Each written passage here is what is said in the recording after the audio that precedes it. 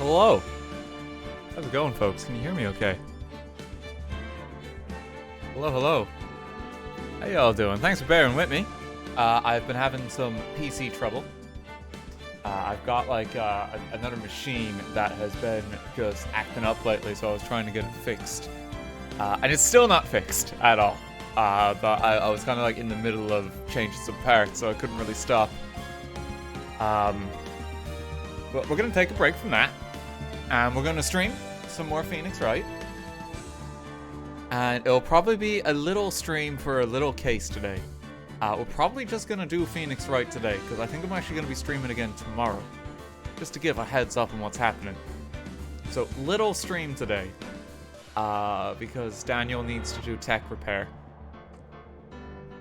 Where's the McDonald's? You lost the bet. Doesn't matter how many times you ask it. You lost. Oh my god, is that Fury or Tigray disguised as Dan? Cope? Yeah, you guys should learn that.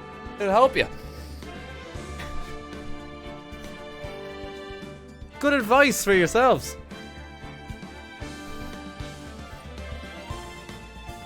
But we're doing some more Phoenix Wright today. You moved the goalposts. My argument was that Luke at me was Masked Star Damask in the instance we met him, and it turns out I was absolutely right. He was. I won.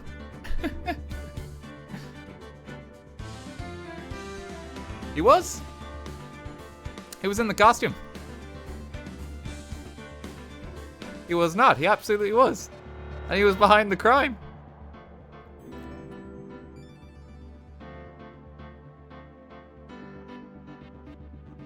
No, it wasn't. You amended it. No.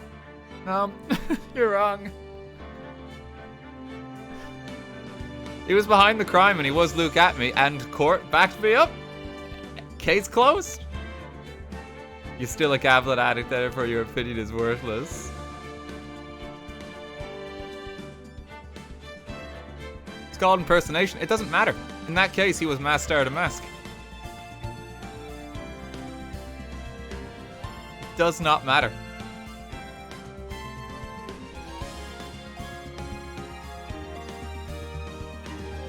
But anyway, I'll enjoy my McDonald's from here. Little case today. Little case today. We're gonna see what's going on. This is because we didn't have time to do the case yesterday. Because yesterday's case was a shit show, for lack of a better description. The master of disguise that is like 6'6" man, who's an absolute giant, but apparently can disguise as anyone. It was awful. Worse than the circus? No, nothing's worse than the circus. That's the second worst one in the entire series for me, though. That's the second worst one. Tigray's at least a bit of fun as a villain, but it's not even, like, it's weird to say that like a case isn't plausible, but I can, just considering like how many spirit mediums and invoking spirits from beyond the grave we have, but this is just stupid. This is just stupid on a whole other level. And like I just no, I don't buy it for a second. Third case syndrome. Apparently, yeah, it strikes again. The third case in the first game wasn't so bad. It was one of the weaker cases in that game. But it wasn't that bad. It was just kind of long at the cinema. The Hollywood. Abby, thank you for the gift subs. Thank you very much.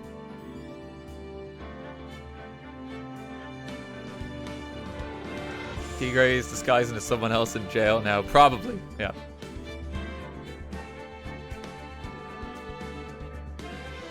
You don't understand, Dan. You can fly. A case introduced old bag, so it's the worst case. I don't know. Old bag is pretty annoying. I think the old man's worse than old bag. Honestly, like the old man we had in the last one is just like, I hate him. He's such an annoying witness. Also, I completely forgot until I was looking over highlights. Like, I think Lisa Basil is one of the most forgettable characters. Are we ever going to see her again? She had such a minor role that was so insignificant. I don't know why they even gave her a character. No, we don't, yeah. Yeah, she just exists.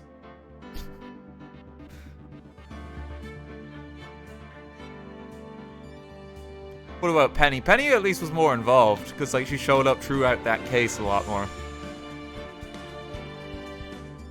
Whereas Lisa just showed up literally once. Yeah, so I was thinking back on it, and I forgot that she even existed. It's just like, just weird.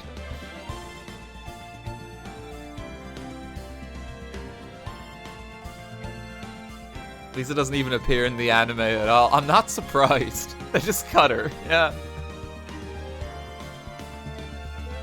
In case you wonder why we're waiting, by the way, we're just giving people a chance to join the stream. You're all very welcome to the stream. We're just giving people like kind of 5-10 minutes just to hop on in. Just chatting before we go.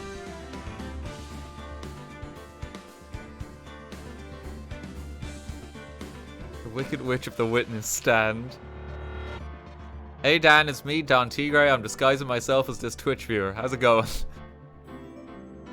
Absolutely believe it.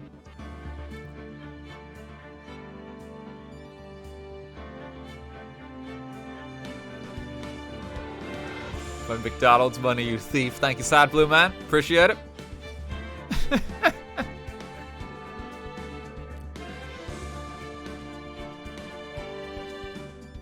You might need a content warning. Does this one have suicide? Because like last time we popped it on, because it's literally just like, here is like a noose.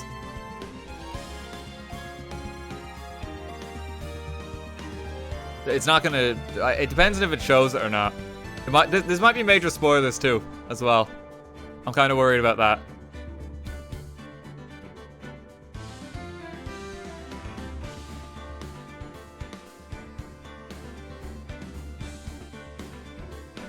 No spoilers, but there's a show. Okay, yeah. Alright, we'll just pop that on just to be safe. Yeah, no spoilers, please. I'll just put a CW in the title.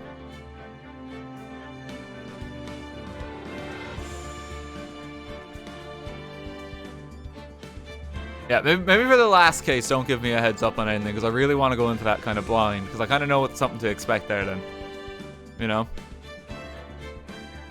I feel like that's the thing, if there's a content warning, then we kind of do it when we get to that bit, is probably a better way to handle it. And then I'll add it in the YouTube highlights. Because I think just saying it before the stream starts, like, it's... You know, I've got that expectation set now, you know? That is, like, a slight spoiler.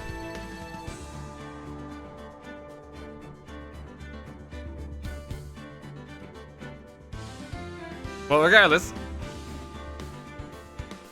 we should be alright.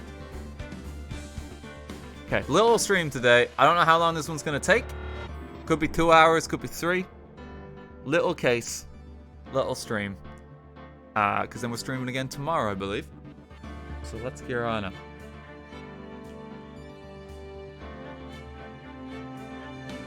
Thank you everyone who's subbing and giving bits. You're all very welcome to the stream. Highlights for this one as well. They'll be edited together with the previous stream from yesterday. Just to give a heads up. And I'm going to try and get those up before we dive on into the final case. That way everyone has a chance to recap before the end. I'm kind of sad. We're going to be finished Phoenix Wright in a week. Like, next weekend is the end. That's it. It's been fun, though. It's been fun. Always the other games. We're not playing the other games. We're wrapping up with this one. Just because there's way too many of them, and there's other stuff I want to play. Yeah, so this is the last one. Yeah. But it's been fun. Will you do a tier list? The worst one's Big Top. Second worst is Don Tigray. The best case is Von Karmas. Job done.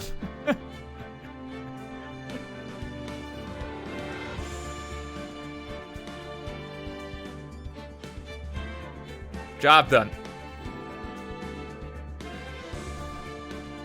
Graham, thank you for the 500 bits. Just want to say thank you for streaming. Life's been stressful recently. Coming back to your stream has served as a funny grounding. Hey, no problem. Thank you very much for the bits. Hope you're enjoying the content. Great Ace Attorney will be fun. I do have that one. I might play that in my off time though. There's just other games I want to stream. Honestly, like there's so many things I want to do this year still, and it's August, which is wild. We're running out of time. Gotta get back to Genshin Impact.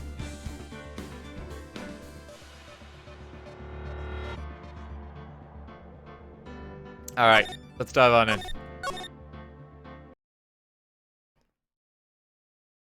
The girl, let her go.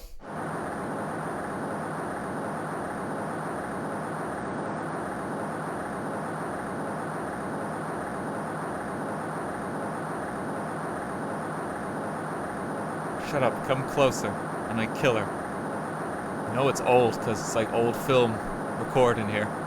Someone with the camera standing by. Sorry, but you're not going to get the chance. I think he's okay.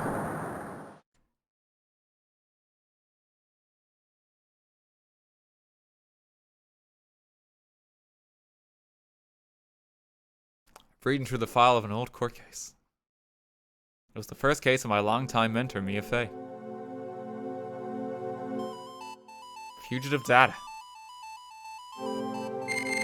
Name, Terry Falls. I think Terry fell. Charge, kidnapping, murder, sentence, death penalty. After escaping, Falls met with and then murdered Sergeant Valerie Hawthorne. We captured on Eagle Mountain about 8 hours after his escape. The very first client was the death row inmate who had recently broken out of prison. That was a whole year before Mia and I ever met.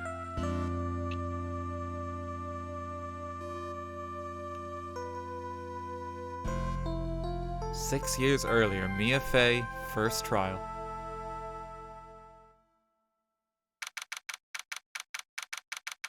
Oh no, we might have to listen to Grossberg and his hemorrhoids again. Ah, I'm so nervous. I feel like I'm going to die. Never should have accepted this case. Eek. Ah! Good morning.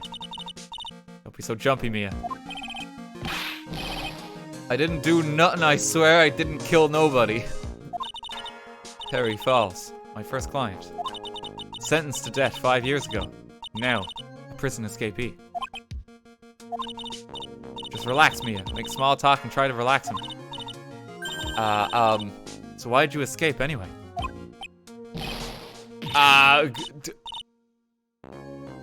Is he biting his ball? Okay, that's a bit alarming. I'm sorry. I didn't do nothing. I didn't kill nobody.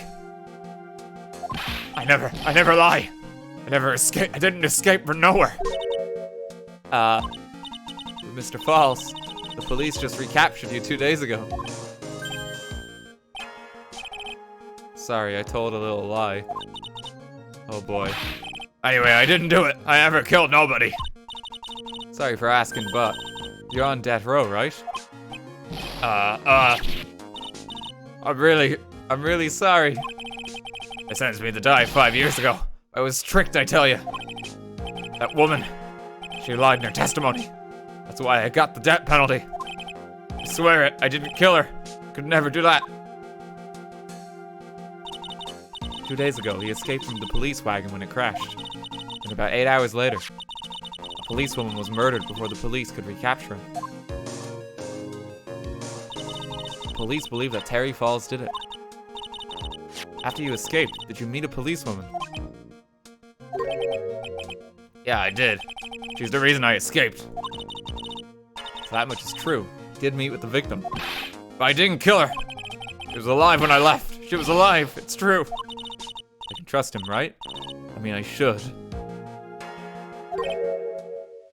Ha! Oh. It's Gato. Okay. Alright. That's a twist. You're not gonna figure out the truth by just staring at the guy. Why are you here? I came to see how our little kitten was doing all alone in the big, scary lion's den. I thought maybe you'd like someone to play with. Where's Mr. Grossberg? Ha! That old man is probably still in bed. He's suffering from hemorrhoids. I bet he's clutching an empty bottle and mumbling in his sleep. Aren't I good enough? After all, it's me. Diego Armando. Gatto.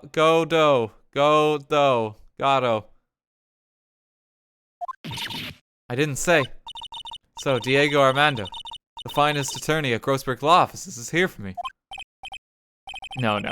You've got it all wrong. Today, you're the finest. After all, it took an amazing amount of guts to take this case. Imagine, an escaped death row convict for our first client. Yeah, thanks. Sure wish I could get out of it, though. Ha! Relax. I just heard some good news. The prosecutor for today is fresh out of his diapers as well. Really? However, unlike a certain somebody who I won't mention, he's earned the reputation as a genius since beginning his law career. Genius? Well, it's about time to head in, kitten. Sharpen those claws of yours. It's go time. Solitary confinement cell for the condemned must be the world's loneliest place. And that's what my client ran away from. Every other lawyer gave up on him, but not me. When I saw those overflowing eyes and heard that simple, childlike voice, just had the feeling that he was telling the truth.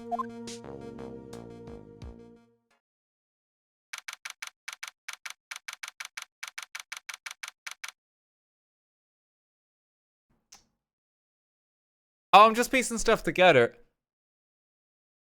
Gatto was the person who was supposedly killed in the first case we had in this game with Mia, isn't it? Because it seems to be implied that Mia and Gatto are in a relationship here.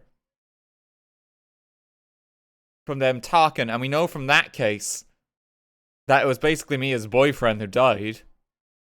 We didn't really meet him or learn any details about him, so supposedly he died. That's why he's doing his whole back from hell thing. The policewoman in this is called Hawthorne. Which is the same as Dahlia Hawthorne from the first case.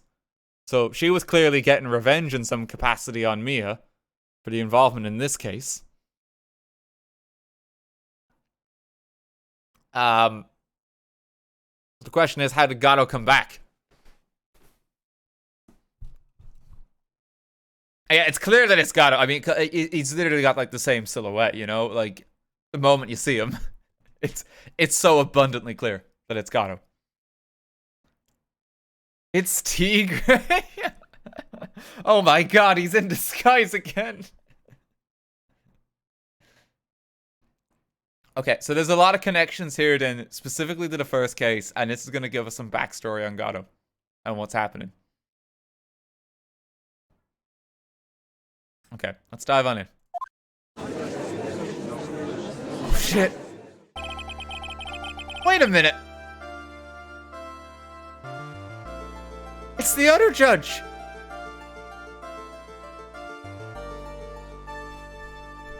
Court is now in session for the trial of Terry Falls. No, what? The Canadian judge? Court is now in session for the trial of Terry Falls, eh? Do we want that kind of voice?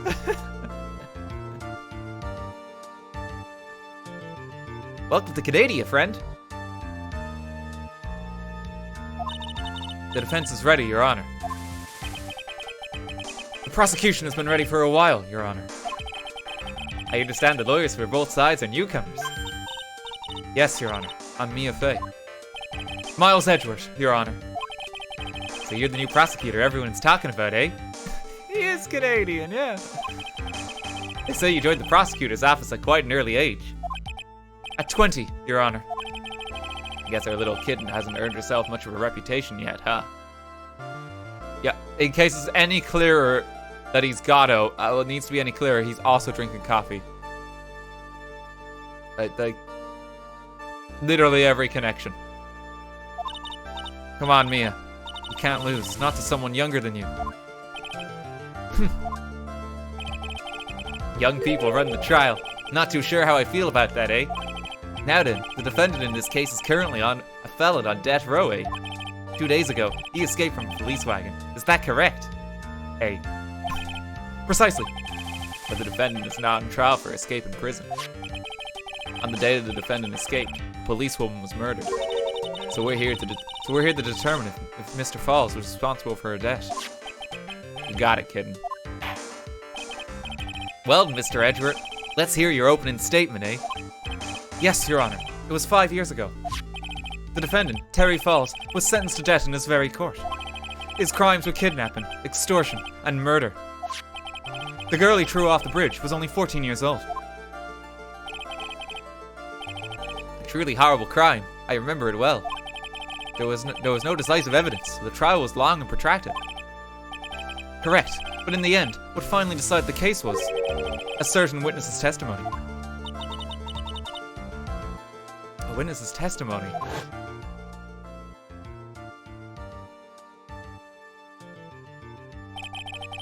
The testimony of Detective Valerie Hawthorne, the person who confronted this criminal. She arrested Mr. Falls at the scene and later testified against him. She said she witnessed Mr. Falls throw his young victim into the river.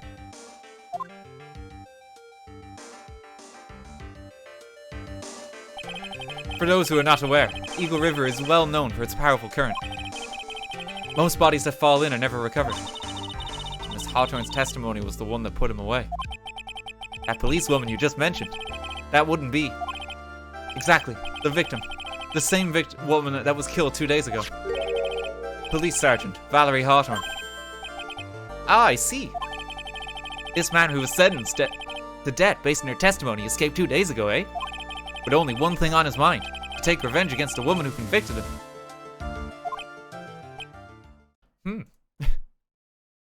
I like this, Judge. Ah, the truth is becoming clear to me now. Actually, no, this might be famous last words. Huh? Yes, yes. It's quite obvious that the defendant is guilty. Oh. Okay, no, we don't like him anymore. Objection! Wait a minute, that's not right. At least hear the case before you decide on the outcome, Your Honor. No, I don't know. Watch yourself, Miss Faye. I'm not sure I care for your word choice or your tone of voice, eh? I'm not your buddy, pal. He's got a good touch of the Von Karma about him, doesn't he? He's doing the finger waggle. His vest as well, yeah. Young people these days simply don't know how to respect their elders.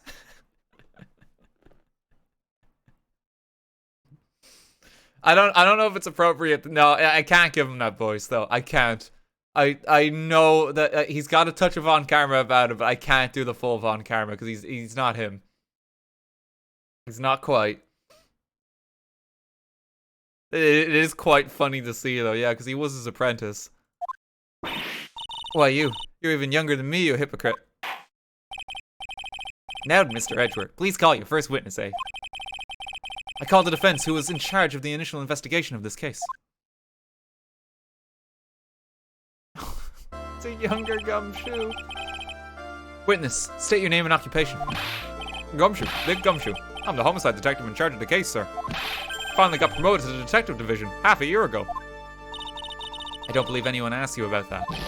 Hey, ma'am, you got any idea how much work it takes? What is it? You're really gorgeous. Gumshoe, please. Excuse me? No, seriously, my heart. It's aching for you.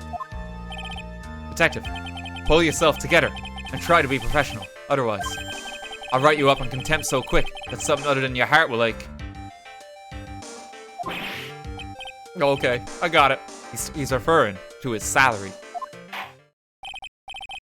Now, detective, tell us about the incident. Yes, sir. Right away. The victim was Sergeant Valerie Hawthorne, a veteran on the police force. She was stabbed in the back with a knife and died from excessive blood loss.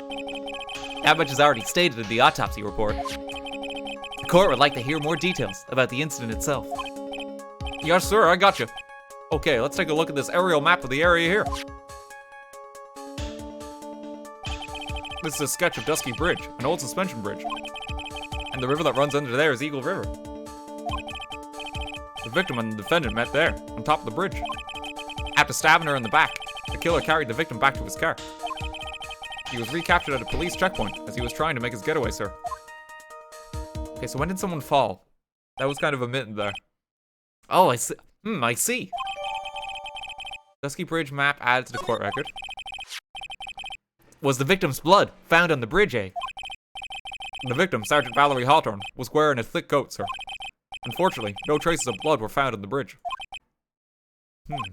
Mr. Edgeworth, I warn you that I absolutely despise conjecture, eh?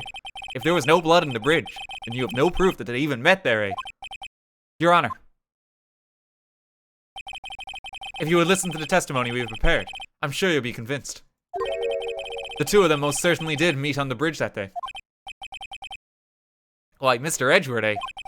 I'm not sure I like you, wagging your finger at me as though I was some hoser. Hoser? What's a hoser? I don't know what that means. Similar to poser. He's straight up Canadian. Yeah, I've not heard this one. A foolish or uncultivated person. People also ask, what do Canadians call Americans? Oh no. Uh-oh.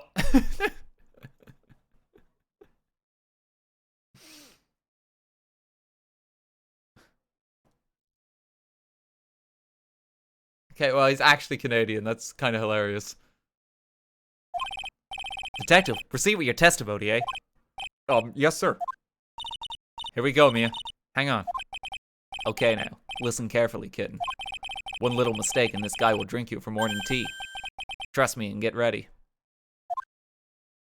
It's like he's handing you the cup of coffee there. On the day of the incident, an unknown person phoned the sergeant and asked to meet. Sergeant Hawthorne went to Dusky Bridge at the designated time and met with Mr. Falls. And that's where she was brutally murdered, sir. The criminal stuffed her body into his car trunk and tried to make a getaway. Okay, who fell then? Mr. Falls was arrested at a police checkpoint we set up at the base of the mountain.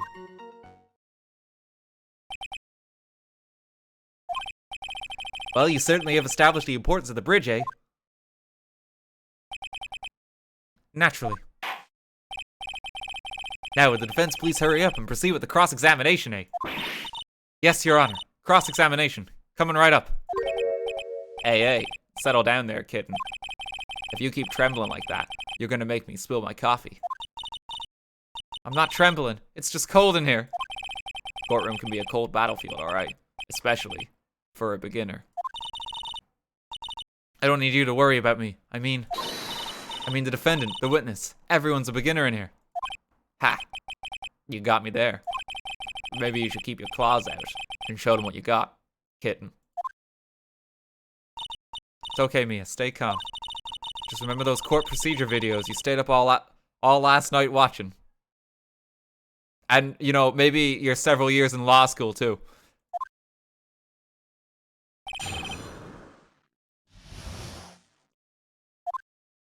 Okay, an unknown person phoned the sergeant and asked to meet. Sergeant Hawthorne went to Dusky Bridge at the designated time and met with Mr. Falls. That's where she was brutally murdered. The criminal stuffed her body into his car trunk and tried to make a getaway. Oh, okay, they don't know about the fall yet. There's actually no evidence to support that just yet. We only know that from the cutscene. Right. Okay, that is that's important context.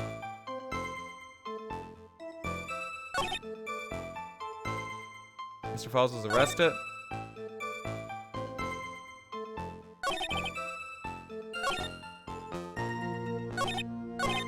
That's where she was brutally murdered. Was the body of the victim discovered right away? Yeah, we were really on the ball. We found the criminal within 1 hour of the murder. It was great. We even got to say don't move. We've got you surrounded. Wait a second.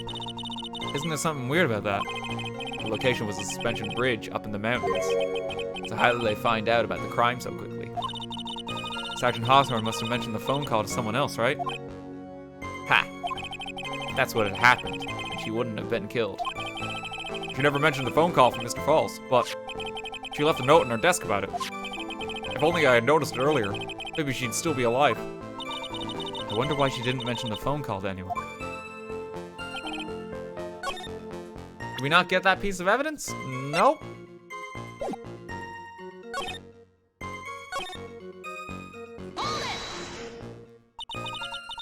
This unknown person. You have no idea who it might be, right? Sorry, but I'm afraid I do. What? The one who called Sergeant Hawthorne was the defendant, Terry Falls.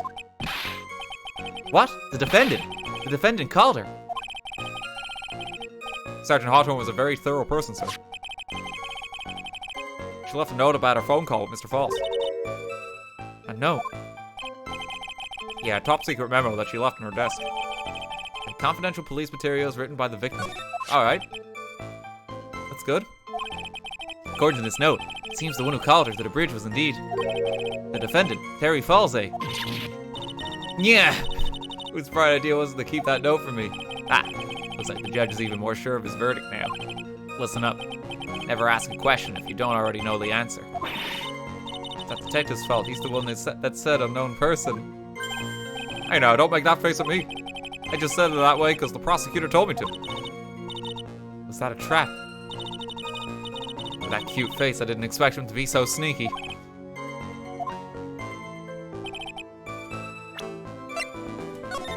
It's okay, he swooned us all, Mia. Paul's 4:30 at that bridge. Wear white scarf identification. Talk to Dahlia. Okay, yeah, so this is absolutely related. Tell her this time the whole truth must come out.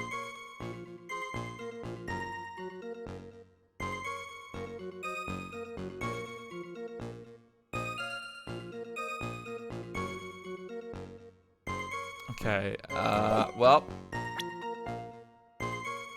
We might be able to get some more evidence. On the day of the incident. We didn't press this one yet, did we? Bridge up in the mountains. But why meet there? Because it is a very important place to the defendant, that's why. What do you mean by that, eh? If you remember, 5 years ago, the defendant kidnapped a young girl. He was chased onto a bridge, and it was there that he killed his hostage. And the place where all is occurred is, of course, Dusky Bridge. The very place where Sergeant Hawthorne arrested and handcuffed Mr. Falls. Ah, returned to the scene of the crime. How nostalgic. Okay, oh, right, so there's... Okay, so they've been here before. Alright.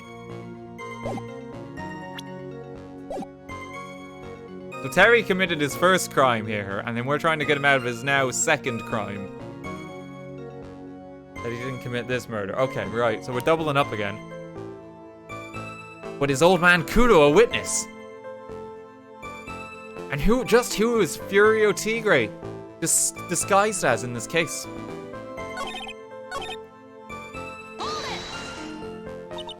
Mr. Falls at a car then? Well, that bridge is way up in the mountains, man. The defendant and the victim both went up there by car. I mean, how else, right? What do you mean the defendant drove his own car, eh? No, of course not. It was stolen. He stole it from a young couple that had been waiting at a red light. Car thieves. I'm not sure how I feel about car thieves. Is this guy sure about how he feels? Is this guy sure about how he feels about anything? This is a photo of the stolen car's trunk.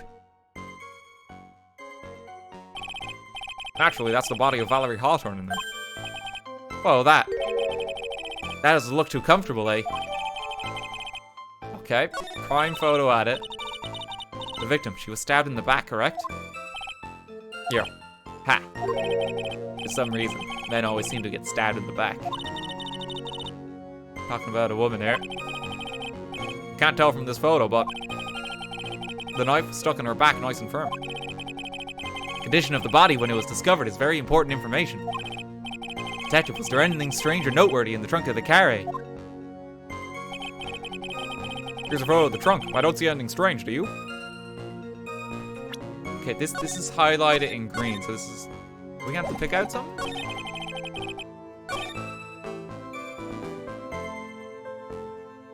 Here's a photo of the trunk, but I don't see anything strange, do you? I can press this. What did the defendant have to say about this photo? What he always says, man. I didn't do it. I didn't do nothing. That's all he says. Nothing? I wouldn't say he did nothing. At the very least, we know he stole a carry. It's just what he always says, Your Honor. And then he always says... Sorry, I told a little lie. Or something like that. Well, in any case, it seems like he was caught and arrested today. Precisely.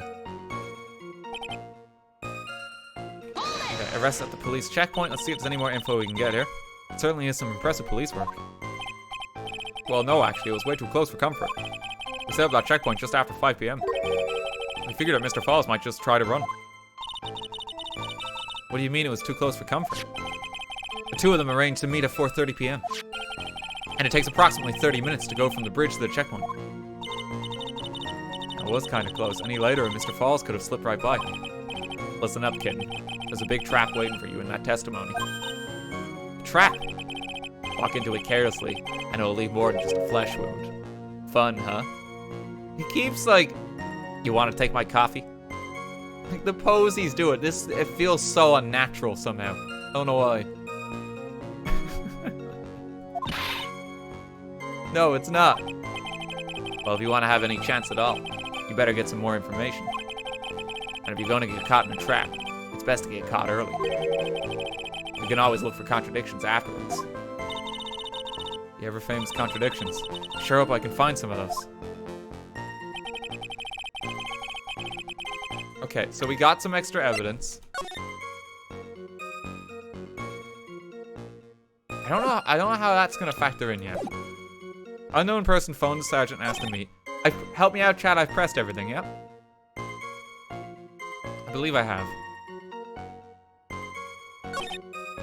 Yeah, cool. Date incident, an unknown person phoned the sergeant and asked to meet.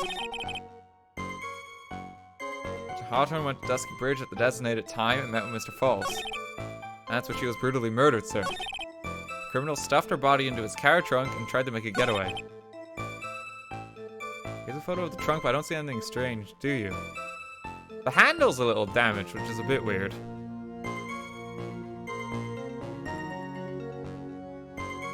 Why would the handle be damaged?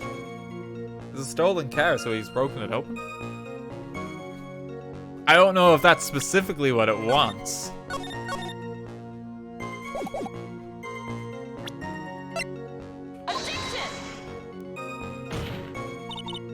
No, that's not it. Okay, I mean, that might become relevant at some point. I don't see anything strange. Wear the white scarf for identification. There's no white scarf. Witness.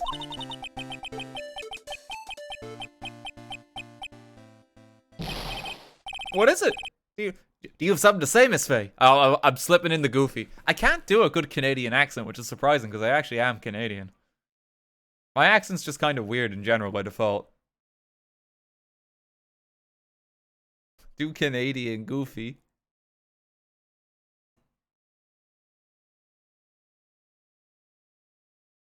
Wait, really? Yeah, I'm Canadian. I'm Irish Canadian. My home's from Canada. I have a Canadian passport. But I can't really do the voice.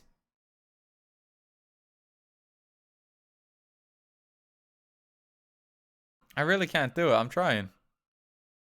You're not actually Irish. I'm both. It's dual citizenship. You're born in Canada. No, but my mum is. And I have a load of family in Canada. And I have a passport for Canada.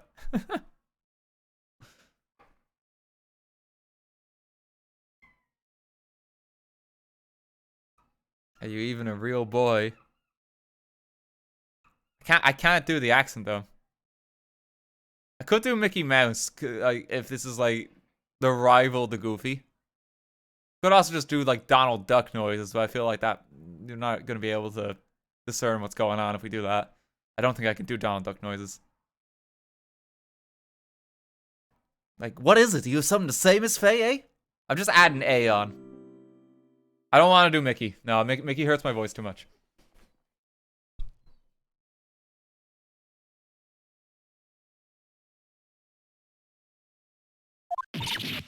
I'm sorry. I totally forgot what I was gonna say.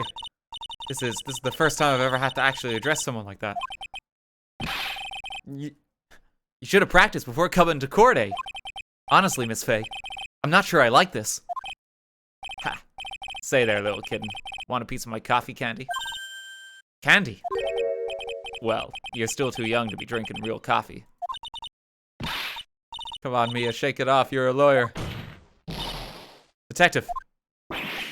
Yes, ma'am. This photo. You said there was nothing peculiar about it. Is that correct? Yeah, that's what I said. Well, then I suggest you take another look at the note written by the victim. The note? It very clearly says, wear white scarf for identification. The caller must have forgotten what the victim looked like. Thus, this special request. I have one very simple question for you, detective. Where is the white scarf? I can't seem to find it in this photo. Well, to be honest, we didn't find it in the trunk, ma'am. And you stopped there. You should have looked for it. Ah!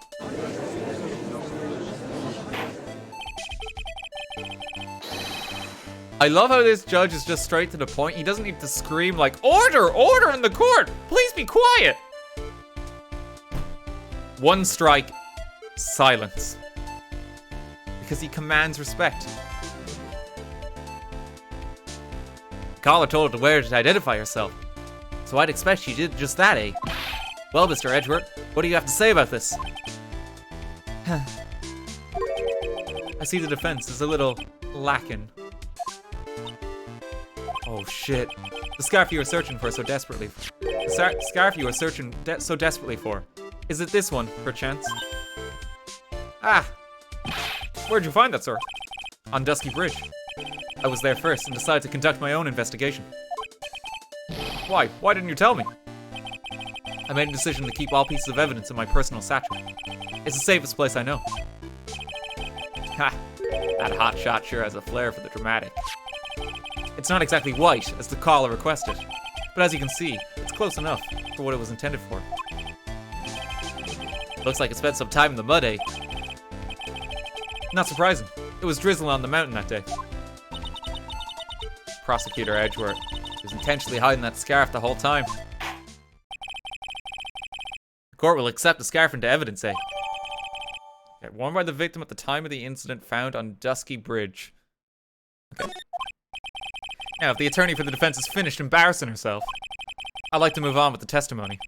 That is alright with you, isn't it, Miss Faye? Boy, would I like to wrap this scarf around his smarmy little neck. Mia, no! Very good. Now, if we're done with this mud-covered scarf business, the prosecution moves to establish conclusively, and with hard evidence, that Miss Hawthorne and Miss Falls did indeed meet on the bridge that day. Further, we will show exactly what occurred there. That sounds quite promising, eh? I can't wait to hear all about it. Everything is moving at his whim. Don't forget, kid. There's a reason why everyone considers this kid a genius. A genius, huh?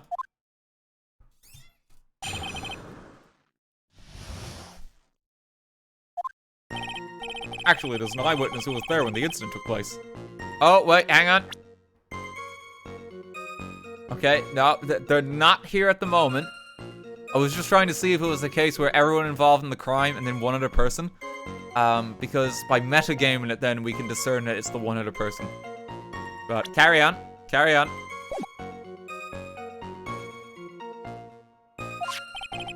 This photo was accidentally taken by the witness.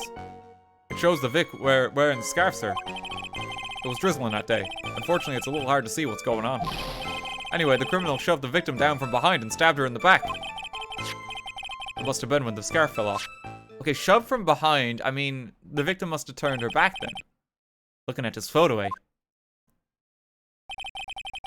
You really get the sense that this bridge is very high up. Hey. It is about a 40-foot drop from the bridge to the Eagle River down below. Mr. Edgeworth, who took this photo anyway? Let's just say it was a well-intentioned third party. Ah, potential witness. So why isn't this person in the courtroom? Yeah, why aren't they here? Well, they said they absolutely did not want to testify. The person in question is very delicate, Your Honor. Besides, as long as we have this photo, we see no reason to compel them to testify. Is it Dahlia?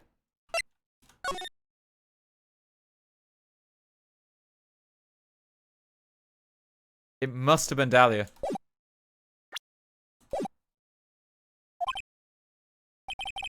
I'm not sure how I feel about that. Seems to have been taken by the witness. So as you can see, Terry Foss had both the motive and the opportunity. I think it's quite clear at this point what happened on that bridge. Ah, the truth is becoming clear to me now, eh? Huh? Yes, it's quite obvious. He's clearly guilty. Not again, that's not fair. I haven't even done my cross-examination yet. What do you mean, This judge is not wasting any time. Okay, there was an eyewitness who was there when the incident took place. This photo was accidentally taken by the witness. It shows the victim wearing the scarf, sir. What happened to her hat?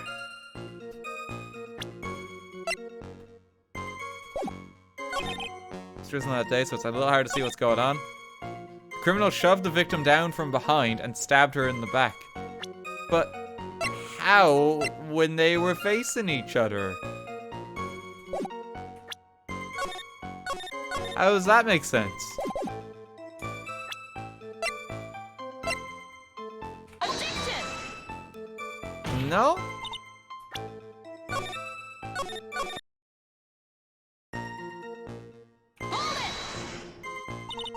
Is that part of the witness's testimony as well? Of course it is. He pushed the victim hard in the back and she fell down right in her stomach. But how? I remember that happening once myself. It was really brutal. Brutal? Are you talking about seeing someone get pushed? Or were you the one getting pushed?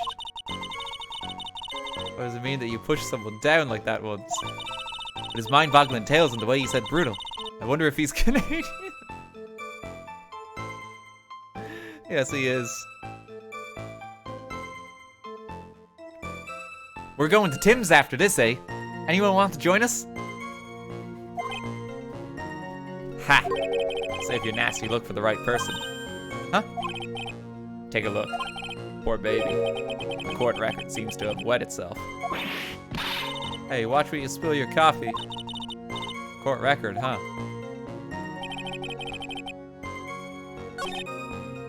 Okay, so Gato is highlighting that. It's weird how this feels like a second tutorial. Because it really does, doesn't it?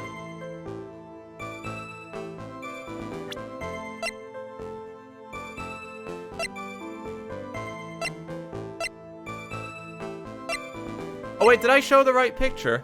I think I showed the crime photo by mistake, didn't I? Objection! Nope.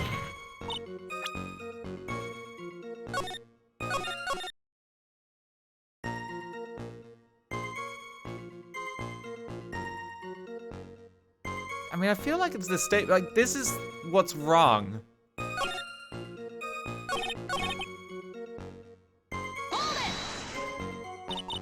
So in other words, there was a struggle between the criminal and the victim, huh? That's what the witness said. Well, it looks like she didn't remember about the scarf.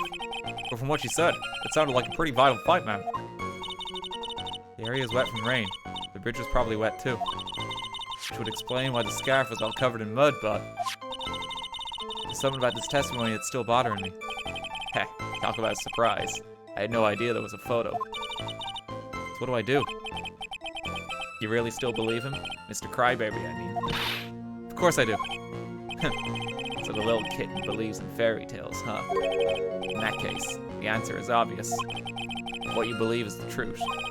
And that means that somewhere, hidden in that testimony, is a contradiction. One huge contradiction waiting to be discovered. That's your chance.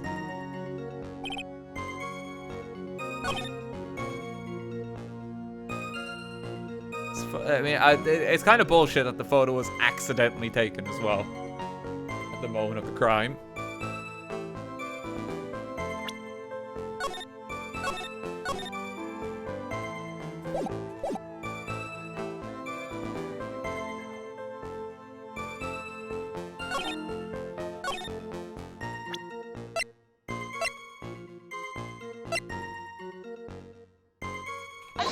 No. I'm not gonna be able to just show that. Fish, thank you for the 1,000 bits.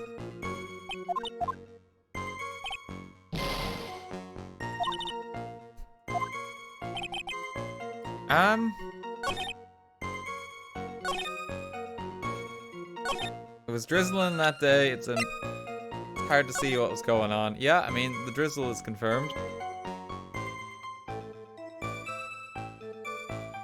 Where was this person standing, out of interest? They must have been down here. No, because the bridge was really high. Where are they standing?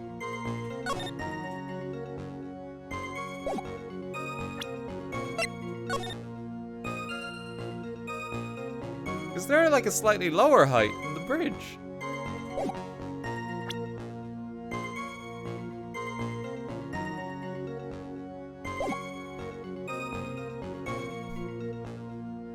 Okay, I don't think that's relevant to figure out what's happening here, at least.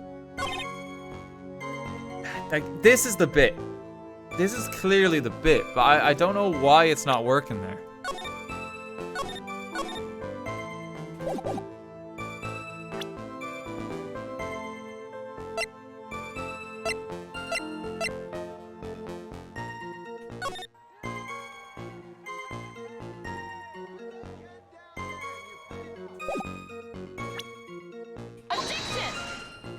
The note still says talk to Dahlia. And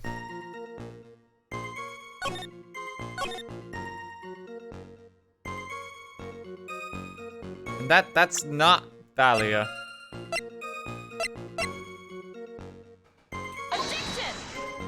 No?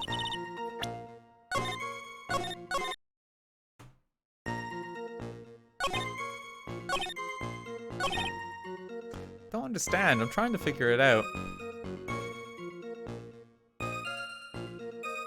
There's a contradiction. Okay. Help me out, chat. This is the phrase, yeah?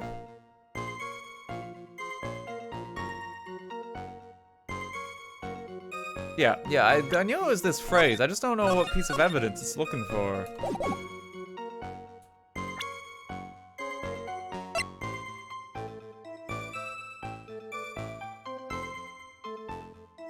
Okay, I guess we just save it and just try to present every piece of evidence. It's gotta be one of them.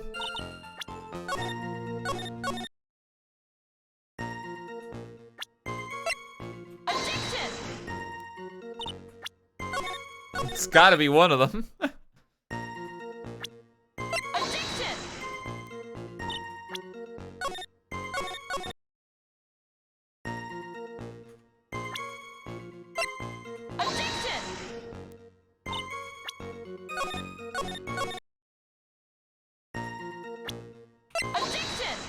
Okay, it was this one. So at the time of the crime, there was a light drizzle coming down, correct? Oh, because she's dry in the trunk of the cars. That's what it is, I think. Okay, right.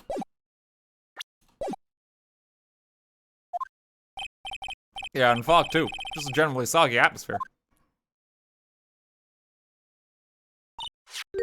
Well, I have evidence that doesn't go with the soggy atmosphere. This is a photo of the victim's body that was found in the car trunk, eh? Considering the conditions at the scene of the crime, something isn't right. Well, by all means, please enlighten us as to what isn't right. What is it about this photo of the trunk that doesn't fit with the conditions that day? Clothes. Naturally, the answer is right around here, I think. Well, Mr. Edgeworth. It seems to me that Miss Fay could use a trunk herself. What? One that she could hide all our bitter memories from this trial in, that is. Ho ho ho! You truly are a genius. A genius of sarcasm and wordplay. Wait, what? But...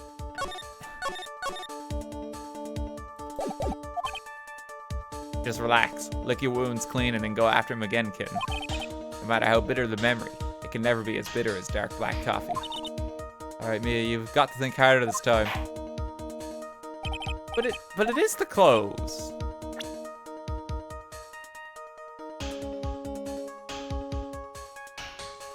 The clothes should be wet.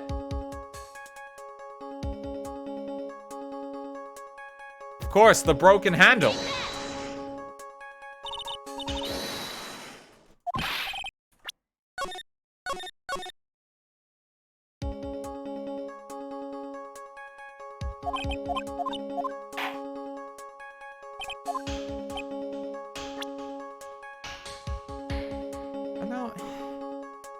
Is it gonna be so specific as her hair is dry over the clothes?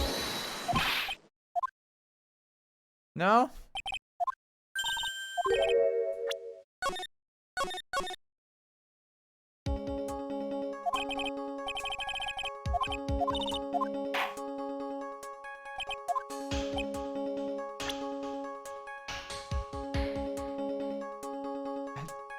Like the ground?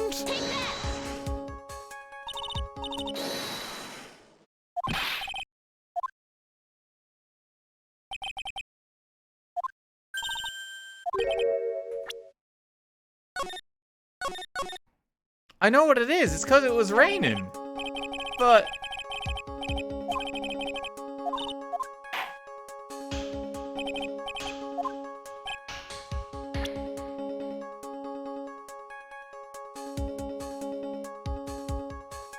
like, the car is dry.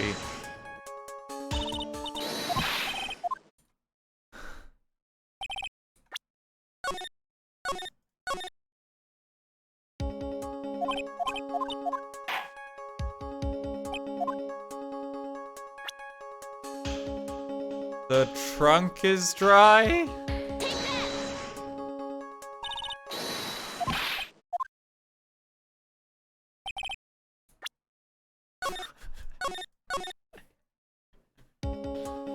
You kidding me? Like, okay. Help me out, chat. What am I supposed to be clicking here?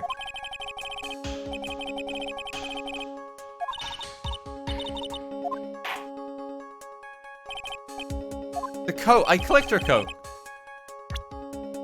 I already clicked her coat.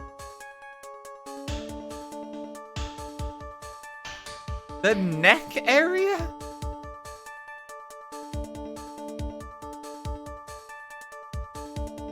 Like here?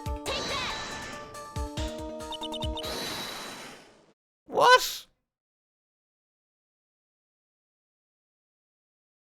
Are we still on about the scarf being gone? We found the scarf though. The victim's coat.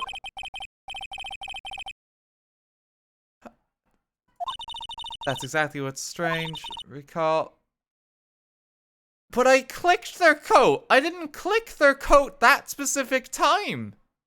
I clicked their neck that time.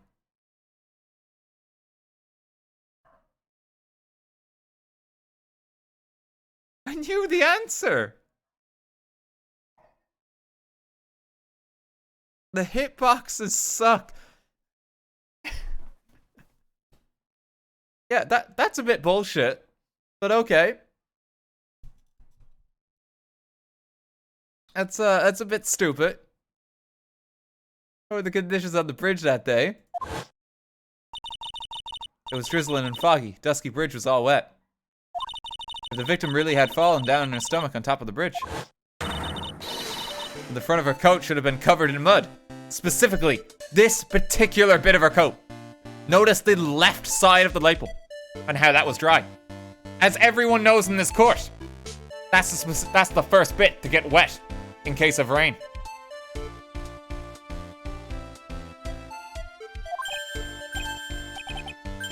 That's exactly right. Hey, the other day I fell on a muddy street and my gorgeous playoff beard was befouled. I do admit that the crime scene was quite wet that day. However, that doesn't mean that the top of the bridge itself was muddy. If Your Honor had fallen in the shower instead of if Your Honor had fallen in the shower instead of on a muddy street. Okay. If Your Honor had fallen in the shower instead of on a muddy street, your glorious hockey beard, pride of the legal league, would be wet but not muddy. Fortunately, I have yet to test that. Still, your point is well taken, eh? Can you prove that the surface of the bridge was muddy that day? But no, that's not what we're questioning here, Edgeworth. Like, it was raining, and she's absolutely dry. I'm not questioning the mud. This is like a tangent. The surface of the bridge, huh? Ha! A real man wouldn't stand for a taunt like this. Neither would a real woman. Of course I can. Here is the evidence that proves the surface of the bridge was muddy.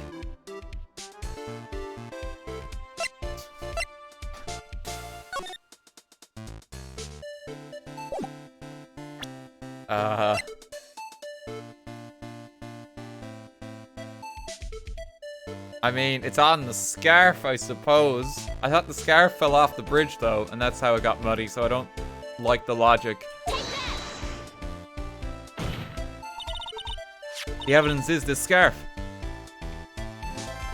Again, I don't think that correlates to it.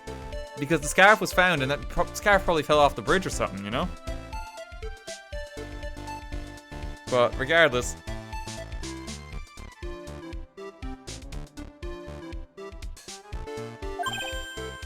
Ah! Read the description. It was found on Dusky Bridge. I'm honestly surprised if that was still on the bridge after all that time. Like, that seems like that would have been blowing off or something. You know? I feel like the mud would have got on that when it fell off the bridge or something.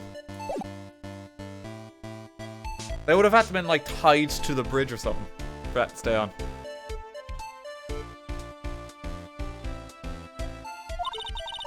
It should be obvious. If the scarf fell onto the bridge and got this muddy, it means that the bridge was obviously covered in mud. No, I can't be outwitted by this novice bimbo? What? Hey, same to you, buddy. Jesus, Edgeworth. Miss Faye's assertion makes perfect sense to me, eh? I do admit that there appears to be a contradiction between the condition of the victim's coat and her scarf. However, the real question is, why is there a contradiction? Huh?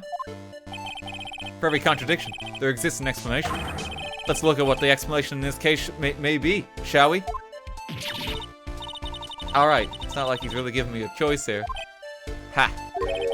You're doing pretty well for a little kid. Mr. Armando.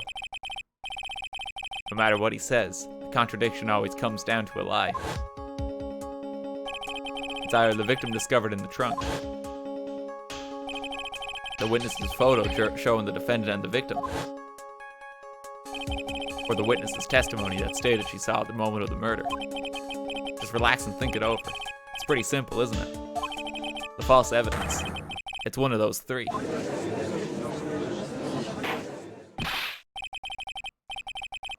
What you said just now, eh? I'm not sure I like that.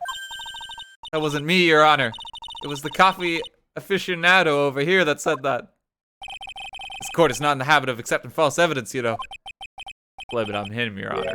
He's the one trying to slip false evidence into court. But we won't let him. We'll expose his evidence as the flimsy scam it really is. Yes, the false evidence in this case is...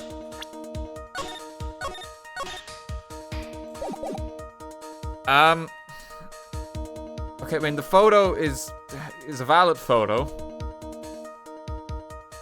But the witness is, I think, probably the main culprit. Because, like, Dahlia's done this shit before.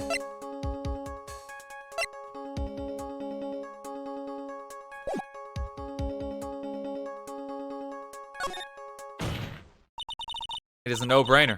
Obviously, it is the witness that's suspicious. During his earlier testimony, the detective pointed out a crucial fact. The criminal shoved the victim down from behind and stabbed her in the back. Now, is that testimony exactly what the witness claims to have seen? Yeah, that's what the witness told us. That testimony is filled with holes. After all, the victim's coat isn't dirty at all. That's true, eh? Ha! It's not just true, it's the truth. There was a truly decisive witness in this case. I'm certain that boy wonder over there would have called them in the first place. Your Honor, the defense requests to cross-examine the eyewitness. The testimony presented so far is not only vague, but contradictory as well.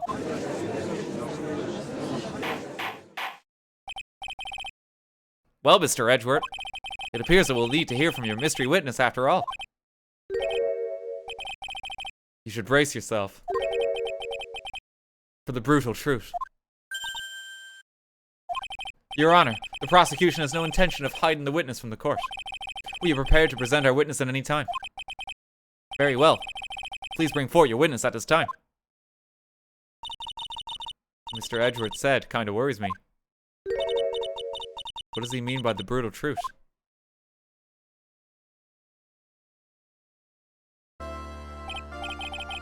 Now, let's proceed with the testimony, eh? Mr. Edgeworth, please go right ahead. Thank you, Your Honor. The prosecution summons the woman who saw the events that day with her very own eyes. This is it, Mia. The battle begins here.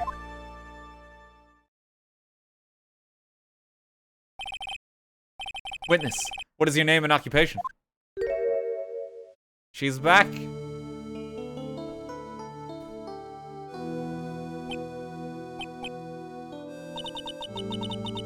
Everyone is so silent that I can hear their hearts going pitter-patter. No, Mr. Canadian Judge. Not again. When I look at you, how can I put it? You look as scrumptious as a double-double out of a dozen donut holes.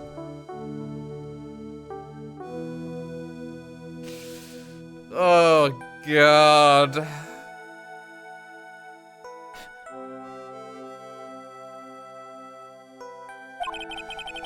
I feel like I want to hurry up and hand down a verdict just to have a bite. Oh, this is... Ugh. Hey, not so fast. As I said before, this witness is very sensitive and delicate. I would ask the court to please exercise care when addressing her. Yes, indeed. Thank you, Mr. Edgeworth. You are a true gentleman. Miss Faye, you can learn a lot from this man.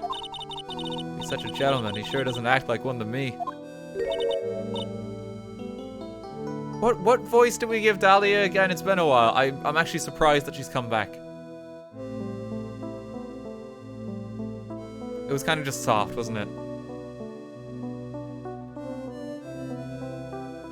Sir. Huh? Hey? Yes, my dear. This is my first time, so I'm sure I'll make a lot of mistakes. Anyway, I just wanted to say I'm sorry for all the trouble I might cause.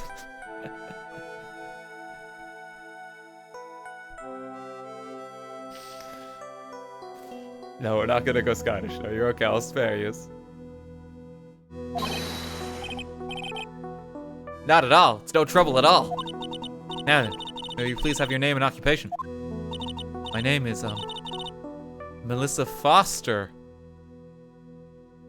Okay. So she's lying in relation to the victim here.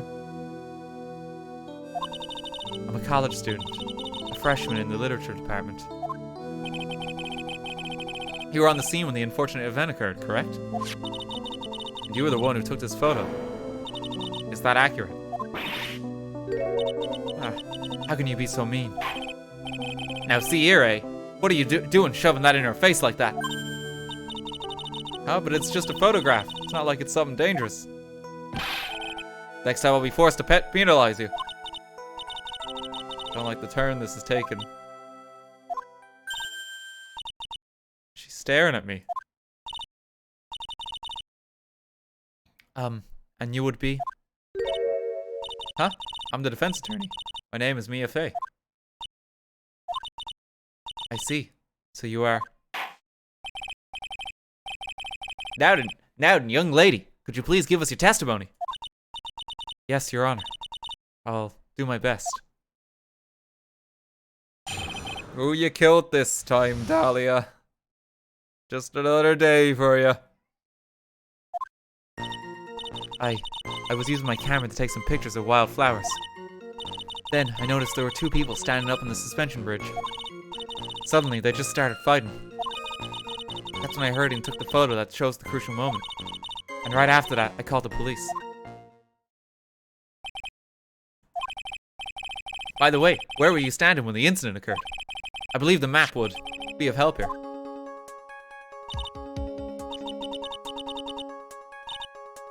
I was standing right over here. Isn't that like a massive rock in the way?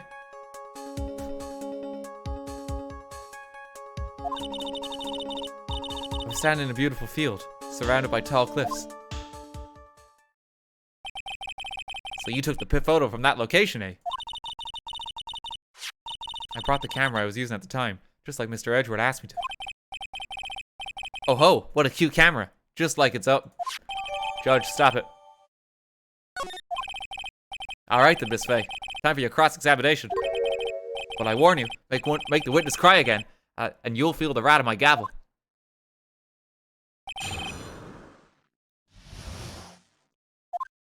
Okay, I mean, the problem is clear. There's a massive rock in the way.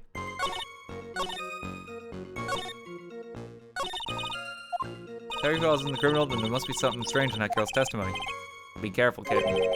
That girl has the judge wrapped right around her little finger. You're gonna have a tough time poking holes in that testimony of hers. You're gonna have to come up with something really good, Mia.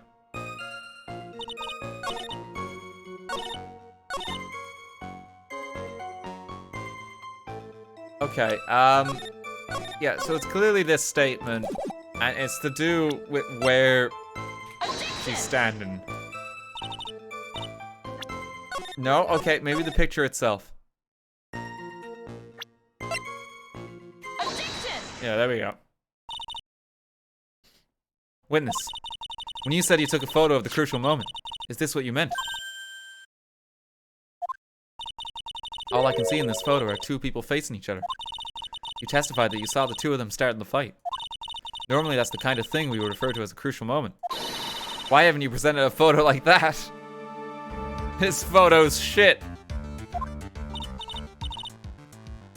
Well, you see, the photo we presented was the only one there was.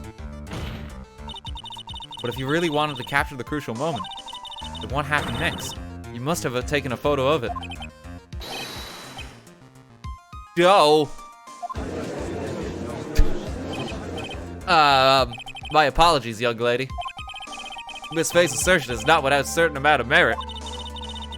You can certainly downplay a situation, can you? I'm sorry. I'm a very bad girl. I used it all up. The film, I mean. You ran out of film? This photo was the last one. What? Unfortunately, that is the truth. I personally examined all of the photographs she took that day. All the other photos are of the witness herself, playing among the wildflowers. The witness herself? Then who took the photos? Well, you see, my camera has a timer feature built into it. So you took photos of yourself? I remember taking some photos of myself once too. Please, no details. It seems that Miss Faye's assertion was not so decisive after all. Wait just a minute. Well, if she had no film left, she couldn't very well take more pictures, eh? Miss Foster, perhaps then you could tell us about a different sort of photo. Photos of the incident you took with your very own eyes. Mr. Edgeworth, you're quite the poet. Very well then, let's get back to the cross-examination. Let's hear your thoughts on the fight that you witnessed. Yes, Mr. Judge. Boy, this guy is really a sucker for sweet talk. Ha! Looks like the other kitten in the room is the one that's getting all the attention. Yeah, it's sickening. Okay. Alright, let's save here. Also, Gato, please.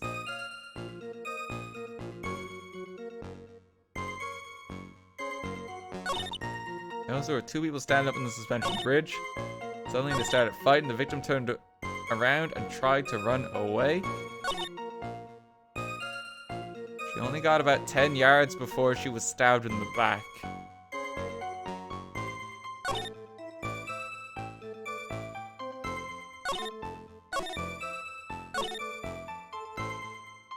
Okay. Melissa Foster took the witness's photo with this as a timer function. Two people standing up on the bridge. Suddenly they just started fighting. Press that. Do you have any idea what they were fighting about? Eh? No, I'm Canadian too. I have no idea. Why do you ask that? Oh, I just thought that maybe you overheard what they said.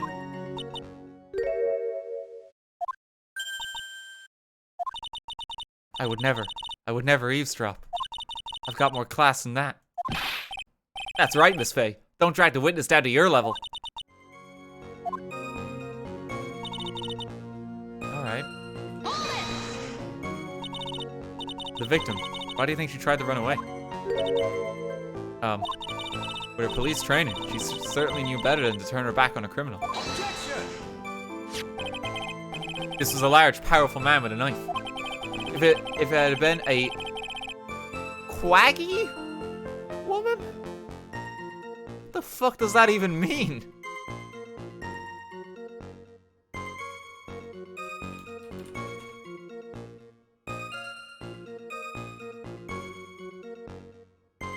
Of the nature of or resembling a quagmire, marshy, boggy, soft, or flabby?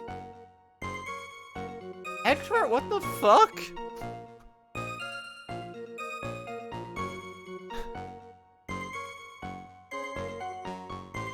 What's your problem?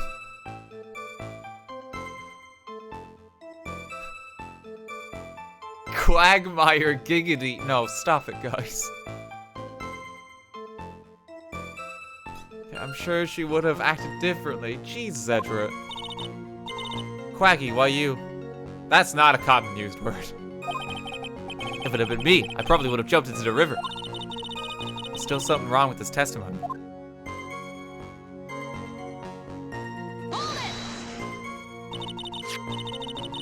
So you're saying Sergeant Hawthorne wasn't able to get away from him? Well, it's a narrow bridge and it was swaying back and forth. If you ask me, both of them were in danger of falling off. Only wish I could have done something to help her. That seems to make sense. I wonder about that. Something seems kind of off. Ha! Does it now? You have a good sixth sense. When you feel that something's off, that's when you need to figure out why. Terry Falls isn't the criminal. And there must be something strange in that girl's testimony. Be careful, kid. That girl's the Judge Raptor. Okay, we got that before. Sorry, I'm just gonna shut the window. There's a lot of noise.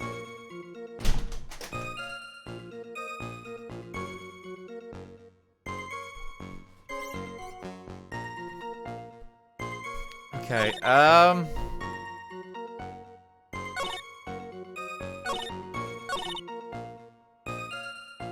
suddenly they just started fighting. The victim turned around and tried to run away.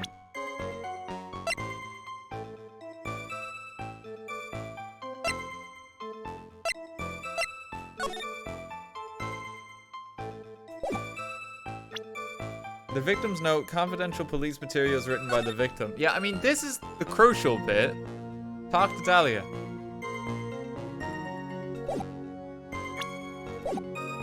I'm amazed that we haven't been able to present that bit of evidence yet. Oh, but I mean, as far as the court is concerned, they don't know she is Dahlia. Okay. So yeah, we can't present it yet.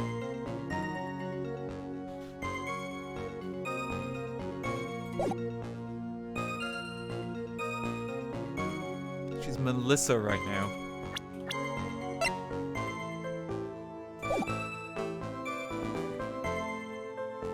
It's actually Don T. Great. My god, he's done it again.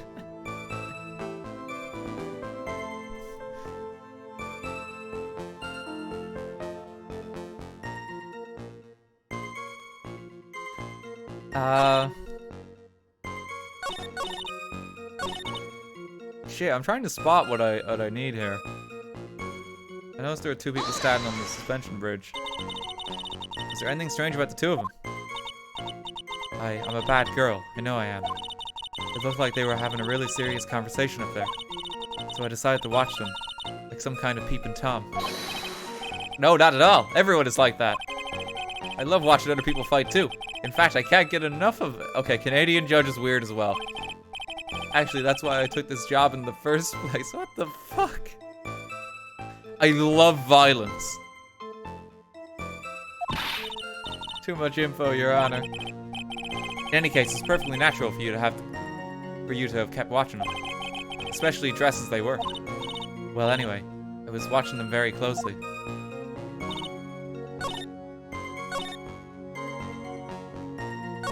Okay, then I noticed there were two people on the bridge. Where she's standing doesn't make sense. No, they're still not gonna let me do that.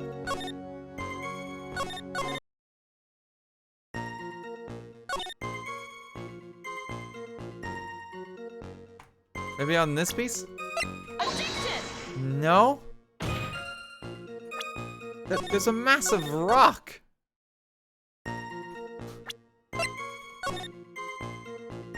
Like, if she claims she was here.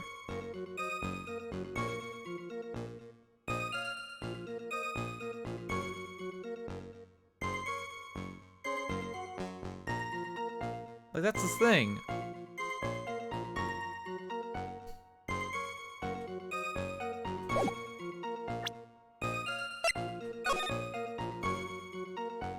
The rock's in the photo. I mean, I guess maybe if she was specifically right here. Give it the benefit of the doubt, but it does look like she's at a different perspective. It's the only way it could really make sense. It just seems very close here.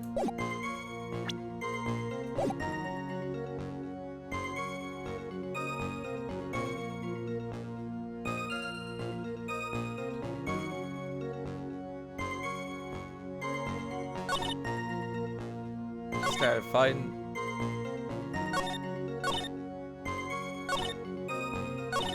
I noticed there was two people standing up on the suspension bridge. Suddenly they just started fighting. She said she was using the timer?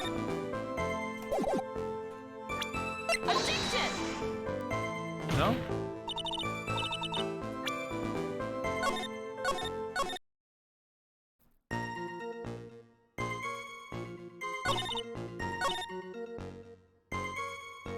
I can press this one in case it gives us something. Did you say wildflowers? Yes, the mountain is famous for its beautiful spring wildflowers. But it's only February. Well, I couldn't wait for spring to come. Oh, I know just how you feel. It's just like when I first started growing this glorious beard of mine. Just couldn't wait, so I wore a dyed blonde Santa beard until mine grew in properly. What? Would you mind if we got back to the facts of this case, Your Honor?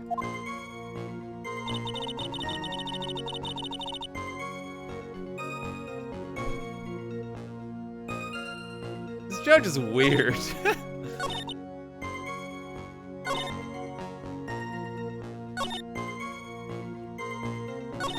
Suddenly they started fighting. There's no record of that. There's no record of the fighting.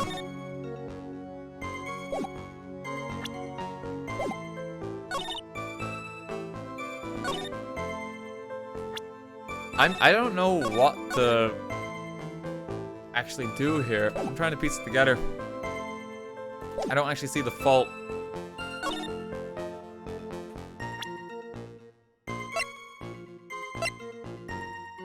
I would have thought that, like, because Dahlia is mentioned in the note that there's a point here, it's like, wait a minute, like, who's this Dahlia?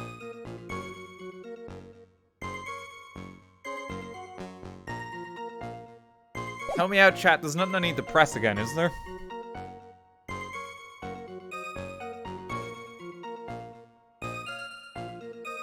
No, yeah. Yeah, it's time to present evidence. I'm trying to just think about it.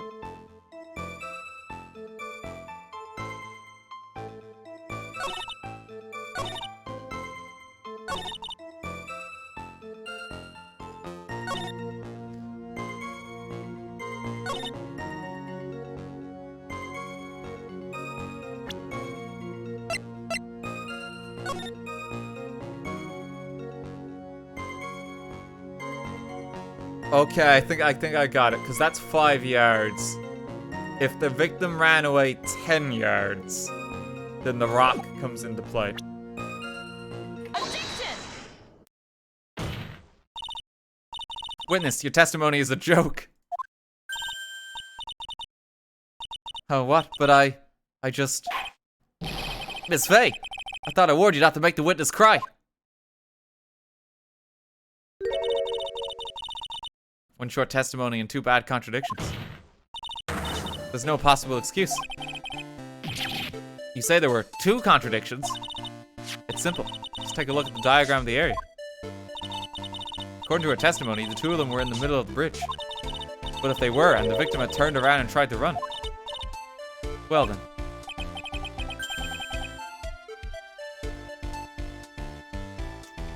Oh, I mean, okay, right, she would have hit a dead end. That bit of the bridge is just broken then, is it? I mean, I was arguing that they ran that way and she couldn't see it. Okay, but alright. She would have hit a dead end. You said 10 yards, but she couldn't have even ran 5. Because Dusky Bridge is collapsed on that side.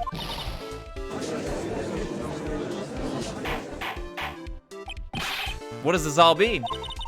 It's very simple, Your Honor. This charming little witness told a charming little lie. That's all there is to it. Gurk. This beautiful young lady has been lied to the court. Objection! Just a moment, Your Honor. Mr. Edgeworth.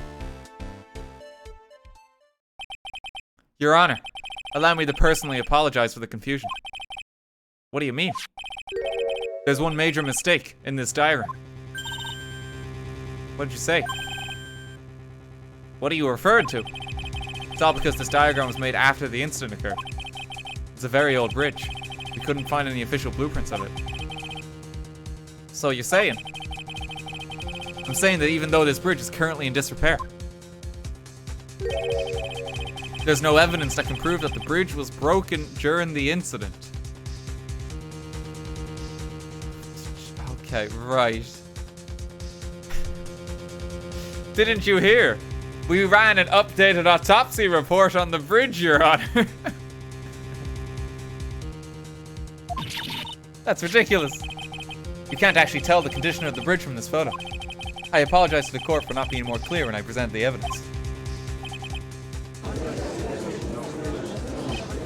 Ha! That guy is good.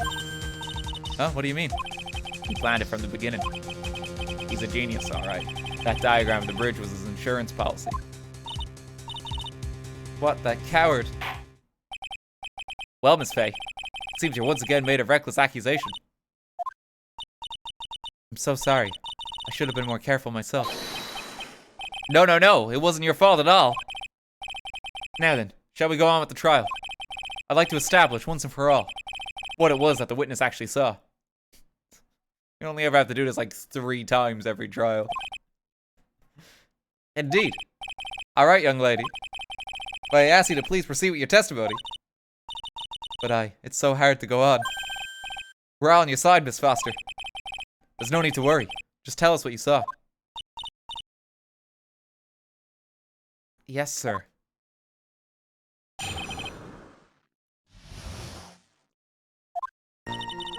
After he stabbed her in the back, he quickly picked her up in his arms.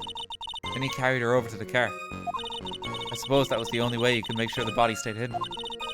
He couldn't just leave the body on top of the bridge. Oh, I'm sorry. I'm only supposed to talk about what I saw.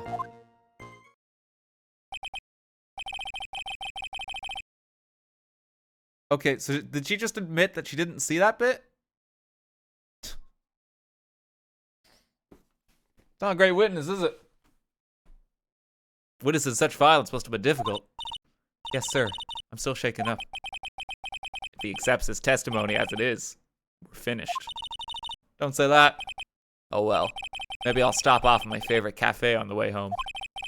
They make a really great mocha latte.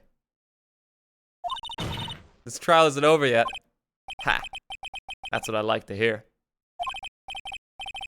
Alright, Miss Faye. Your cross-examination, if you please. Contradiction is staring you right in the face, Mia. Go on the attack.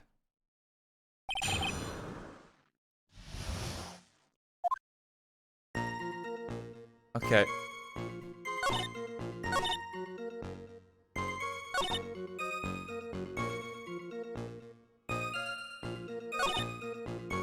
I mean, there's a lot of speculation here. Still, where you're standing, there's no way you could have bloody seen this, right? Objection!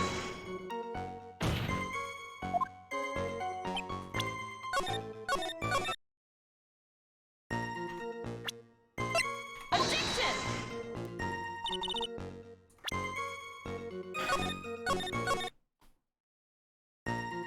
This rock is in the way, and it's causing a lot of problems.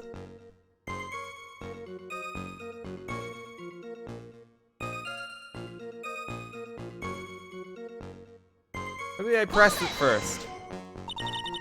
You personally witnessed that? Yes. Did anything strange happen when he did that? Well, I don't know if you call it strange or not, but that's when the victim's scarf fell off. Oh, you mean this scarf? Her words match what we found at the scene. I don't see any problem.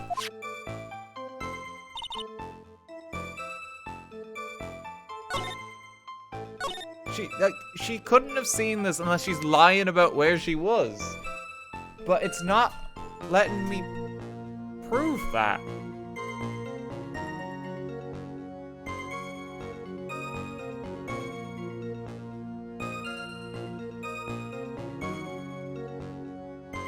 It's a giant rock.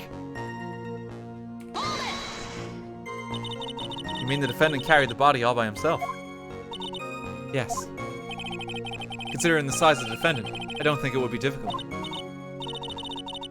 Yes, but let's remember they were on a narrow bridge that was ready to collapse. Is it even possible for him to have carried a dead body on a bridge like that? Objection! Well, the fact of the matter is that he did. That kind of talk is just silly. Why did he get so emotional all of a sudden? Miss Faye, if you think there's some other possibility, please share it with the rest of us.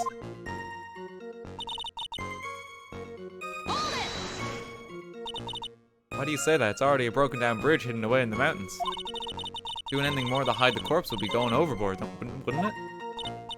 Yes, but that mountain is famous among hikers. A surprising number of people go up there. It's February, right? And it was raining that day, correct?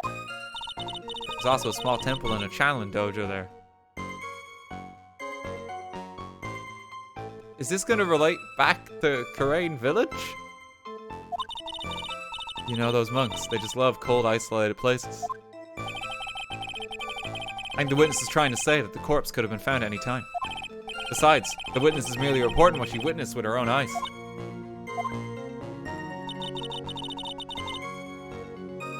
You didn't see it! You're absolutely certain it was my client who was carrying the body. Well, he was wearing a prisoner's uniform, but as for his face... So you're saying that you didn't get a clear look at his face? Well, they were far away and it was raining as well. I thought I was only supposed to say exactly what I saw. Excellent, you're a remarkably honest young woman. Something about his testimony's bothering me, but what? Hey kitten, have you ever put salt in your coffee? No, why would I? Why not? Huh? It may actually go better with coffee than sugar, right? God, how does this help us right now? Listen, my point is, if you're not sure, you might as well add a ton of salt to it. It might bring out the rust in something, like a piece of evidence. He's right, Mia. Go present something, you've got nothing to lose. By the way, I wouldn't put salt in my coffee. The two don't go well, after all.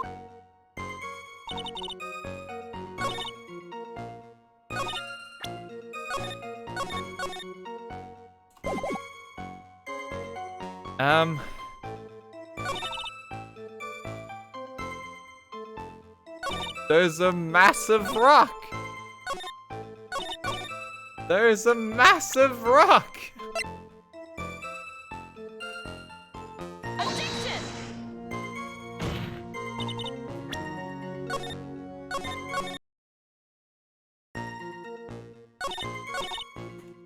You couldn't have seen it! Addiction! There's a rock!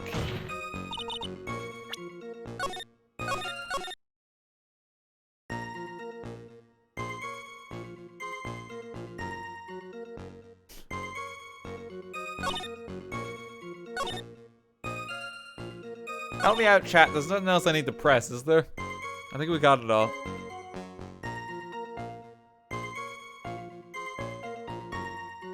No, cool.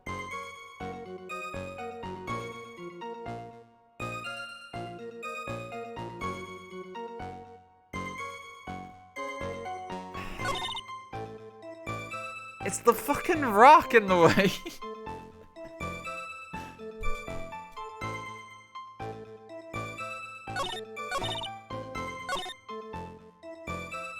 You couldn't just leave the body on top of the bridge. You could have just chucked it.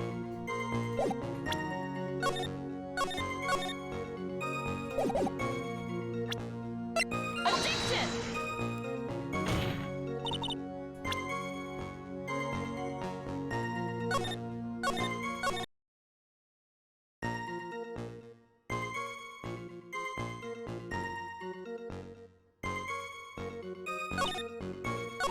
I'm not seeing it.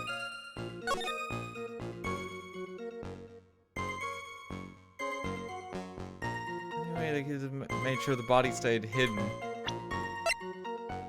I have to break open the boot or something at some point, because it's damaged.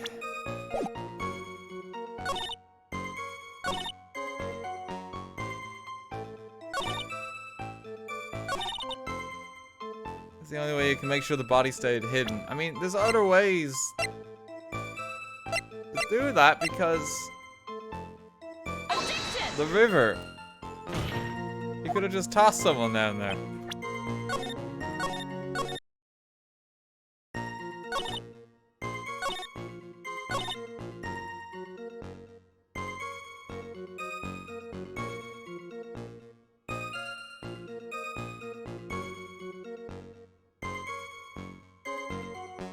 Okay, help me out, chat. I just don't see it.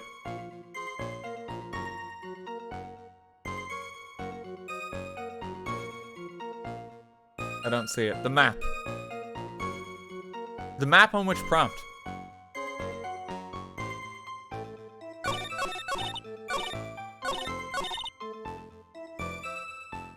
The map on the third prompt. I did that. Addiction! I could have sworn I did that.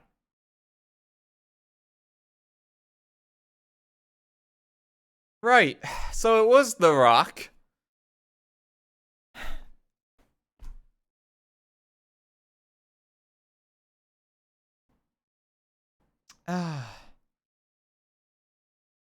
I thought I did that, yeah.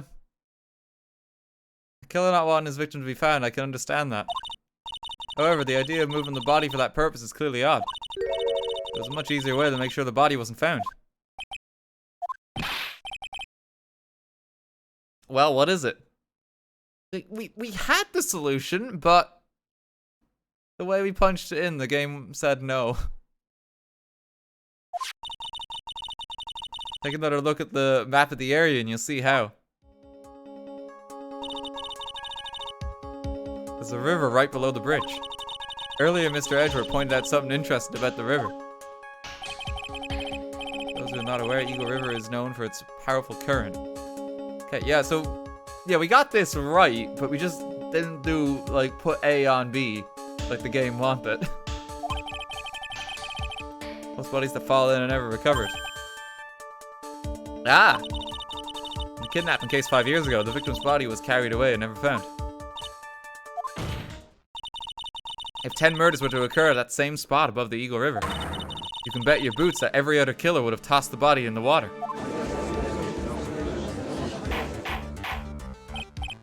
Order, order! I'm not sure if I care for the way you put it, that Miss Faye, but I must admit it does seem odd not to have thrown the body into the river.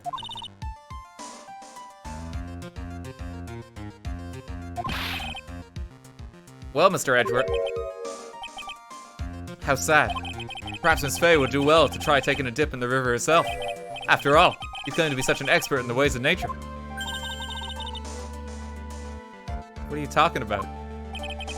My point is that no matter how odd you may find the killer's method of body disposal, the fact is that this is what the killer did.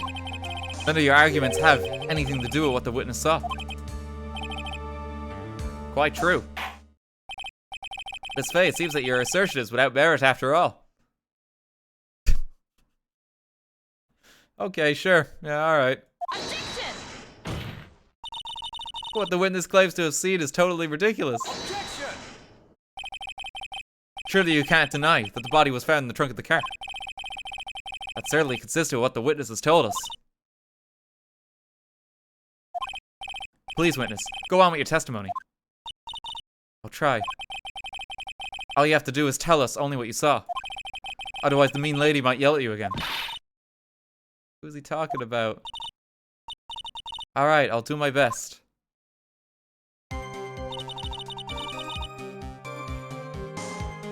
Okay, so this is the same testimony, is it? Carried her over to the car. The killer broke into the trunk of the car, stolen car, and hid the body in there. Couldn't just leave the body on top of the bridge. Hold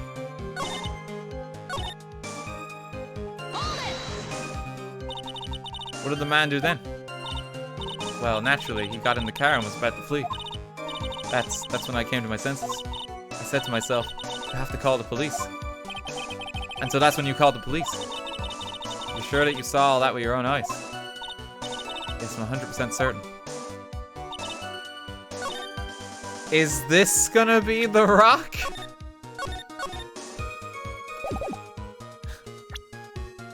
Objection!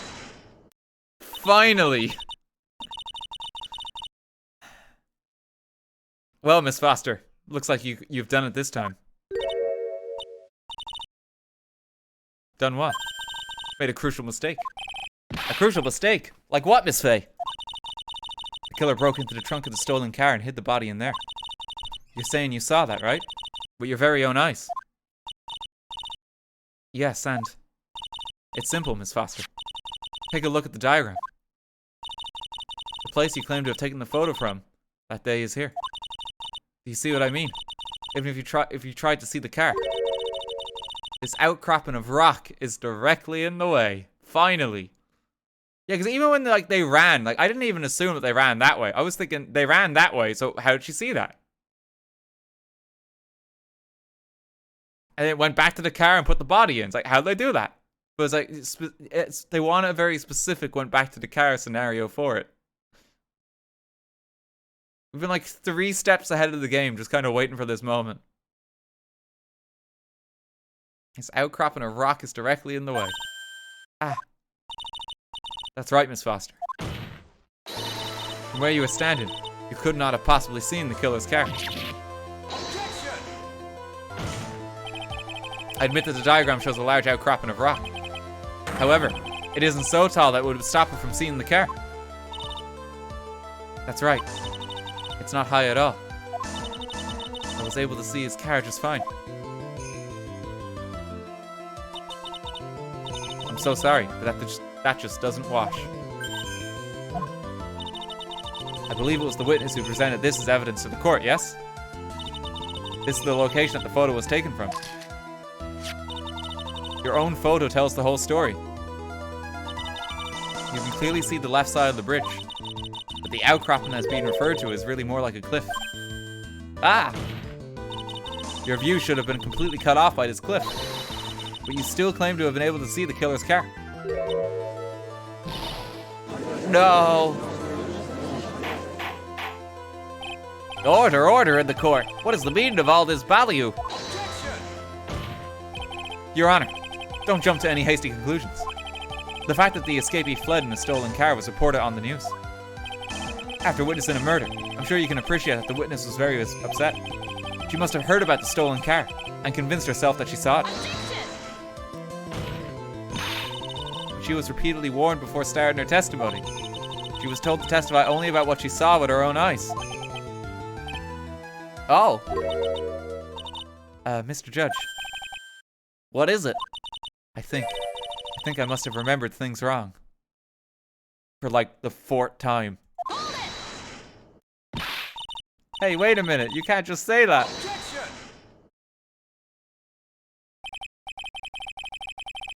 Miss Faye, no one on the face of the planet is perfect.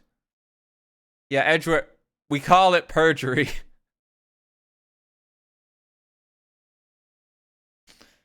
And I'm amazed it's only come up in one single case where someone's actually been punished for that. Because honestly, the layout of all of these games is like, well, here's what I saw. Okay, it's not that really, but here's what I saw. I'm sorry, I'll tell the truth now. Actually, hang on. I'll say the truth this time.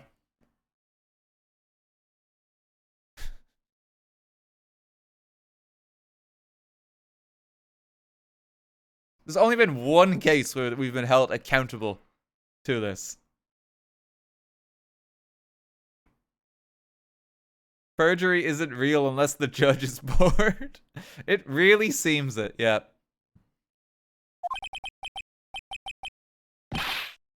Yes, indeed, quite true. You know what they say. The error is human, to forgive divine. For fuck's sake, Canadian judge. I'm inclined to give the benefit of the doubt to our witness here.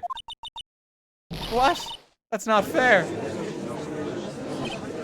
Ha. Save the tears for later, kitten. Mr. Armando.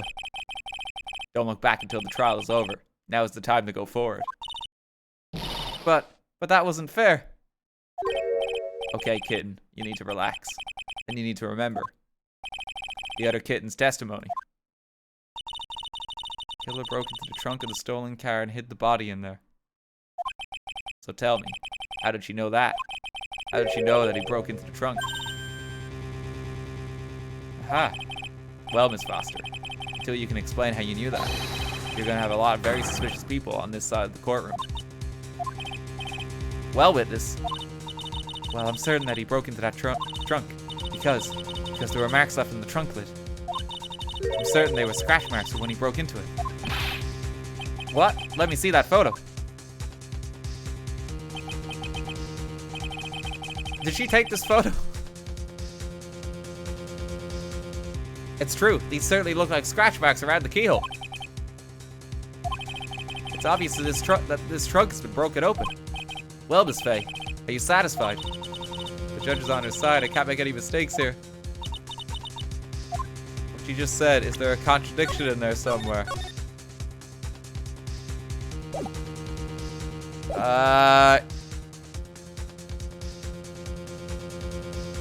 Wait. Is that?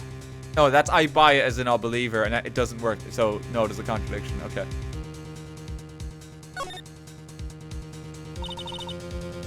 Melissa Foster, it looks like you finally betrayed yourself.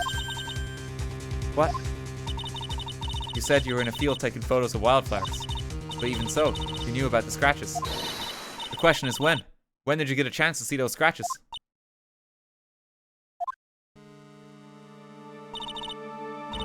I finally got her. Ha! I'm getting pretty tired of waiting over here. Then perhaps it would be faster if Miss Faye explained herself. Your Honor, there's only one possible explanation. The reason the witness has seen the scratches was she put the corpse in herself. She owns the car. Like, I wouldn't have immediately jumped that she put the corpse in. But the other two are just ridiculous.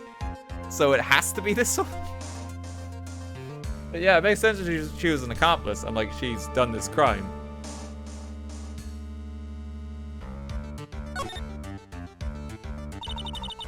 There's only one way that the witness had the chance to see those scratches. Yes, what is it? Naturally, when she opened the trunk and stuffed the corpse in herself. The person who really hid the body in the trunk of that car was Dahlia Hawthorne. It was you that did it, wasn't it? That's ridiculous. I can never.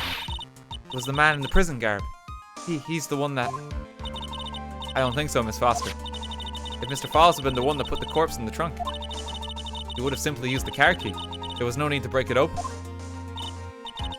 But he stole the car. He stole it from a young couple that had been waiting at a red light, which means that the key would have still been in the ignition. Oh, I see. Thank you for telling us about the scratches, Miss Foster. Without that, we never would have uncovered the truth. That it couldn't have been Mr. Falls that put the body in the trunk. Oh, Edward's not done. Preposterous to even suggest that the witness put the body in there. If that were true, then how do you explain the photo that she took? The corpse could only have been put in the trunk when the incident occurred. And we already know that at the time. She was taking photo- There's a timer. Okay. There's a chance, Mia. Finish this thing. On the contrary, I'm not so certain about that anymore, Mr. Edgeworth. There's no need to think too deeply about it. What I'm saying is the shutter for this may not have been pushed by Miss Foster herself. Let's take another look at this camera and see what features it has, shall we? There's a timer built into it, even a mini tripod. Why, it's almost as if she had brought this camera just to take this picture.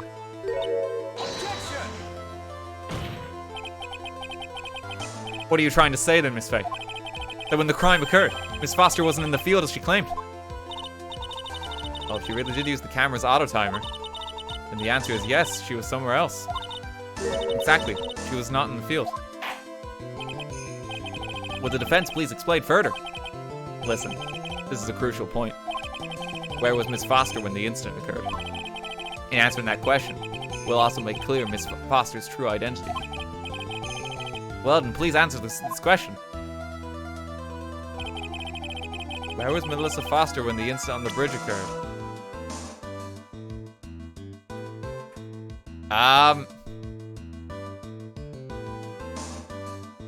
Did she kill him on the bridge? She's doing the crime, then I guess she's the killer. Actually, the witness was standing right here. Well, what do you think, Mr. Edgeworth? Before pointing out where the witness was standing, Miss Faye should do something herself. She should figure out where she stands, if you catch my drift. Oh, don't worry. The drift was certainly caught. Yes, failure is an excellent opportunity for growth. Now try better next time. Okay, let me just save it.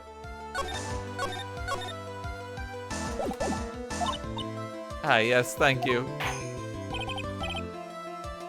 Okay, please answer the question.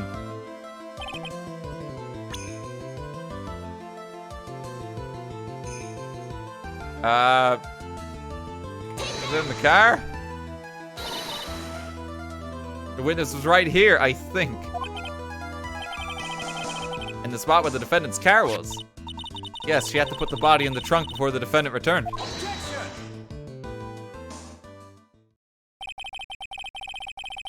You don't mind if I ask one teeny-weeny question, do you, Miss Faye? Oh, he's got that condescending tone in his voice. If she put the body in the trunk at that time, as you suggest, that must mean that Valerie Hawthorne was already dead at that point, correct? Oh, indeed. Please take a look at the top of Dusky Bridge.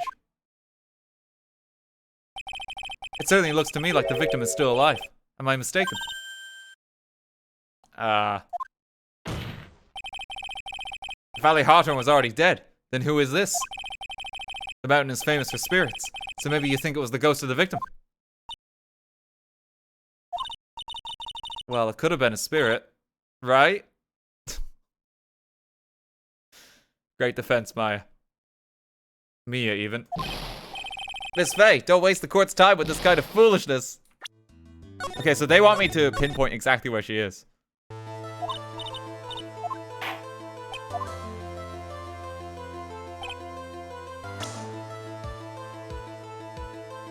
Was she in disguise? Oh, she wasn't in this. We're not doing in disguise again, are we?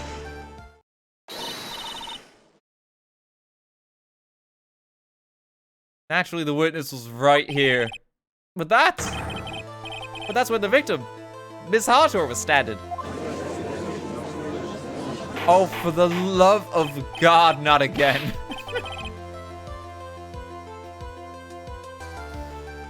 It's Don Tigre all along.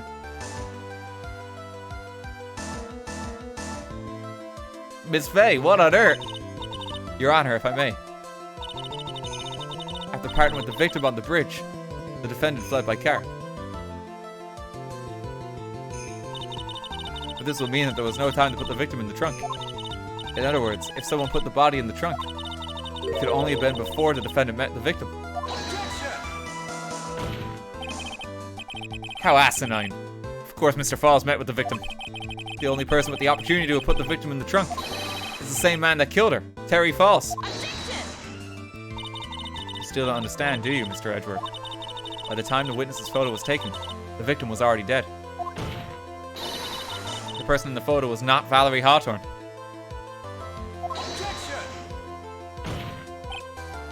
What? I've never heard anything more ridiculous in my entire life.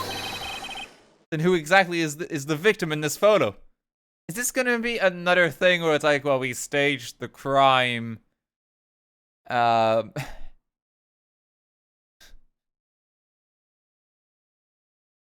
almighty, they're fond of this plot point, aren't they? It's Don Tigre again. It's obvious, isn't it? It's your own witness. What? It's the only possible explanation. The woman that Mr. Falls met on the bridge that day was not Valerie Hawthorne. It was you, Melissa Foster. Me. Let's remember that it was raining and foggy on the mountain that day. Mr. Falls himself believed that the woman in front of him was Valerie Hawthorne. But the defendant knew Valerie Hawthorne very well. After all, she was the woman whose testimony helped get him convicted.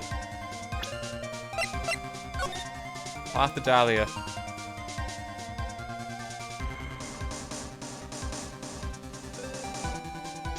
Yeah, I mean, it's gonna come up. But since then, my client has spent 5 hard years in a federal penitentiary. He couldn't remember exactly what she looked like anymore. You're just making this up as you go along. Where's your proof? Got it all right here. This piece of evidence will blow this case wide open. At the time of the incident, Mr. Falls had forgotten what Valerie Hawthorne looked like. Oh, that's what the scarf is for.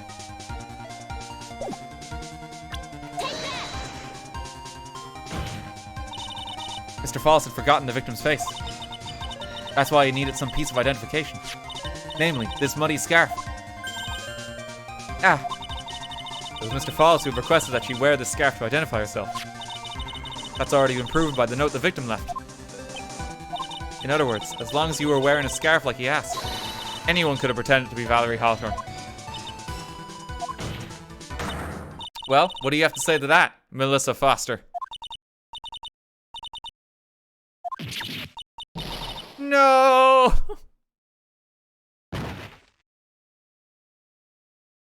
We got her.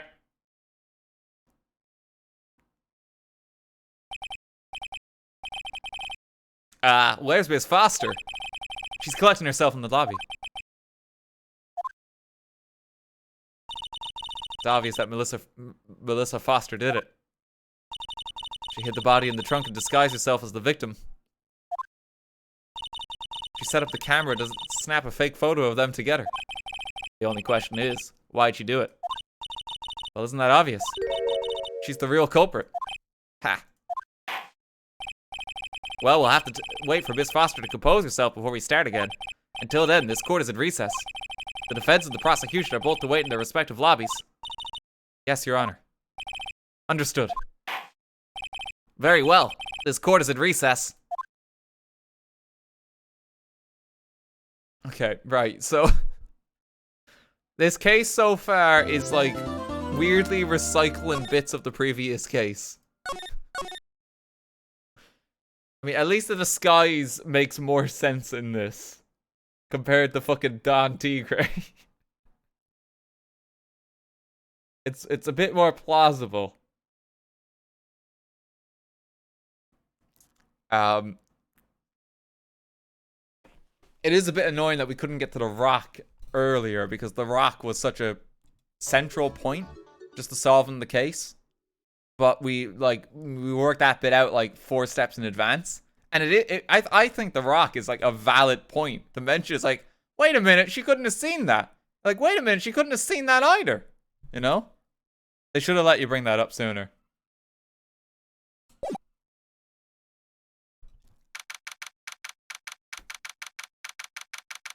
It's called a narrative parallel, Mr. Supposed English Major. There's narrative parallels and then there's recycling, right? We gotta wait to see how this case goes yet. We gotta do something original. Gotta be more.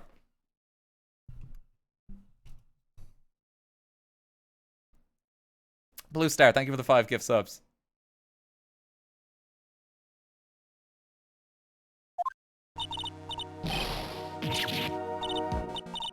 I'm sorry, I want to say thanks. You're real good.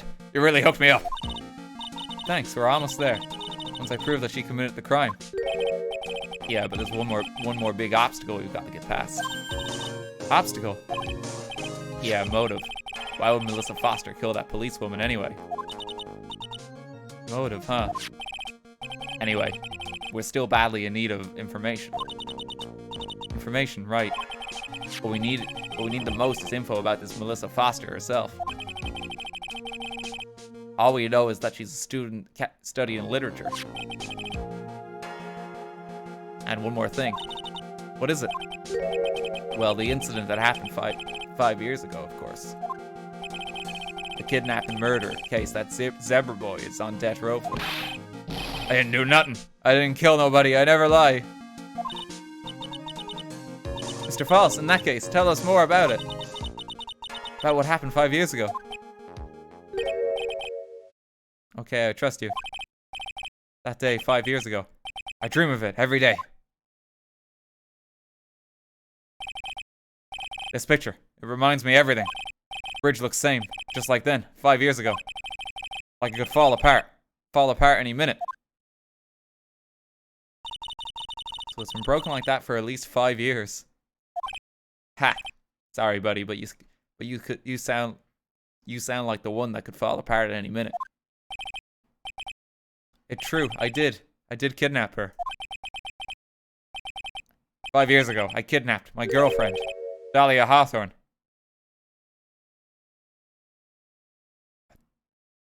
Oh, but, okay. Right. Okay, so she might not have been... No, her real name might not be Dahlia Hawthorne. Like, that could have been a fake name. It's actually a valid point. Like, either one of them could have been the fake. I feel like there should just be ID in the court, though. Like this is like a criticism that I had before, like, even in the last case. The fact that Don Tigre got in with, like, his fake lawyer's badge is ridiculous. It's like making your passport out of crayon. So, like, surely for the identity here, this could just be absolutely resolved.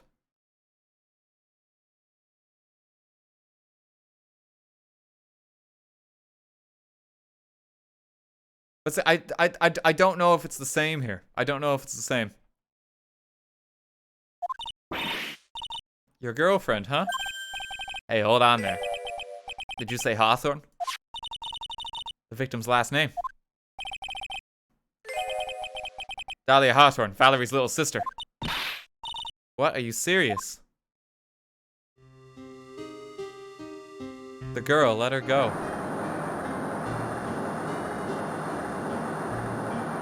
Okay, now we see the fall. Shut up. Come closer and I kill her.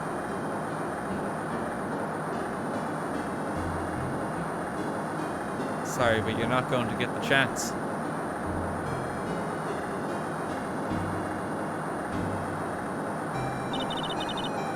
Detective back then was Valerie Hawthorne. Oh no, no, they're just going for the route that she's a kid. Okay, yeah, that's fucked, right? What the fuck, Japan? Come on now. Yeah, that's just a child.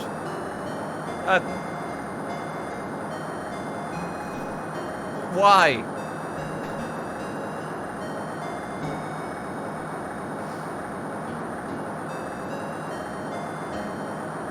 The detective back there was Valerie Hawthorne.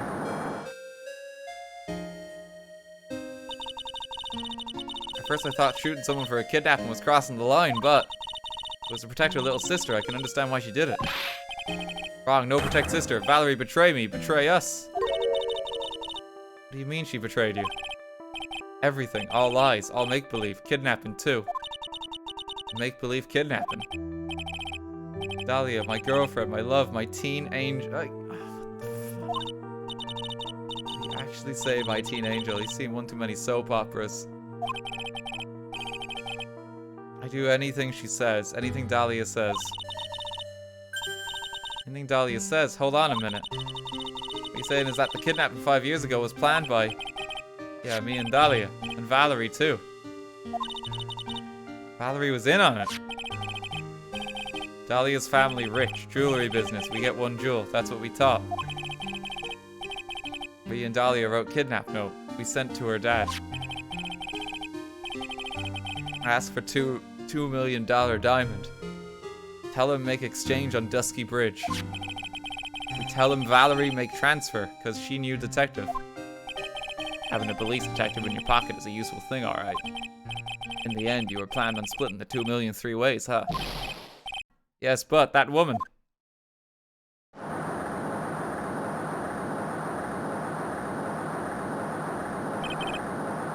That woman, Valerie, she do it for real. She shoot at me for real. Me and Dahlia.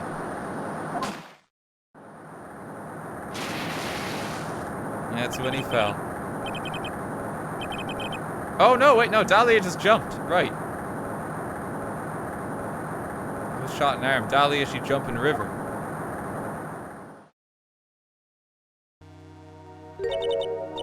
Jump? You don't mean she jumped on purpose, do you? I couldn't do it. I could never push her. Anyway, I blacked out. Wake up with police all over. And that's when they decided to give you the death sentence. Couldn't believe it. That woman, she betrayed me.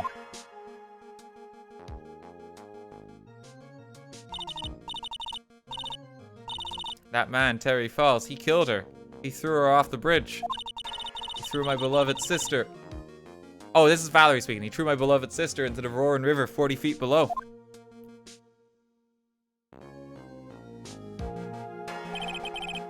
These 5 years, all I wonder is why? Why? Why? Why did she lie? That's all I wanted to know. That's why you called her. You wanted to hear the truth from Valerie herself. Yes, but I forget what she looked like. So I tell her to wear a scarf. I don't want to hurt her. Just ask why. Why? Why did you lie? Why did you betray me? I just want to hear answer come from her mouth, that's all. That's why you made a crazy escape like that. Just one thing, Zebra Boy. My senses are tingling all over. Tell me, Mr. Falls, where is it? Huh? Where's what? Come on now, kitten. The ransom. The $2 million diamond. There's not gonna be a stupid plot point twist later where the diamond's in Gatto's fucking visor, is it? Just because of the color of it. Because I swear to God if that's what it is.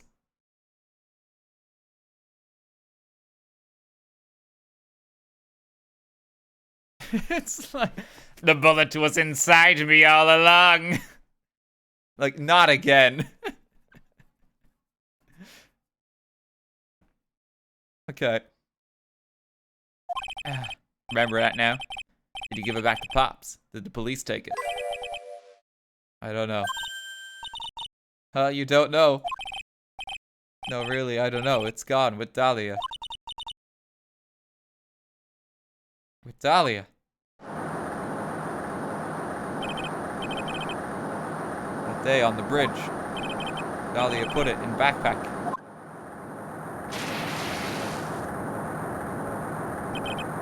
Now gone with Dahlia. Gone forever. Into Eagle River.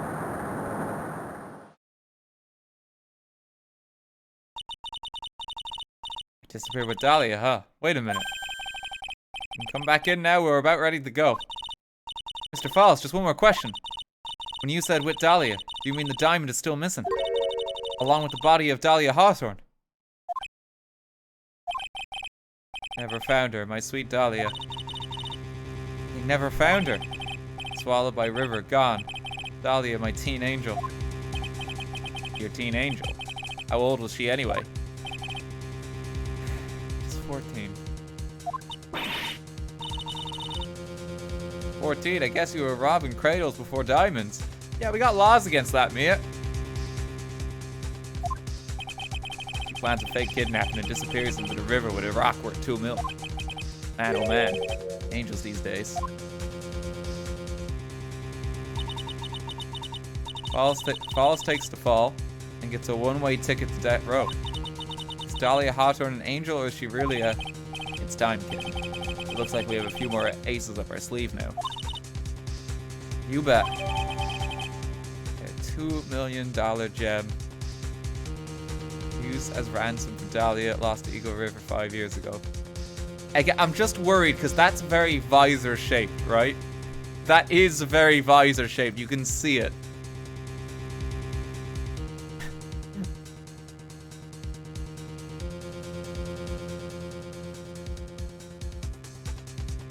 Like, can't you?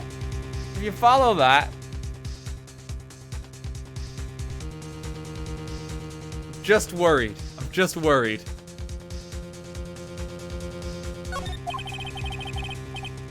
Training wheels come off now, Mia. You've got to strike while the iron is hot. That's one of my rules. Remember it.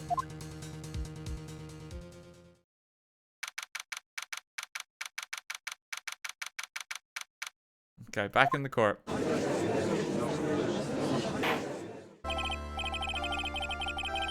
Now then, let's continue with the trial of Mr. Terry Falls. Witness, are you feeling better? Yes, Your Honor. I'll try my best.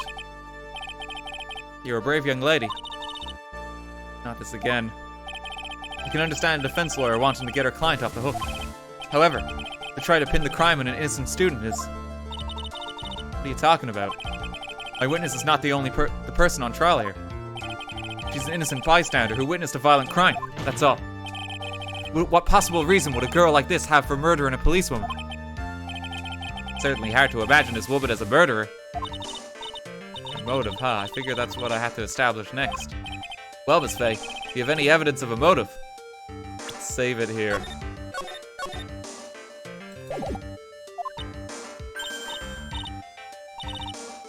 Yes, of course, I think. You're still acting as tame as a kitten. Mr. Armando, listen. A lawyer is someone who smiles no matter how bad it gets. Smile on the outside while your guts are twisted in knots is the mark of a pro. Maybe so, but I wish you would quit grinning at me like that. Excuse me, may I speak, Mr. Judge? Of course, Mr. Judge is ready anytime you like. I'd like to say something. Some people here are suspicious of me, right? That's why. I at least wanted you, Mr. Judge, to know that it's not true. Oh, I see. You're such an honest and upstanding young lady. Looks like this witness is a real professional. What do you mean? Look at that 100-watt smile. Just when things are darkest for her, click, she lights right up. Very well then, let's see what the witness has to say.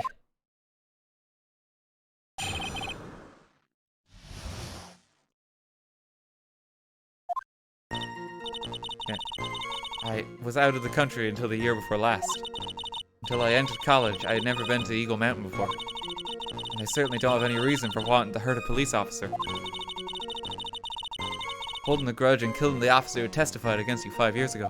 Or kidnapping a poor girl. I just think the defendant is a terrible, horrible monster.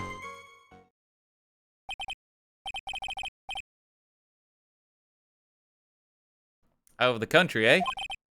Precisely. Furthermore, she has no possible motive for committing murder. Indeed. You're up to bat, kitten. Sharpen those claws and put on your best smile.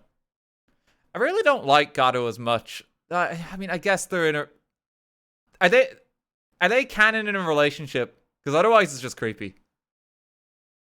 I don't like how he's referring to everyone else.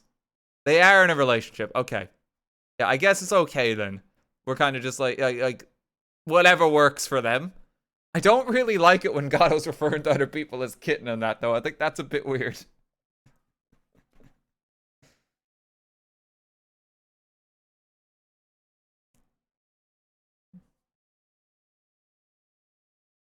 It just feels weird, doesn't it? Yeah, I don't like my client anymore as well.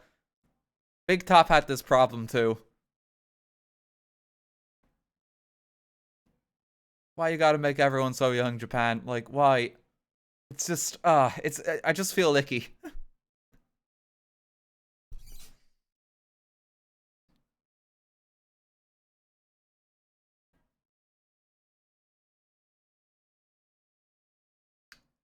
Yeah, we'll press on.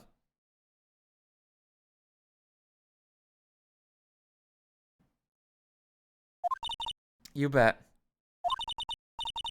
Somehow I have to tire to this case.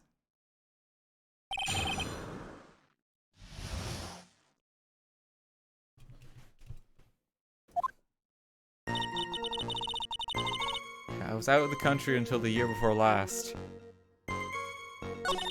Until I entered college, I've never been to Eagle Mountain before, and I certainly don't have any reason for wanting to hurt a police officer.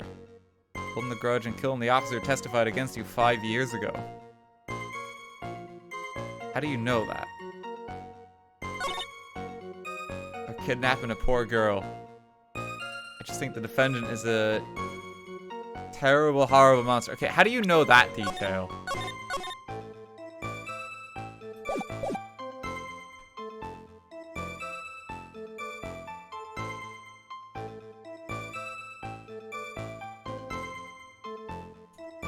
How do you know that detail? Visor diamond.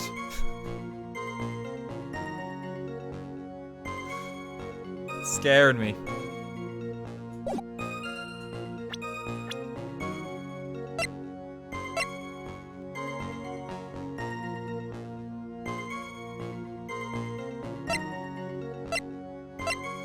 Dahlia Hawthorne deceased. Valerie's younger sis, victim of the murder, fell from the bridge, no body found. Okay, so I think it's this point on that. Yeah, let's just get a save in.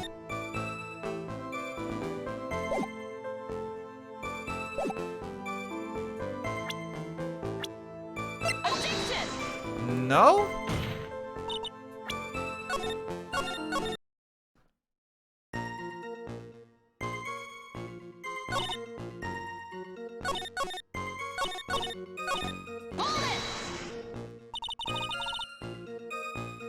You knew about that incident. Weren't you out of the country until the year before last? Well, I saw a report about the escaped convict on the news. They had an in-depth report about his whole history. So you were still living abroad 5 years ago, is that right? Yes. Can't let her get away with these lies. Listen to me, she's neck deep in this whole thing. Somehow you're just gonna have to get her to show the court her true self.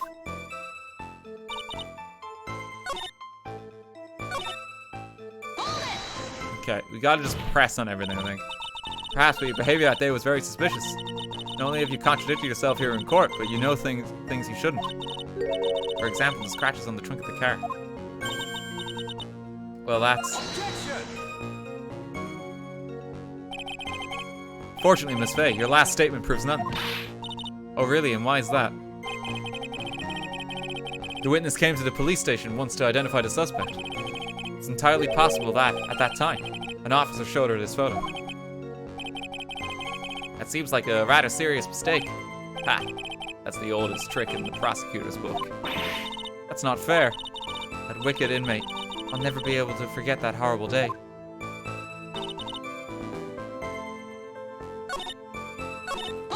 Press this one through.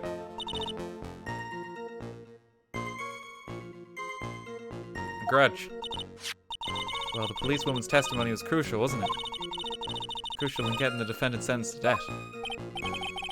Yes, and that's precisely why he harbored such deep anger against her. So much anger that he forgot his own guilt. My client has always maintained that he's innocent of those charges. He seems rather forgetful. Your client, I mean.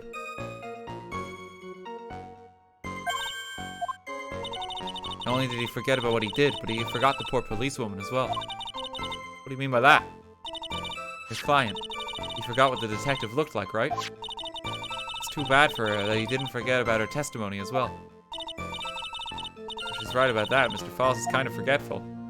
Press harder. You said he forgot what the detective looked like. What do you mean by that? Well, he couldn't tell who she was without some kind of identification, right? Quite right. That's why the victim was wearing a scarf as identification. Why, if I had been wearing a white scarf that day, then he probably would have tried to kill me. That's true. He's clearly a bitter man. This is bad. Mr. Falls' reputation just keeps getting worse and worse. Sometimes it's best not to poke too deep. What should I do with the last statement? Have it at it. Your Honor, what the witness just said now is tremendously important. I'd like it added to the official testimony. The prosecution has no objection. After all, the defendant is a killer and a mentally unbalanced one at that. That testimony only helps to further prove that point. No, that's not why Enough, witness if you would. My pleasure, Mr. Judge.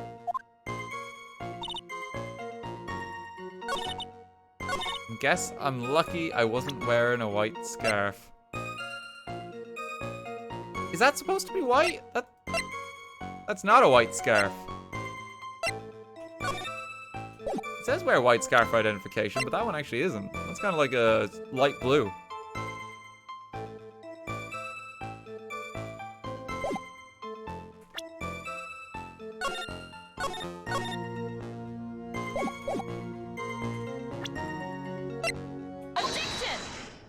Slightly different color.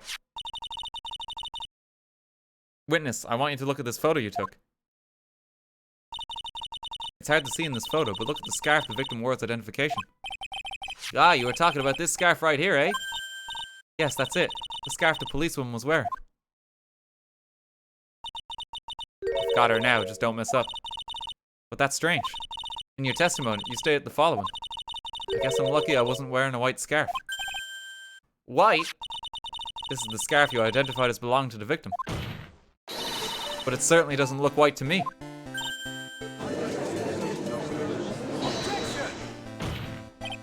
Well, it was foggy that day, and it was raining as well. It's not surprising that she mistook it for white. Sorry, but not this time. The witness just confirmed that this was the victim's scarf. Yes, but what's the significance? It's true that the scarf doesn't look white, but there's only one explanation for this mix-up. The reason why the witness thought the scarf was white is...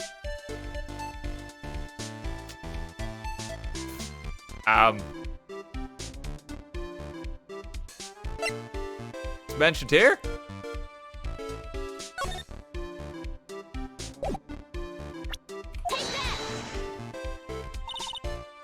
Witness, have you ever seen this note? Note? No, never. It's top secret evidence. There's no reason that you would have. I wonder about that. What do you mean? This note shows Mr. Falls' instructions to the victim regarding their meeting. It says, wear white scarf for identification. White scarf! Ah! Witness, you knew what this note said. And it's because you knew that you slipped up and mistakenly said white scarf. Well, Miss Foster. The amount of times that the witness has now screamed, "No!" in the court. looking pretty bad for him. Normally, after the first two agonizing no in court, you know, it's clear that something fishy's going on here, but for some reason, this Muppet keeps giving her the benefit of the doubt.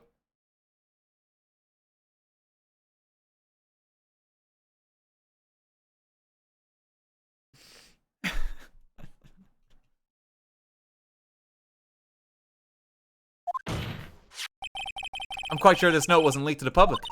And yet, this witness knew exactly what the note said. At the time of the murder, the number of people that knew were quite limited. Terry Falls is one. The person who wrote the note, Valerie Hawthorne, is another. And finally, one more person. Did you say one more person? That's right. A person that no one would have suspected. You figured it out, kitten. Yep. The third person that knew the contents of the note was... Okay. Alright, so I think we're establishing that they're the same person here. But does it want me to present this one or this one? It was you, Edgeworth!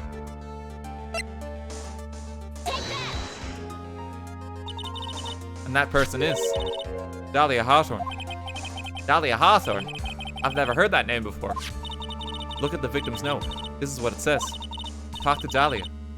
Tell her this time. There's her name, right there. What's this? So who's this person? This Dahlia Hawthorne. Miss Faye must be desperate. She's trying to bring the dead back to life. The dead? Dahlia Hawthorne was the victim's deceased younger sister. She was killed in a crime scene 5 years ago. Killed in a crime? You don't mean? Yes, she was kidnapped and killed by Terry Falls.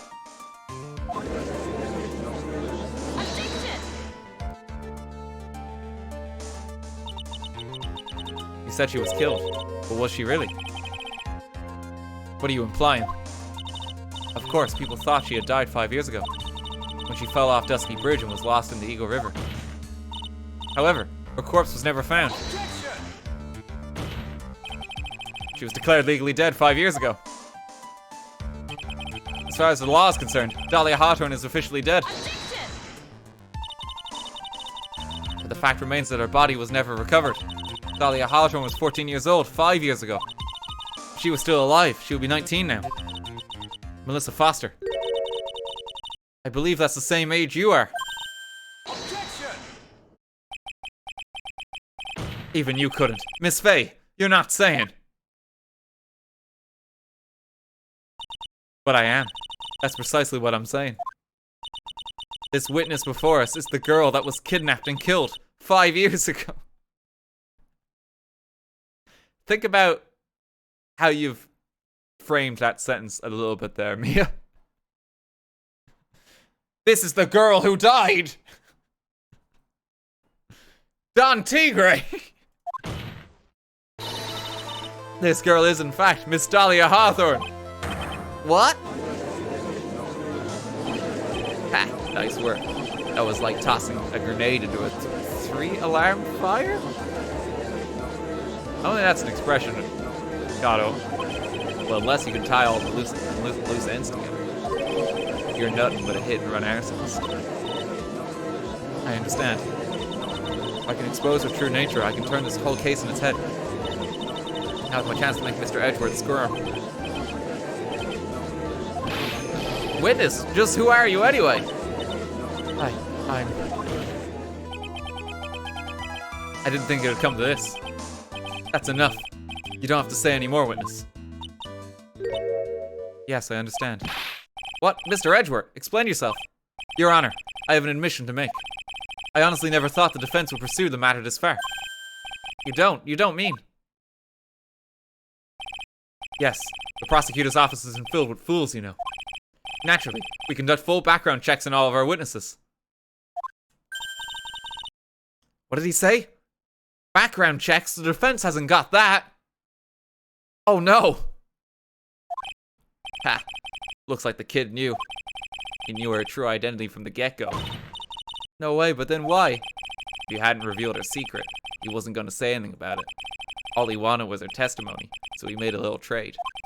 Let me introduce you to the victim's younger sister, Miss Dahlia Hawthorne. But, I thought she died 5 years ago. We thought so as well. But, well, as you can see.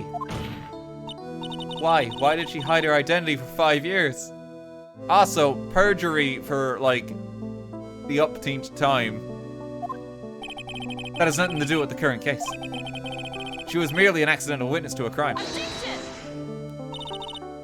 Accidental? I don't believe that for a minute. For the last 5 years, she's been playing the role of the victim. And now we find her acting suspiciously at the scene of another murder. Really, Miss Faye, I must say your strategy here is painfully obvious. You're trying to pin your client's crime on an innocent witness in order to win. At any cost. How dare you? Please, let us take a moment to think. 5 years ago, this girl was kidnapped and nearly killed. But even worse than that, 5 years later, Dahlia Hawthorne lost something much more precious. Her big sister. Miss Faye must be insane to even suggest that she murdered her.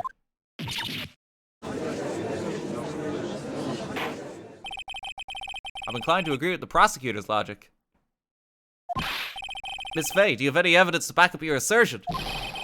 What possible reason would the witness have for killing her beloved sister? A diamond. A diamond. Well, you see, I thought I was winning, but somehow he's turned it around on me. Ha. Think you need a little push in the right direction, kid.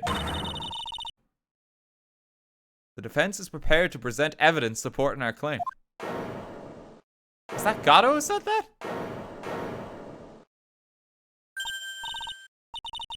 Ah, that wasn't me. It was this guy. This crazed coffee addict. I think we've heard enough empty threats from you, old man. Ha! What makes you think they're empty, boy? Because your protege looks like she's sweating bullets. Ah, I am sweating bullets. You think you're in a tough spot, huh? Of course, aren't I? No. You've just arrived at the moment of truth, that's all. Whether you win or lose, that's up to you. Up to me. The rashness of youth. How old is Mia? How old is Mia? Edgeworth's 20. I'm gonna guess we're older. Yeah, we're 24.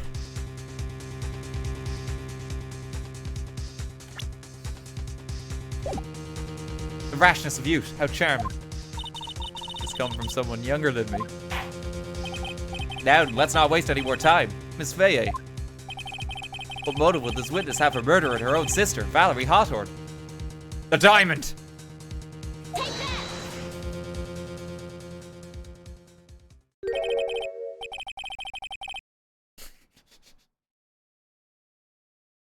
What is this? Is this the defense's idea of a joke? If so, I certainly don't get the punchline. Well, Miss Faye. Oh, that was the rashness of youth. Okay, right, we're gonna have to... Yeah, I'm not gonna soft block it, am I? The rashness of youth, and what is your point in furthering such a stereotype? I don't know, game, I don't think you're doing too well on the stereotype front. That witness stayed hidden for 5 years, kid. There must be a good reason for that. Somehow it must involve Valerie Hawthorne. Okay, one more time, Mia. You gotta read the court record more carefully this time. Let's not waste any more time, Miss Faye. What motive would this witness have for murdering her own sister?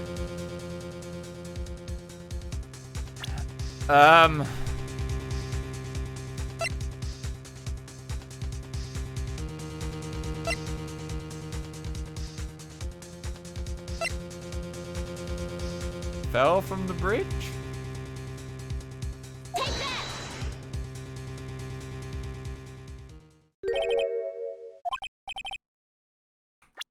that! Let's reload real quick.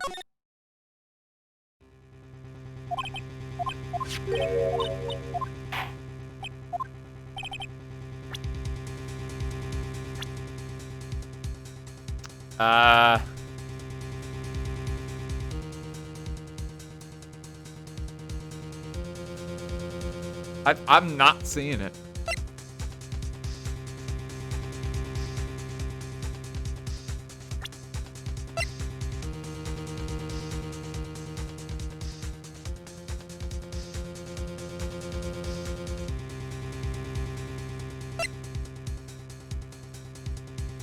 What motive would this witness have for murdering her own sister, Valerie Hawthorne?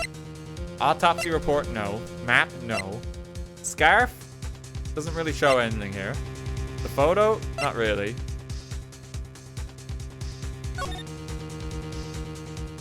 The whole truth must come out.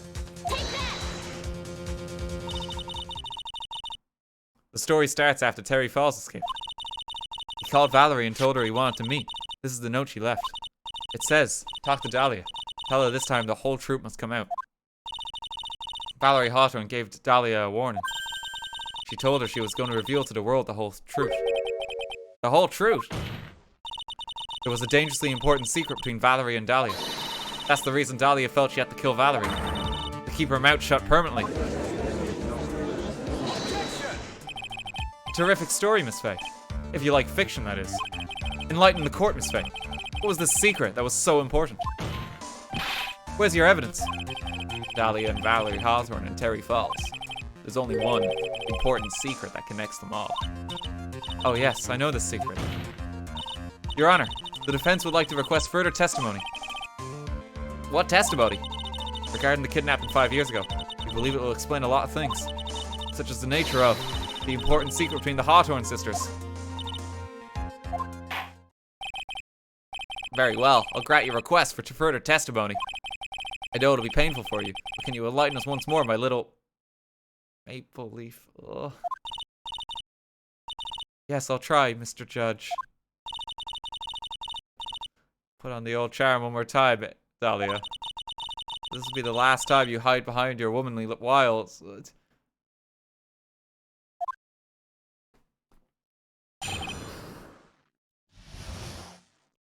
Game's just weird with women in general. Like, it really is.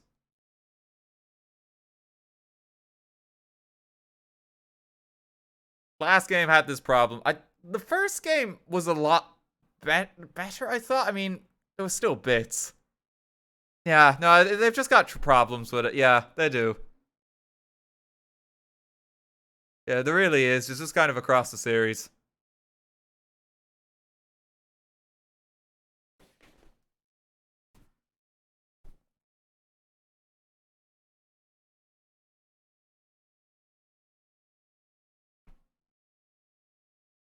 Game is 20 years old. Doesn't excuse it.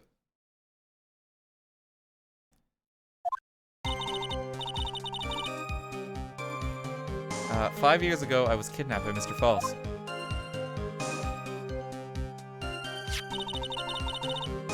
The ransom price was a raw diamond. My sister Valerie brought it to the bridge. After she made the exchange, she shot Mr. Falls in the arm.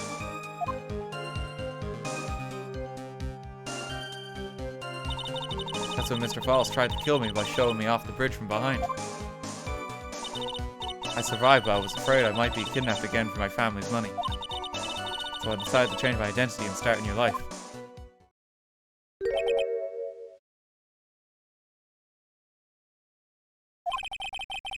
The kidnapping left her emotionally scarred. With her sister's help, she left the Hawthorne family and started all over again.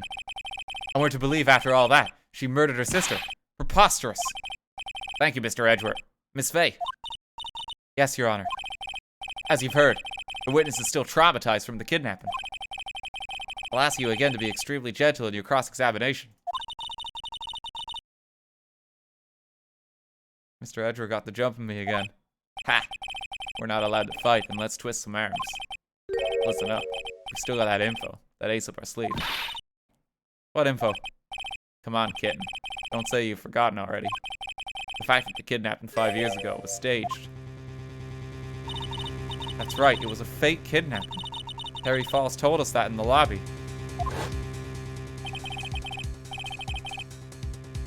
Do anything she says, anything Dahlia says. What he's saying is the kidnapping 5 years ago was planned by, yeah, me and Dahlia. And Valerie, too. So was this all to just, like, avoid paying tax on the diamond or something? don't quite understand what the aim of it is. I mean, how did I get the diamond again? Used as ransom for Dahlia. Oh, okay, right. So this was like exchanged.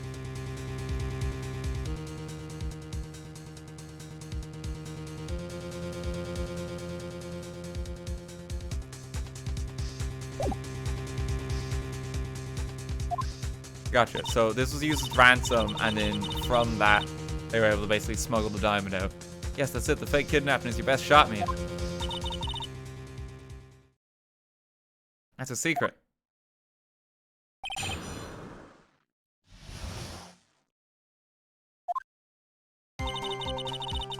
Perjury isn't a crime in this setting, except for where it specifically is. So that doesn't hold any water anymore, unfortunately. Game's logic is flawed there. They actually mentioned perjury once, but it becomes relevant once, and then they forget it exists. You can't have it both ways.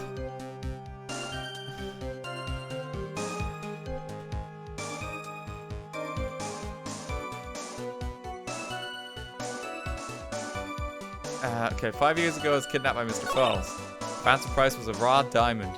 Sister Valerie brought it to the bridge. After she made the exchange, she shot Mr. Falls in the arm.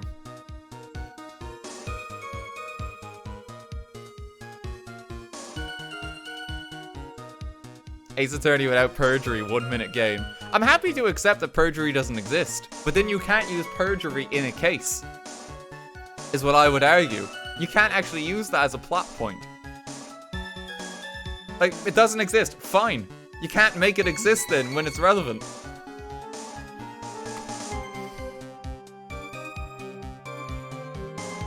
Because that's just kind of lazy.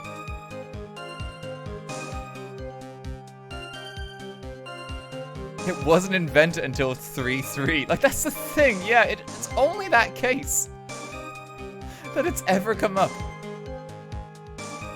And it just doesn't exist outside of that.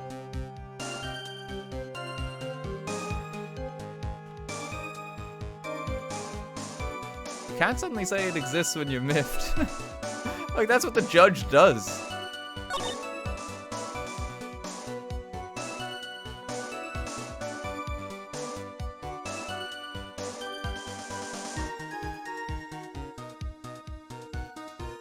Okay, the ransom price was a raw diamond. After she made the exchange, she shot Mr. Falls in the arm. So Mr. Falls tried to kill me by shoving me off the bridge from behind. I survived, but I was afraid I might be kidnapped again for my family's money. So I decided to change my identity and start a new life. Okay. There's a lot to unpack here.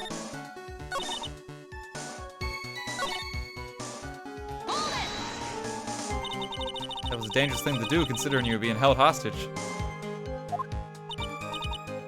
Yes, but actually, that saved my life. What do you mean? You see, Mr. Falls was holding the knife in his right hand. Somehow, I just knew she was going to use it. I knew he was going to use that knife to kill me. That's why my sister shot him. It was to save me.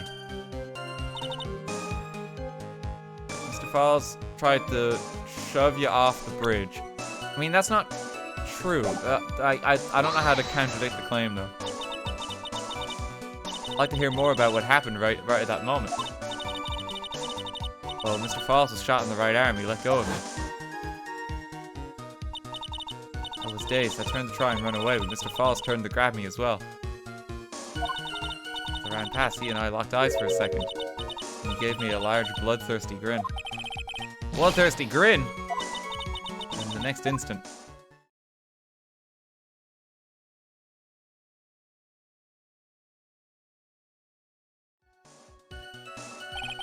I advise the court to remember that the river is 18 feet deep and incredibly swift. I was a strong swimmer, but I was knocked out. When I came to, I had been carried away by the river to a strange place. I'll never forget that day. A crumbling bridge, no other run. And just one little shove from behind, that was it. Before my sister could catch me, I fell into the river.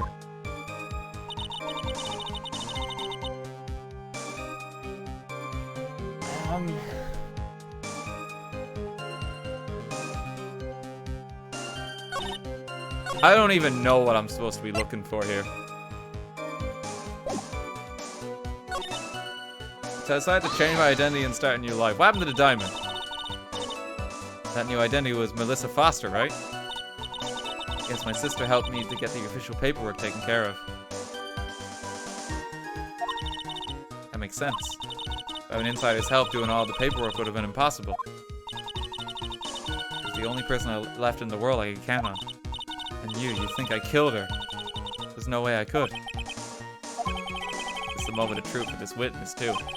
Once the truth about this staged kidnapping comes out, everyone in the court will know how much of a Jezebel she really is.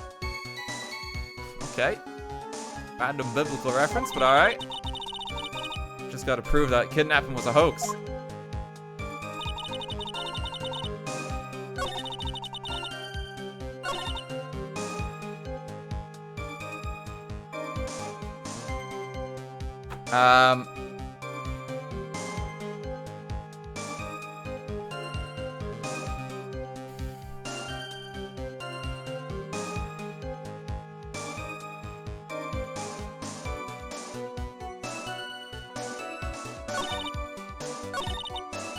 I'm trying to think.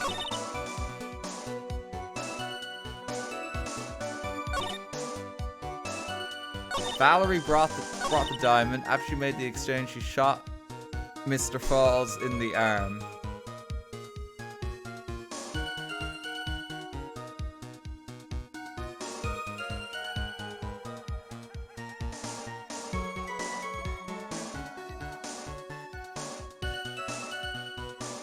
Chrono, thank you for the 1,000 bits.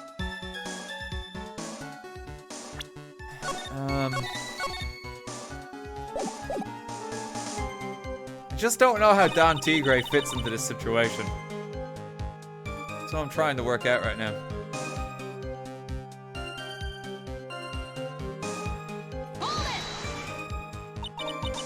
I'd like to hear more about what happened right at that moment. Well, Mr. Falls was shot in the right arm. He let go of it. I was dazed. Oh, wait, no, we pressed this already, didn't we? Yeah. Bloodthirsty grin. Oh, there she goes.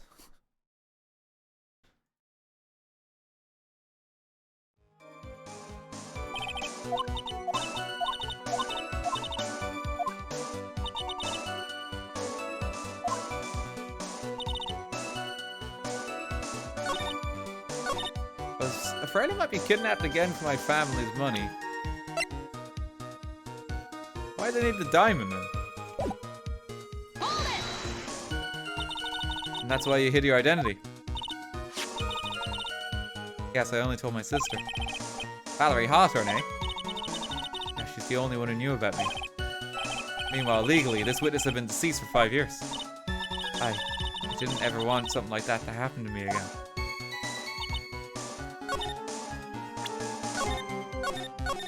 Is the diamond... Did they own the diamond? Objection! I only get one try here, so it's gonna be a lot of resetting.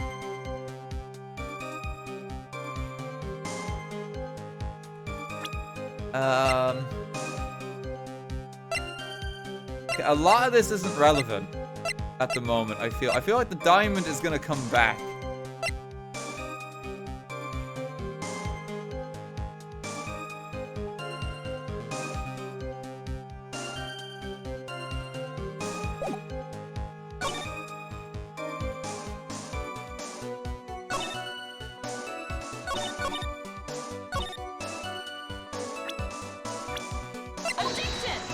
No.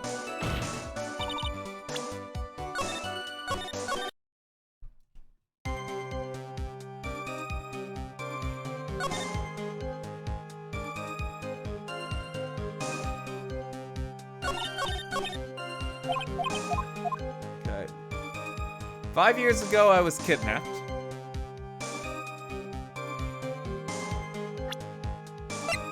Was she? No, that was to go back to that bridge. So that's in the current. Okay.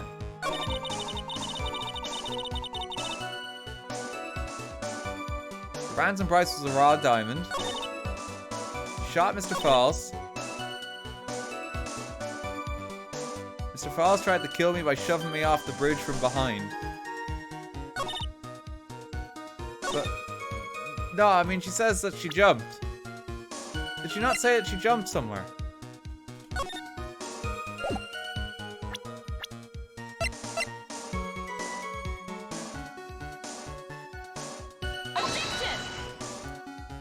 No?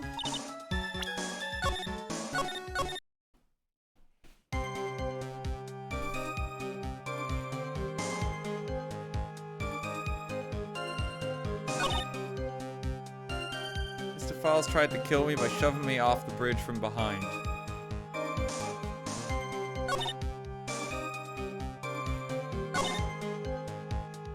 I'm really not seeing it.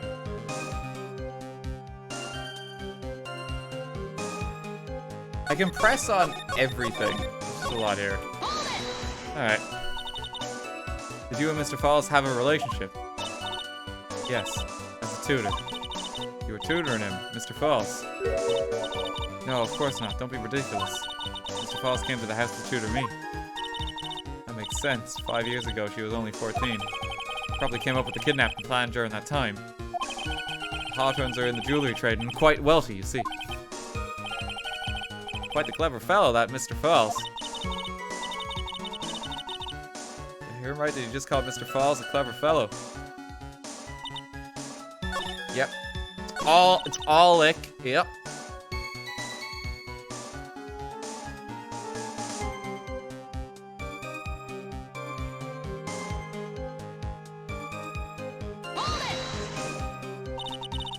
I heard the diamond is valued in the neighborhood of $2 million. $2 million? It's still uncut, so it was about the size of a pint of milk. $2 million pint of milk. I don't know what to think about that. The defendant demanded that her sister, Valerie, make the exchange. Not as a detective, of course, but as an individual. By the way, I wanted to ask you, Mr. Edgeworth. Why do you think he wanted to make the exchange up there on that mountain? If he ever got surrounded, it would be hard to escape. There's one thing a kidnapper wants to prevent, and that's police involvement. In a place like that, it would be easy to tell if he was being followed. With only one entrance to the mountain, he was ensuring his safety. What a wickedly clever man that Mr. Falls is. Yeah, right, it was all your plan. Anyway, Valerie brought the diamond to the mountain and... Help me out, chat. Is there something I need to press? I feel like I've pressed most of them at this point. We've been on this prompt for a while. No, there's nothing I need to press. Okay, yeah, I was thinking that.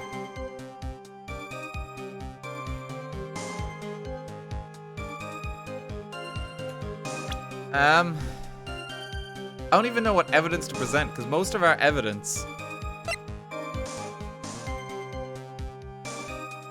Oh, the diamond... Oh, okay, is it really that blatant? They made the exchange. No, but the diamond... No, the diamond's gone.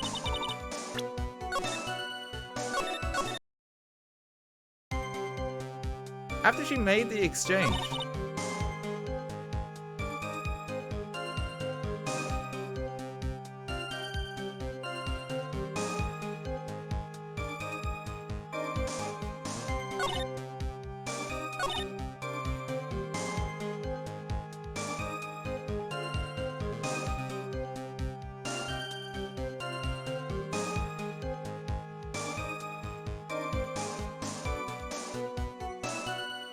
I don't see it.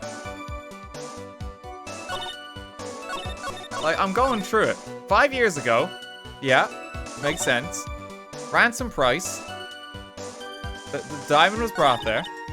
Made the exchange. He shot Mr. Falls. Like, okay, I don't have any evidence I can present there. Mr. Falls tried to kill me by shoving me off the bridge from behind. Like, yeah, like, if you engineer it, like, it's fine. You kind of just pushed off the side of the bridge, and that's how you fall into the river below. So I don't see anything wrong with the logic there. Like, push, yeah, you kind of like push from behind, right? Because it's not going to be like, aha, she would have fallen onto the bridge. No, it's like, it's kind of like off the side. I survived. I was afraid I might be kidnapped again for my family's money. I would have thought that maybe the diamond comes up there. So I decided to just change my identity and start a new life. I don't actually see what's wrong.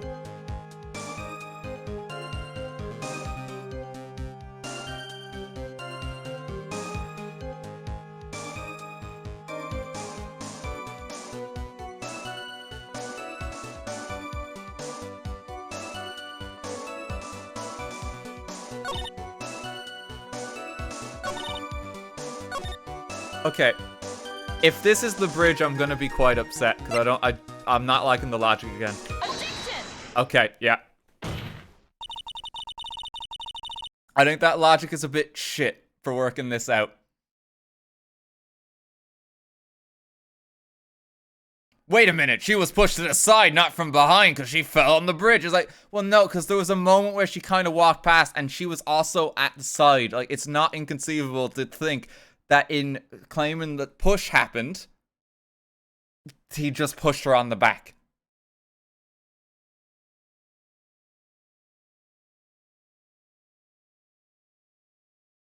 He said it, Mr. Falls pushed you in the Eagle River. However, that's hard to believe. But it's true, I felt a push on my back. I'm certain of it. Is there a railing?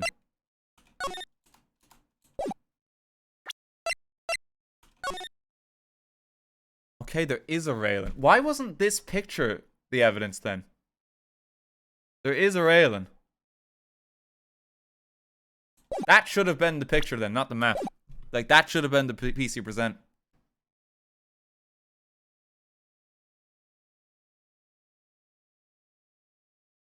I'm certain of it. It was Mr. Falls. I'm sorry, I guess I wasn't clear enough. I shouldn't have said that's hard to believe. I should have said that's impossible. Impossible?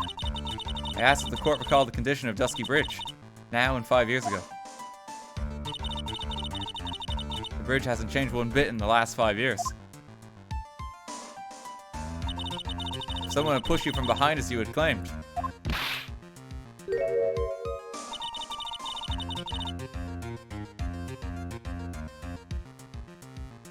What? Okay, that wasn't even... Okay, no, that's an even stupider logic the game is using. That's an even stupider logic the game is using. Yeah, I don't like that at all.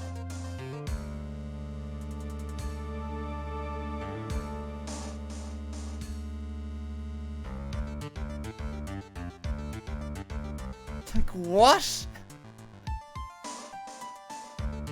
She fell into the river. It's like, well, you couldn't have fallen in the river because if he pushed you that specific way, you would have crashed on the rocks. Like, well, no, obvious.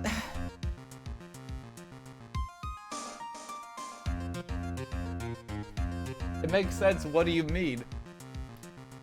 Well, no, because we're pushing from behind because we know she fell in the river. It's just ridiculous for me. Aha, you would have hit the rocks here. No, it's quite conceivable if you were to go for the push or the jump that it's just over the side. Even with the railing somehow.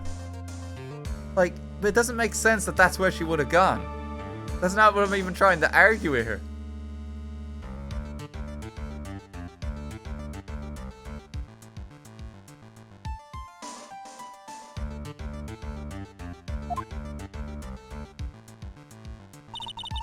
You would have been smashed by the bedrock below.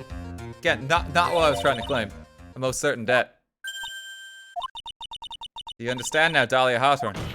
The very notion that my client pushed you from behind is impossible. Objection! Your Honor, this event occurred 5 years ago.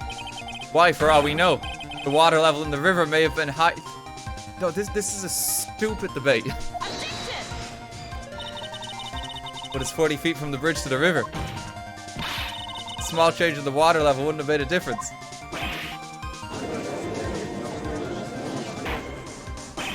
You're right, if the events occurred just as the witnesses testified, the defendant couldn't have pushed the witness into the river.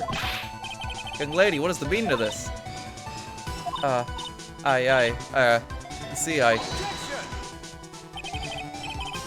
Just a moment, Your Honor. It's true that the witness testified the defendant pushed her into the river. However, she never said that she fell from the back end of the bridge? What do you mean? After being shot in the arm. And the thing is, right? Still for being pushed here, and I think this is what's throwing me off. Even with the railing, child could fit through that. Child could absolutely go through that.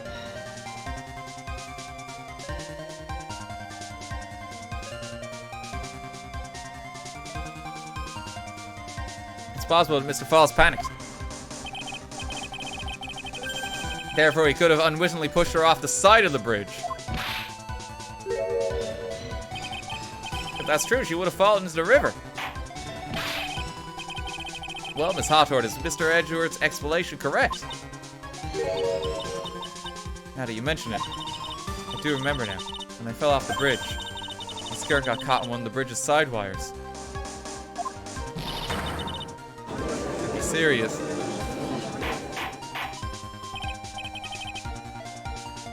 Order, order at the court.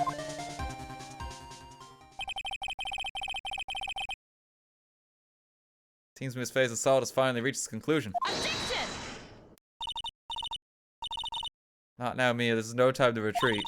Unfortunately for you, this is just the start of Miss Faye's assault. What? I believe your reasoning went something like this, Mr. Edgeworth.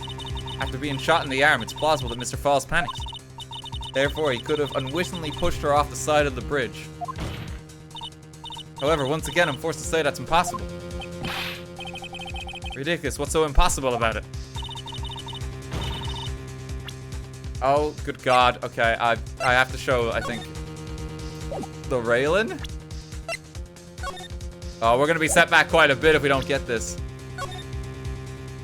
The position of the wires is different in both the shots. Which I think is making it, like, here it's a bit harder to just push someone. Save. I can't. I can't.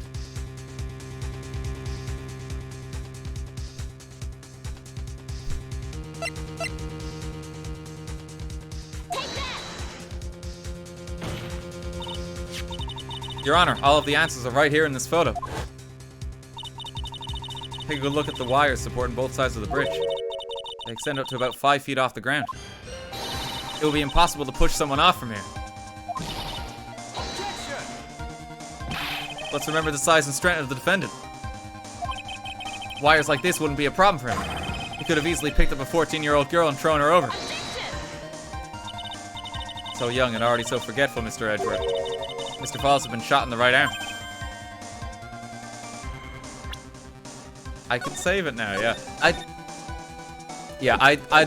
think that whole debate was pointless. If the game was just like, well, they couldn't have been pushed off because of the rail immediately, that's fine. The whole thing with being pushed down the hole and debating that is just stupid. This trial feels very backwards. Honestly. You can do that. If I put the railing in there, would it just jump straight, skip all that shit with the hole? Does it? Does it skip that?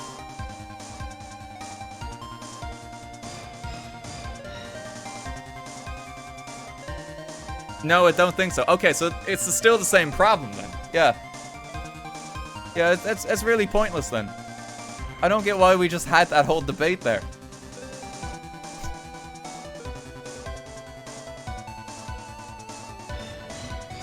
I'm gonna keep going, but I don't think this is a very good trial. I'm not enjoying it. Because I think the logic is really just backwards a lot of the time. And more importantly, Valerie Hawthorne had her gun trained on him. At point blank range.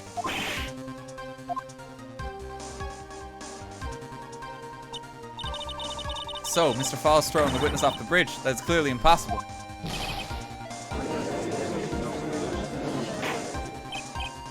Order, order, what is the meaning of this? Dahlia Hawthorne, you jumped into the Eagle River intentionally.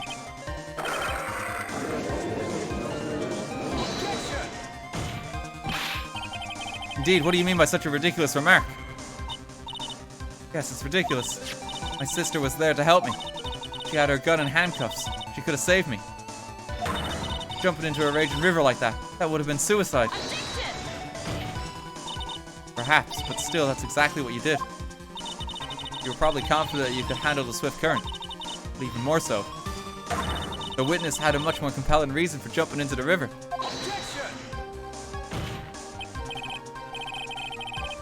Then when he doesn't look at all the evidence he has in his stuff, the logic doesn't make sense. But no, it's not even that, because I was looking at the evidence. I think the whole argument with the bridge was just really pointless. Because at no point were we arguing that she fell on the rocks. We'd already eliminated that, so it was just a waste of time. And the whole bit with the rock earlier, it's like, just get to the sodden point. She couldn't see any of it. It's so clear. I think the game is just kind of poorly written for this case, honestly. I don't think it's a case of me just being stupid. I'm very aware of that. But I think this case is quite poor.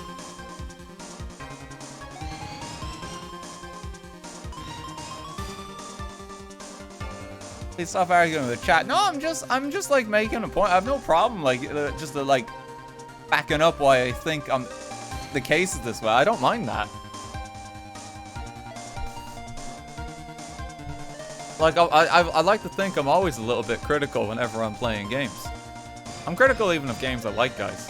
I'm enjoying playing the game overall, but I think, like, the last two cases have been a bit weak. Honestly.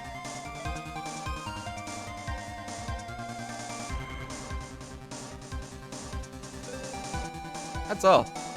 Streamer has an opinion, impossible. He hates Ace Attorney, yeah. Move on, just play. We're just chatting, chill.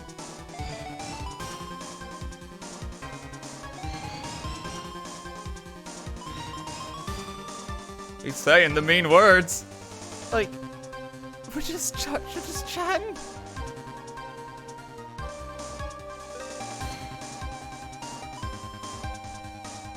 It's fine. Yeah, I don't know, I just, this case feels like a mess. I don't like how Edgeworth's just like fucking sexist now too, and like really demeaning. I guess he's supposed to be a bit like that because of the Von Karma influence.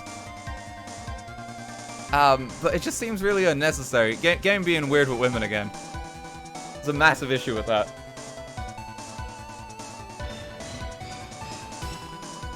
I don't know if Von Karma specifically had that problem. Can't remember him having it. Okay, what's so important that you'd want to jump into the river? The witness is still alive. This fact alone explains everything. This is why she risked her life by jumping into the rapids of the Eagle River. The diamond! 5 years ago, something else disappeared along with Dahlia that day. The item that Valerie brought up the mountain with her. A $2 million diamond. Ah, no! It can't be! Yes, Dahlia had it all planned from the beginning. $2 million. She was going to keep it all for herself.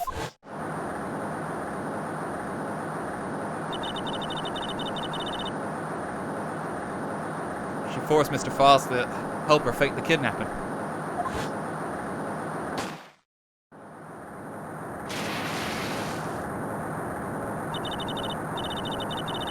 At the last minute, she betrayed him and threw herself into the river, with the ransom tucked away safely in her backpack.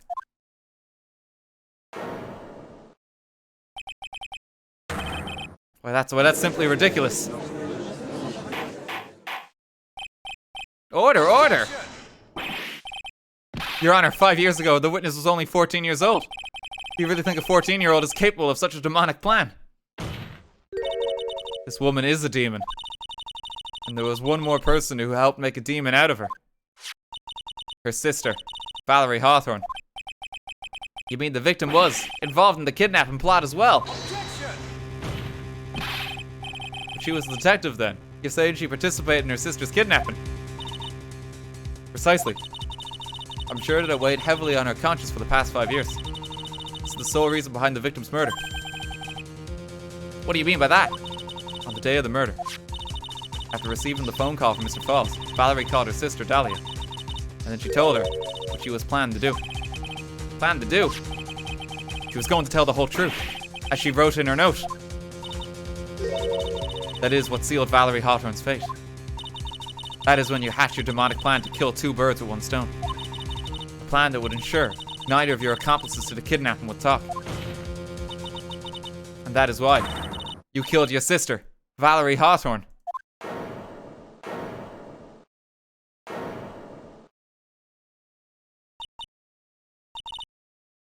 Hee hee. Who was that? Laughing at a time like this?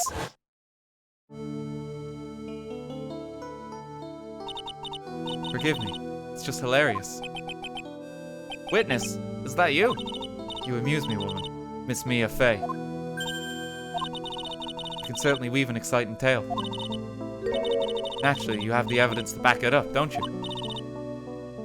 Evidence? Oh no! Evidence that I planned the kidnapping, of course. At 14, I plotted with Mr. Falls and my sister.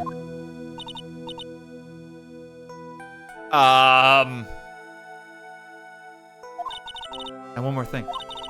What happened to the $2 million diamond? If you can't provide evidence to at least show that. Well, Miss Faye. I don't know. What a joke. You, Miss Faye.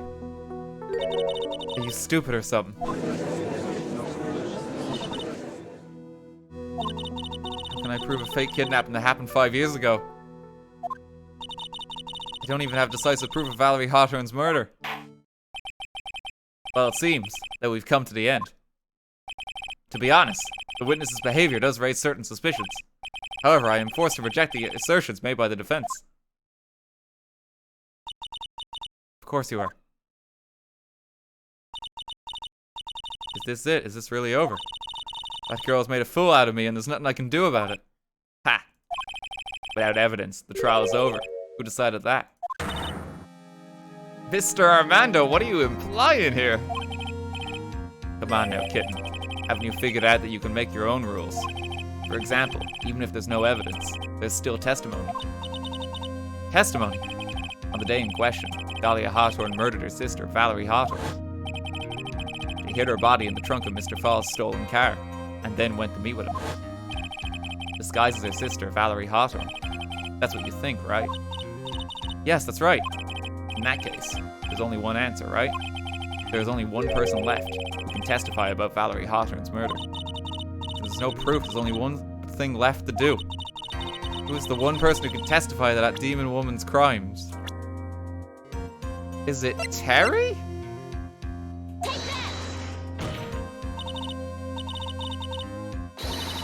Your Honor, the defense wishes to call a new witness. A new witness? Yes, we would like to hear the testimony of Terry Falls. The defendant. There's only one person that can shed any further light on the situation. Only one person that knows what Dahlia's role in the kidnapping was. Only one person that can say whether the person in the photo is Valerie Hawthorne, or whether it was in fact her younger sister Dahlia disguised as her. There's only one person who can solve this riddle once and for all. And that person is Terry Falls. Well, Mr. Edgeworth, what is your take on this? Why not? The prosecution has no objection. Very well. Bailiff, bring the defendant to the witness stand. This is my last chance, Mr. Falls. My last chance to establish Dahlia's guilt. You're all I have left.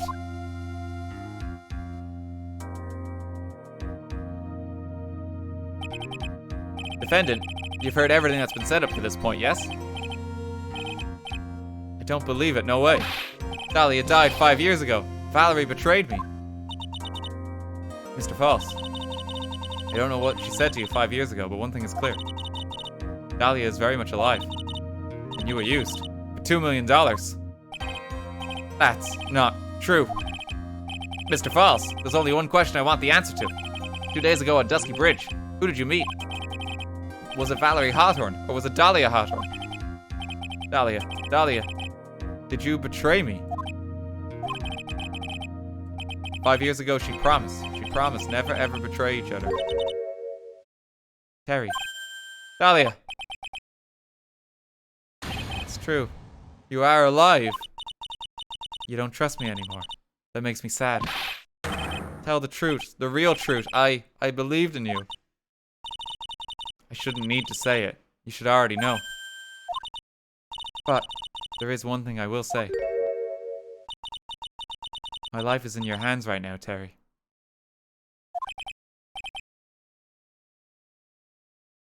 Dahlia. I will allow Mr. Falls to testify once and once only. Well done, Mr. Falls. Yours will be the final testimony in this trial.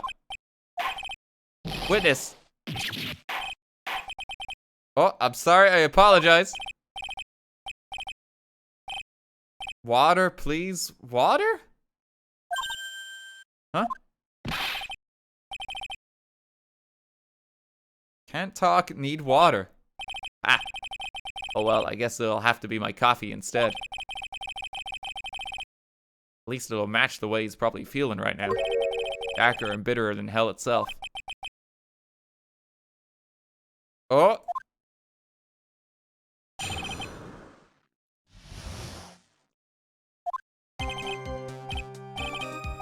Is he okay?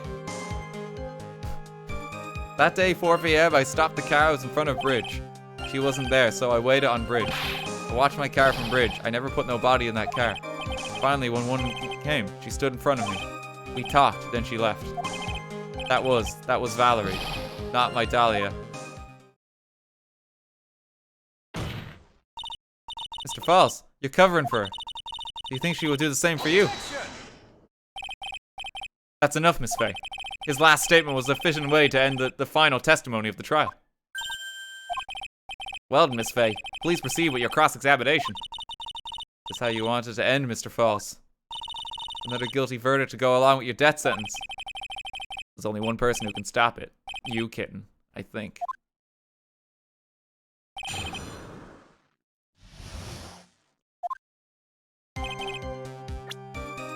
Okay, let's save it there.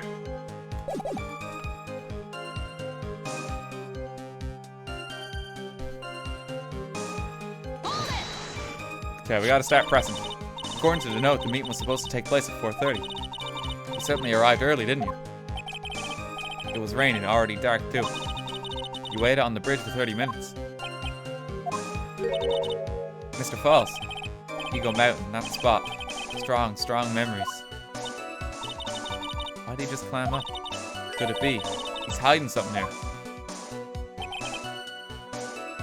She wasn't there, so I waited on bridge. You were quite early, so you waited on the bridge, correct? Yeah, I like waiting. I'm used to it. I'm sure he is. His every boy waited 5 years to ask a single question. To find out why a woman betrayed him. To him, 30 minutes must have been like a blink of the eye. Watch my car from bridge. I never put no body in that car. You were watching the car. That bridge, other side is broken. Nobody can come from there. So I was watching car. What's he expecting him to do? I suppose it's the obvious thing to do, but something's bothering me. I'm getting that feeling of contradiction. I wonder what's on the other side of the broken bridge anyway. No one lives there. There's a small shrine up in the mountain. That's it. Anyway, nobody came. No car, nothing. Alright.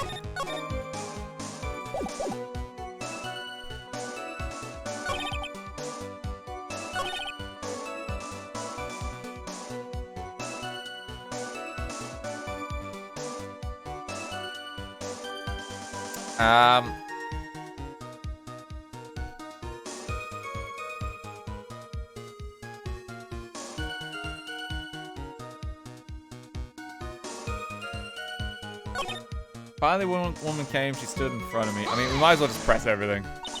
Mr. Falls, think carefully now. You're certain that it was Valerie Hawthorne? I never lie. It's the truth. It was Valerie. I remembered her face. Wait a minute.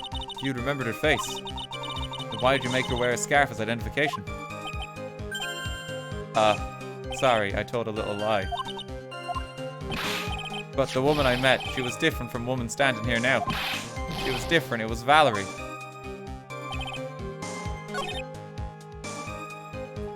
Right, I'm surprised I didn't update the testimony considering the lie. What did you talk to her about anyway? I guess you lied previously. Mr. Falls. Valerie told the truth about the kidnapping 5 years ago. She said someone needed to take the blame for it. That was all I could think to do. She said that.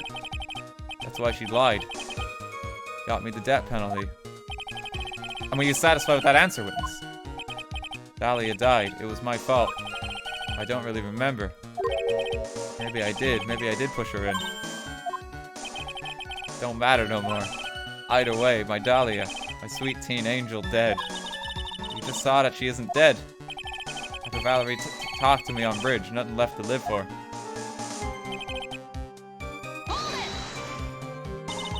How can you be so sure? It was raining at the time. And sunset that day was at 5 o'clock. It would have already been pretty dark on that mountain at 4:30. Please, Mr. Falls, this is your last chance. You've already taken the fall once for something you didn't do. That woman. It wasn't Dahlia. Stop right there. What more needs to be said?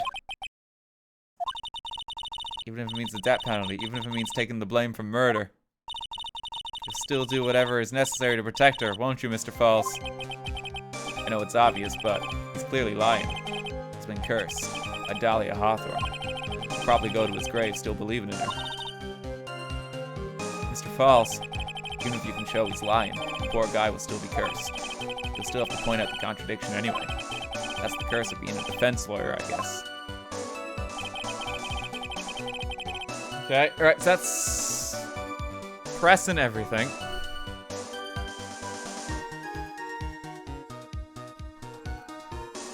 Ice cream, anyone?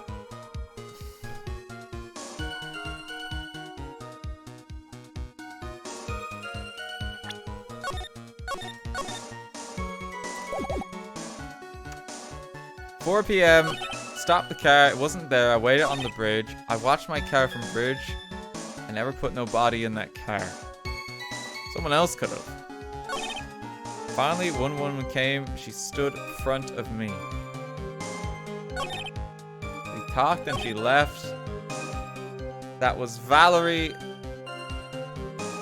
Not my Dahlia. But we've already established that she would have been dead in the trunk of the car at that point, haven't we?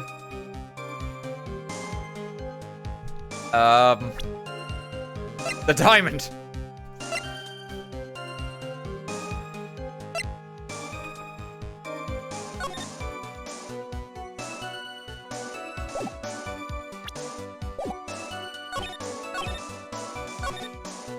I never put no body in that car. I mean, we have a picture of a body in your car. Objection! No? No.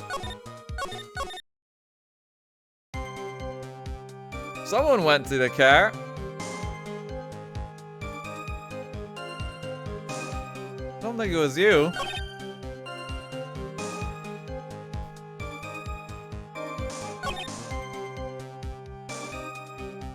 We talked and she left. That was Valerie, not my Dahlia. Objection! No.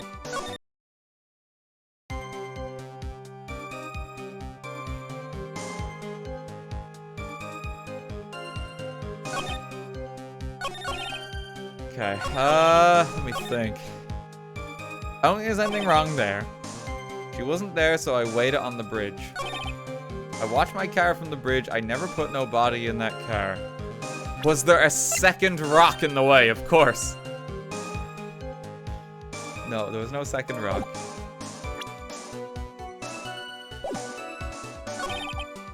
Finally, one woman came. She stood in front of me.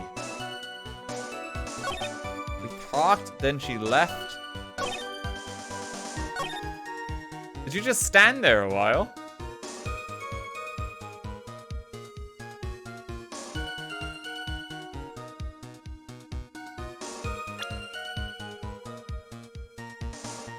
We talked and she left. I mean, the only way she could have gone back is the way your car is. Objection!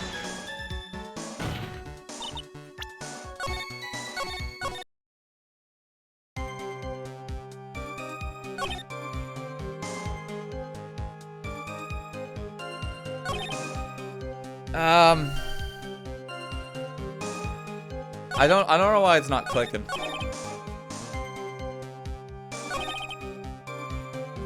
My brain feels like it's mush.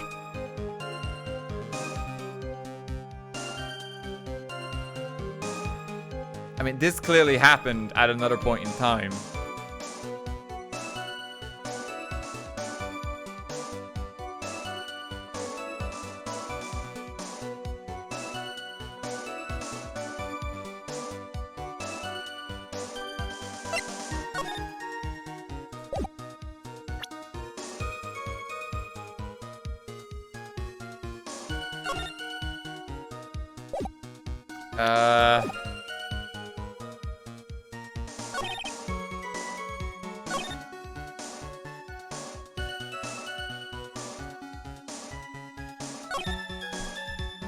Woman came, she stood in front of me. I really don't see this one. I don't know why. I might just take a help me out chat in this one. Yeah, I don't see it.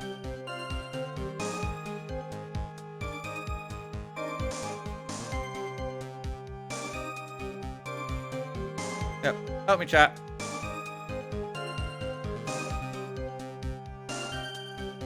Hang on, I gotta stop the chat. It's going too far, too fast. The witness's photo.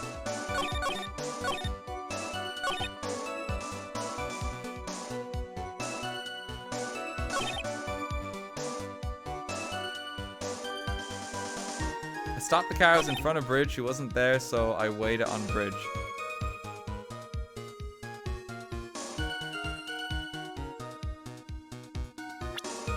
Okay, so I think what it's claiming, if he got there first, then he should have been on that side. Yeah, okay, I think that's what it is. She wasn't there. She was there. Objection! Okay. So when you got to the bridge, no one had arrived, huh? So you waited on the bridge. You're sure of that?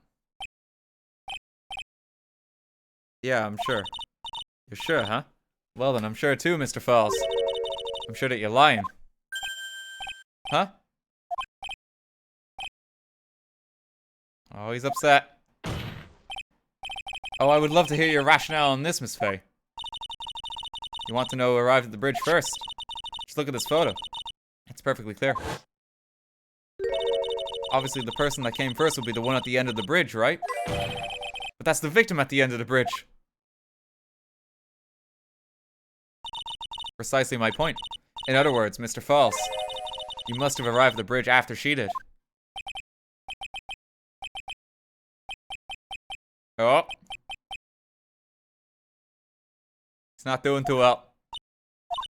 Mr. Falls, please don't get so worked up.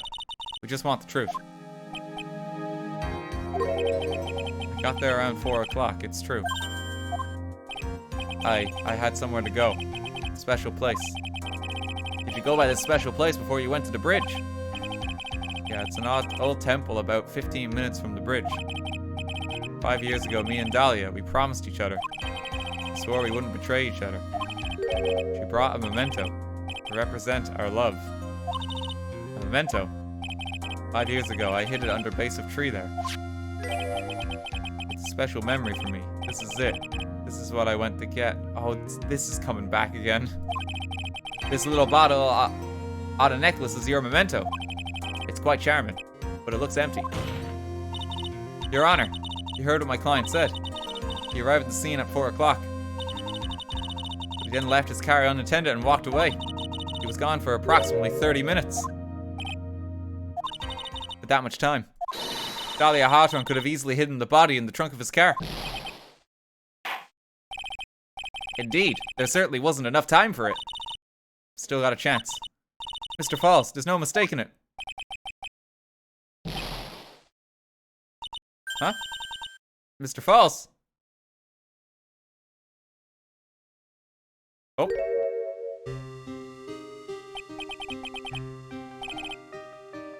That's enough, please. Witness! I promised her 5 years ago, if it ever happens that we can't trust each other no more, then we're supposed to drink bottle.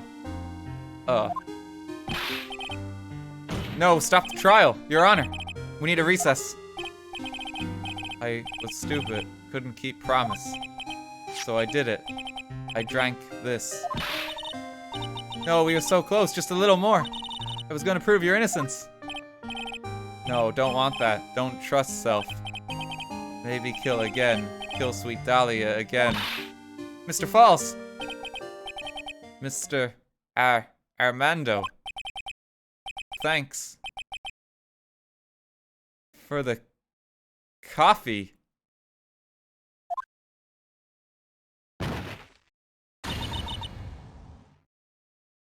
Mr. False!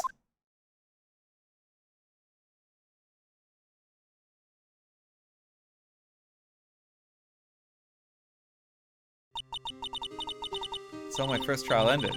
Suddenly and tragically. It ended with no winners. Only losers. I ended up with a wound that cut so deep into my soul I thought it'd never heal. I'm sure it was the same for the young prosecutor as well. But one person. The true criminal, Dahlia Hawthorne. She left the courtroom with a secret smile on her demonically sweet face.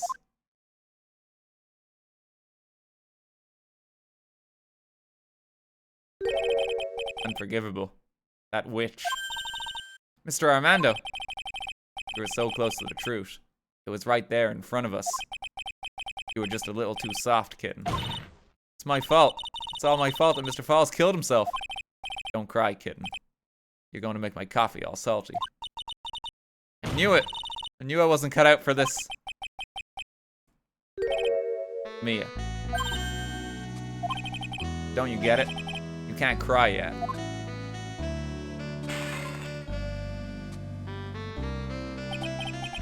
The only time a lawyer can cry is when it's all over. Mr. Armando, like... This is all a bit weird. There's a dead body in the courtroom at the moment. He's bleeding now. And there's smooth jazz playing. Like, this is... I just feel a bit overwhelmed with everything that's happening. I don't know how I'm supposed to be feeling right now.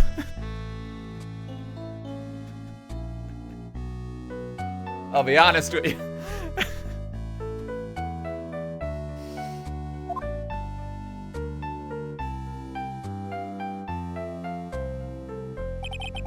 No matter how tough the case, no matter how bitter the memories, they always fade over time, and you file them away and eventually forget them.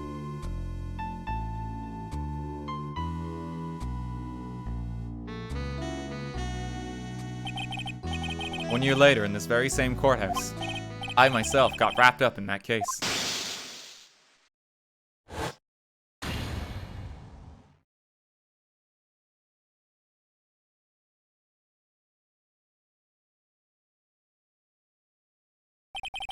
Only after that did Dahlia Hawthorne get put on trial for her crimes.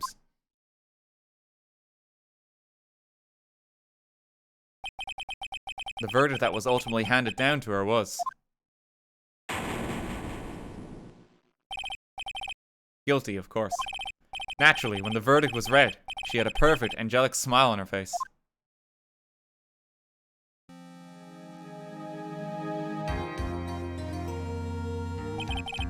It was finally all over.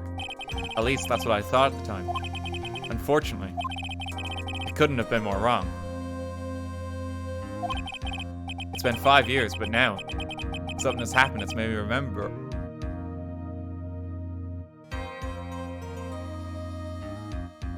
Is he in a hospital? It's an IV bag.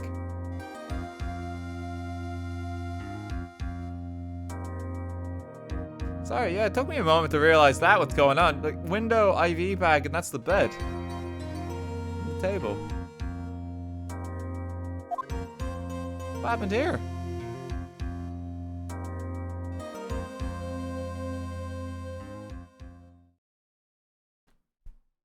Well, we'll just have to wait till next week. A brand new episode has been added.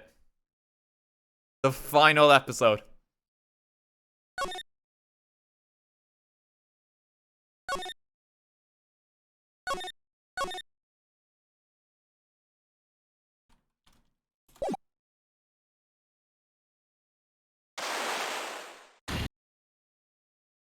I'm gonna just preemptively close the game before anything else continues.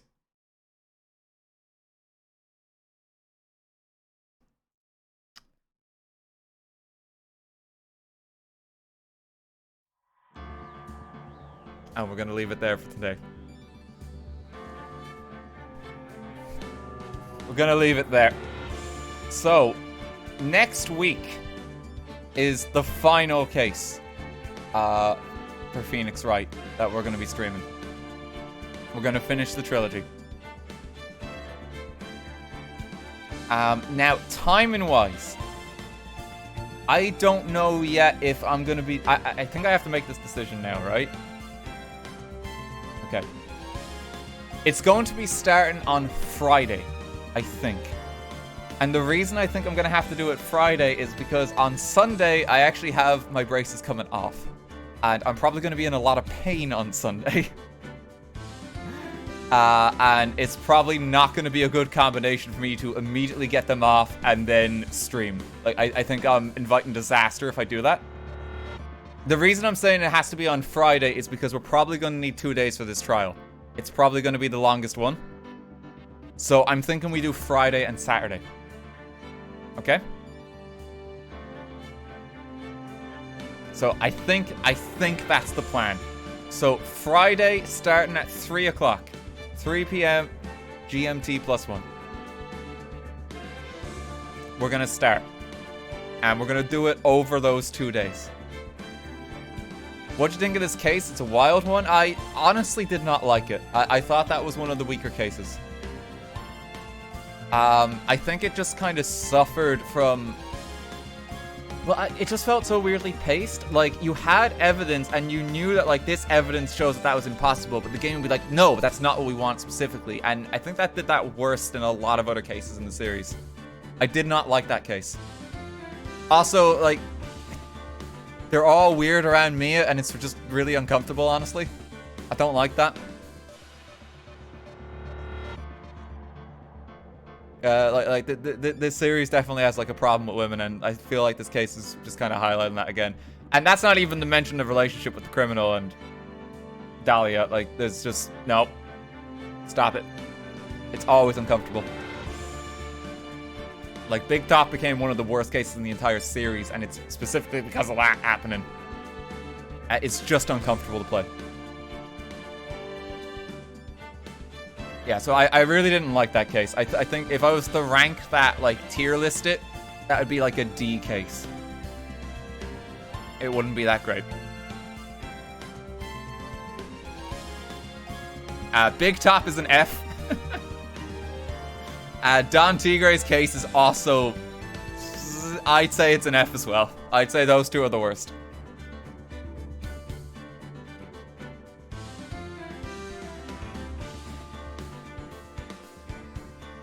What about Atme? The Atme case is actually one of the better ones. Because Atme is like, he's a fun villain. And it also introduces Gato. And Gato is just, he's a fun prosecutor. So I would give that, like, probably, like, a B or an A. Are we gonna do... Actually, are we gonna do this? The Phoenix... like, is there a thing with Phoenix Wright trilogy case tier list? Go on. We're at a good point for it. We obviously can't rank the last one. But we can rank the rest of them. Okay, now, unfortunately... okay, this is gonna be a little tricky to tell.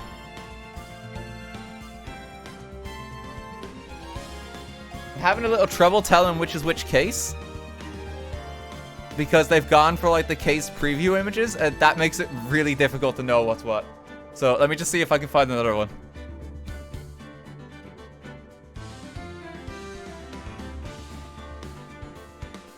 I think they're all organized with that, which is unfortunate. Okay, you guys can maybe just help me. You guys can help me just to work out what is what case. Immediately. Hang on, how do I add, like, an F here? Add a row, alright, fine. Add a row above. Okay, where's Big Top? Okay, Von Karma, best case in the series. By far. Don Tigre case, that was like, no, that was really weak. It's just annoying characters, really problematic gender humor. That's just not really that entertaining. And like a ludicrous, stupid premise that like kind of ignores all plausibility after a certain degree.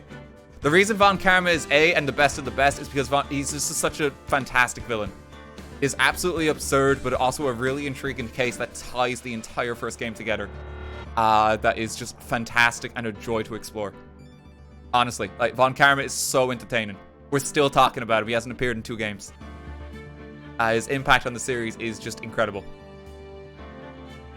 So absolutely the best case there. It's okay. This is that the turnabout one we haven't done? So we can't rank that one. This was the Ashes case. The Ashes case, I'll give that a solid B. That was a good case. I just felt it was very long. That case went on for a very long time.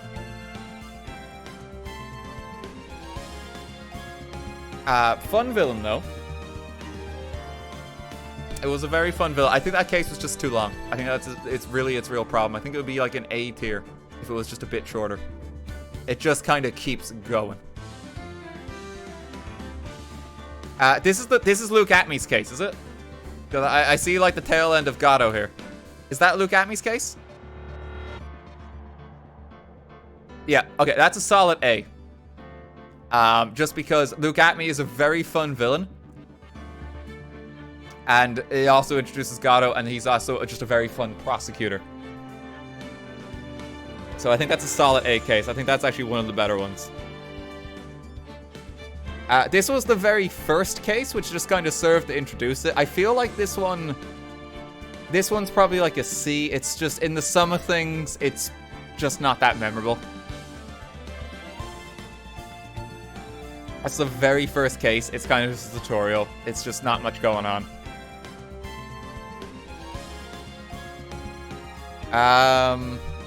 This is the one we just did. That's a D. That's a D. Just very convoluted and just felt a bit too long, honestly. I didn't really enjoy the case we just did on stream there. It's also very problematic. I just didn't really enjoy that one.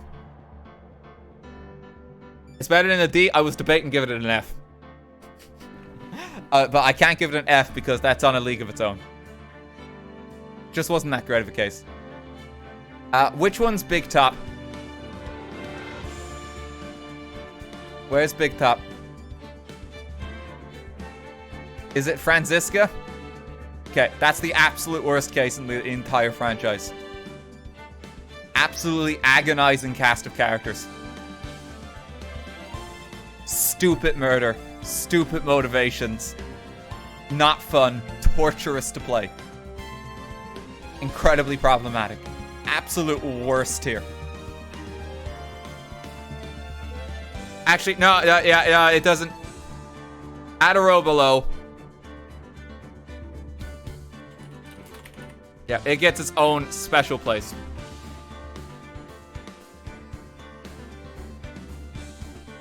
Absolutely agonizing. That case made me stop playing the game for several weeks because I just needed a break. Like, I just did not want to play it anymore. Okay, this was Mia's first case, is it? This is the first one of this game. It is. I'd honestly give that one a B. I thought that was a nice twist in the tutorial by having you play as Mia. It was a very like refreshing way of introducing the game. So I'd kind of like put that up there. It's definitely better than this one.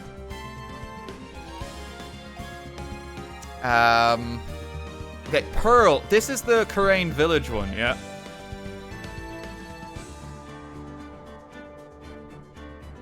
So this is like Franziska von Karma's first introduction. Ooh. I think it's a B. I think it's like has the potential to be an A. It's not quite as good as Look At Me though. I think I'd give that a B. It's a good case. It is a good case. It doesn't really have much bearing overall. Is like I think the main problem. Because whereas some of the cases like this seems to, like Von Karma's case is just like the benchmark of like good Ace Attorney, the best Ace Attorney. Like this relates to like ties together an overall plot. This case kind of just felt like it happened and then that was that. Now we might be getting back to that soon because I know we have one case left. So there's potential for it, but I think at the moment that's a B. I think it's better than Rise to the Ashes because it's just not as long. And Franziska is actually a fun prosecutor. It is a shame for poor Franziska that like this is her only other case outside of Big Top because Big Top is just shit. It's so bad. Okay, this is the first one with Edgeworth, isn't it? Oh god, which one was this again? That's not the Steel Samurai, is it? No, this is the Matt and Guard one, is it? Okay, the Matt and Guard one gets an A. That's 2-4. Yeah, that one gets an A. I think it's a bit better than the first one with Gato as well. It's just a very all-around entertaining case. It does have a nice twist in terms of the villain. It's a fascinating one, almost like it's ridiculous and absurdity too. It kind of strikes that similar vibe as Von Karma has, where like it's so absurd that you're interrogating an assassin in court that it's entertaining. It's almost like ludicrous and stupid to that degree, but it's entertaining. So yeah, that's an A. I'd put that up there.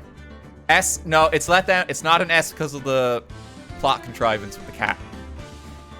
If the cat shit didn't happen, it would be up here. But that damn cat. I'm gonna stop calling that a plot hole too, because some people will say it's like, but no, the plot explains it. Plot contrivance is probably the better word for it. It felt very lazy. And that's ultimately what makes the connection and ties the entire case together.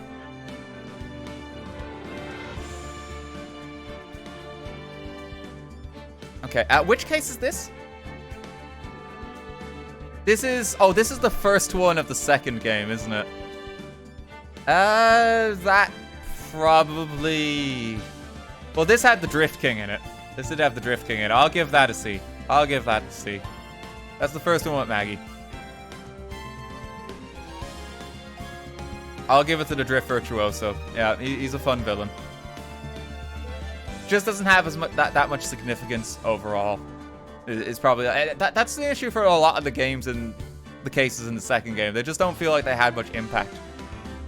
I think it's just because they all pale in comparison to the final case of the game. That like it's hard for them to kind of achieve that high. Okay, which one is this? Oh, this is the second one in the first game. That's Mia getting killed. Ooh. I think that might be an A tier case. I think I would pop that up there. Red White is very fun. It introduces a lot. This is your first introduction to Edgy Boy as well. I would pop that up there.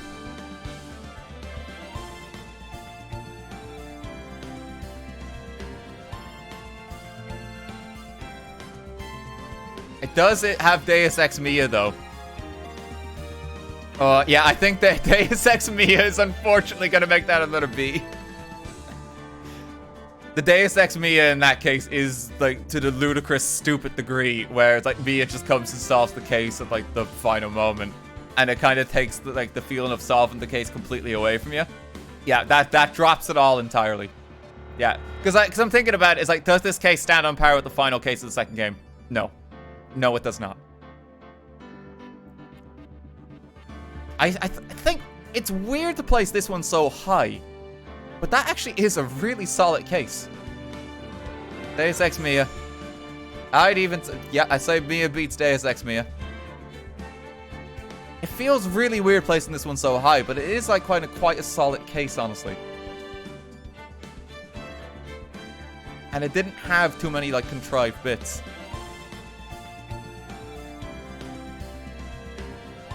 This is the Steel Samurai one, is it? I think Steel Samurai would be another C.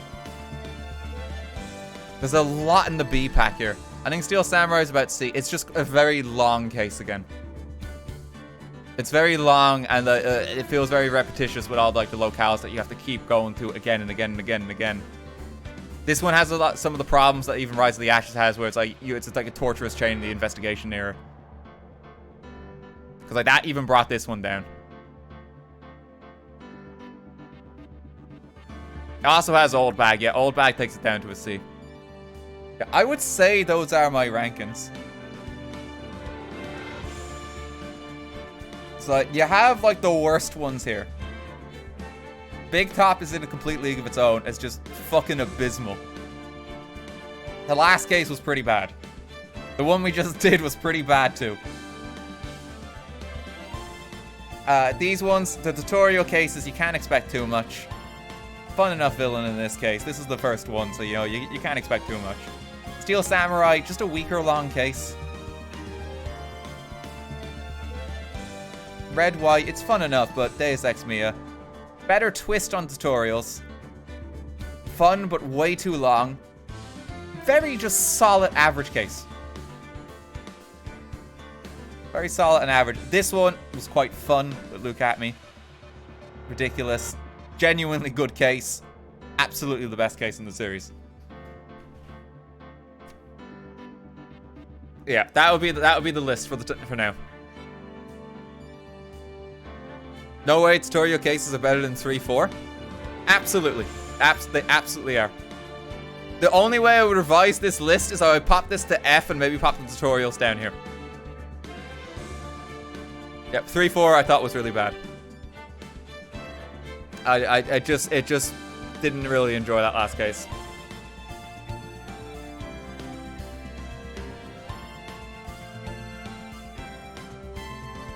Didn't think it was good.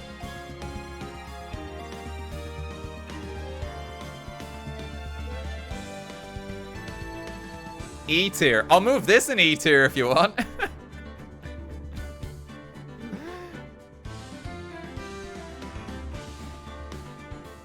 Okay. Yeah, that would be the list. That would be the list. I think that's a good point to leave the stream on for today. That's how I'm feeling with the cases. Two Bullets, thank you for the 5 gift subs there as well. Dem, thank you for 1,000 bits earlier. Katie, thank you as well. Thanks to everyone who gave bits and subs over the stream. I hope you enjoyed it. Okay, yeah, so next Friday is the final case. We're going to start it then, and we're going to do it again on Saturday as well. So Friday and Saturday. There's no stream on Sunday because I'm going to be a bit out of it. I think that's probably the best call there. What time on Friday? 3 p.m. 3 p.m. GMT +1. It's the weekend time, but on Friday.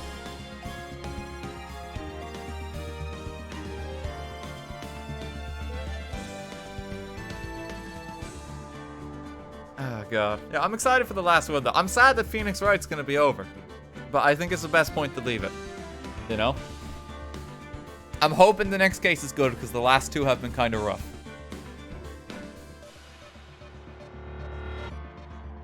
So, we'll wait and see.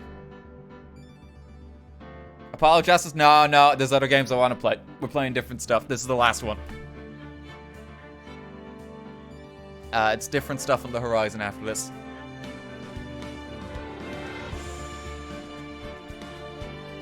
So next stream is tomorrow as well, actually. Yeah, so we're going to be doing Power Wash and Sim, I think, tomorrow. They added multiplayer. We're going to play with the gang. Should be fun. No Chronicles? No. Nope, this is the last one. He hates the edgy spin-off.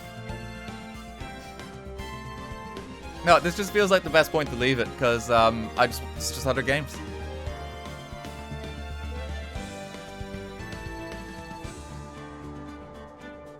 There's just other games. And, you know, I want to spend time on them. I still got a lot I want to play this year.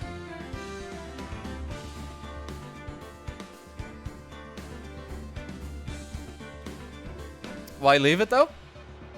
Because I don't want to just exhaust, like, every single Phoenix Wright game. You know, it's not going to be fun. You know, it's just the best point to leave it. That's how I always do series. I always just leave them. Like, when I feel like I'm happy where I've got them. I might play Grace Ace. I have the Great Ace Attorney on Switch. I have a copy of that. But I think I'd probably just play it at my own time. Because, again, I just think there's other stuff I want to do. Who we raid? I'll do a raid in a mo. We're just chilling. We're just chatting a mo.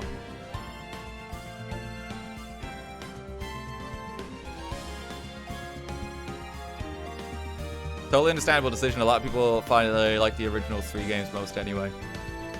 Yeah, I've seen like the art style and that in some of the later ones, and it just, I don't know, it doesn't look as nice. It doesn't look as good. I've seen just the art style. I don't know if it looks as good in 3D. I kind of like the sprites. I guess I'm just from that generation, so it's like nostalgic for me. Excited to get your braces off? Absolutely, I cannot wait.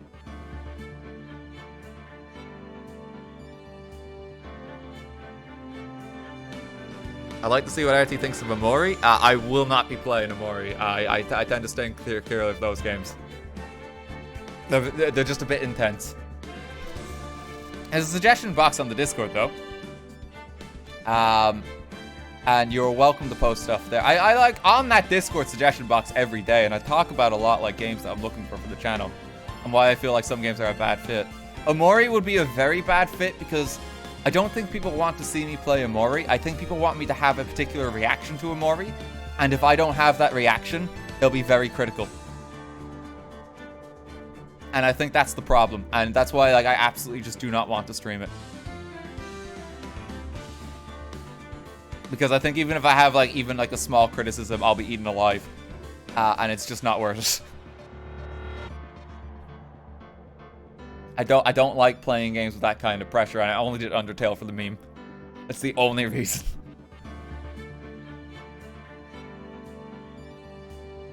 Isn't Hollow Knight the same? No, Hollow Knight wasn't so bad, and like Hollow Knight as well, we popped it in sub mode, and so I actually got to kind of play that game on my own terms. That was great. Hollow Knight is also a very solid game. I don't actually have much criticism of Hollow Knight. Like, looking back at it, like, it's just very solid. Like, maybe some of the charms now just take convoluted to get, you know, and get out of the way.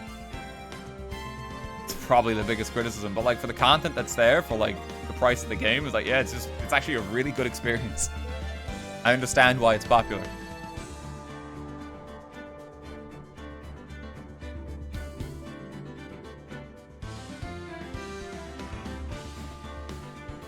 Oh, God. Dark Souls 2.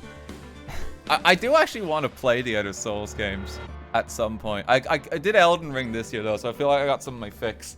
Because we did Elden Ring and Bloodborne.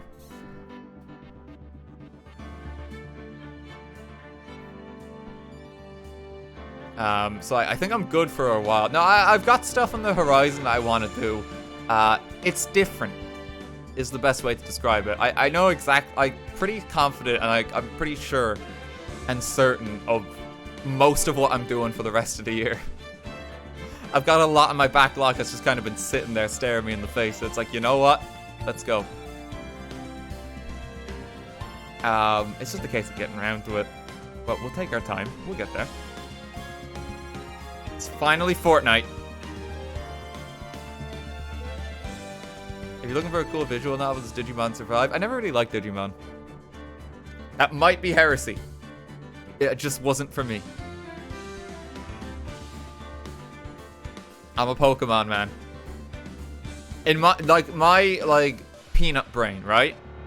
There's only enough processing power for one type of game of a series or something like that. Or if anything like crosses over, then like I pick and choose between the two of them. So Digimon or Pokemon. It's kind of like even with like FPS games, you know. like Call of Duty or Overwatch, I'd probably just pick Overwatch. Like, my brain doesn't process much else. That's like not liking the Bible. Like, even with strategy games, I get that sometimes, where it's like I just go to Civ. I play a lot of Civ. I like that one a lot. And like, I dip my toes in other ones from time to time, but that's just where my go-to comfort. Are you a fan of MMOs? Just wondering. I used to play a lot of World of Warcraft. And I would love to play it again, but Blizzard's really shit these days. And it's just impossible to justify. Like, Rat Classic's coming out. I would have loved to play that. But I can't, you know? I quit Hearthstone for the same reason. I haven't played Hearthstone in a long time now. Which made me really sad, because I fucking loved Hearthstone, but you can't support it. You just can't. I mentioned Overwatch there as well. I haven't played Overwatch in the last while. That's probably just the last FPS game I played. Be playing Scarlet or Violet when it comes out? Yeah, I'll be playing it. I'm probably going to go Scarlet. I kind of like the bike guy who doesn't use the wheels. I think he's really stupid. So I'm probably going to go with that.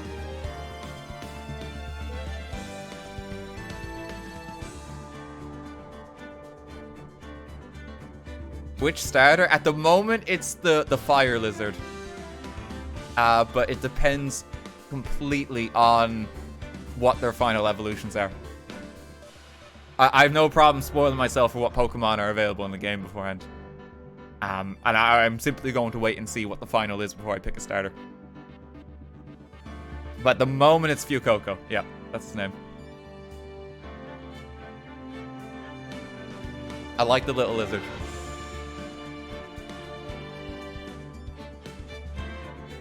RT picked a starter, that means 2/3 of chat now hates him. It's like, but what about Weed Cat?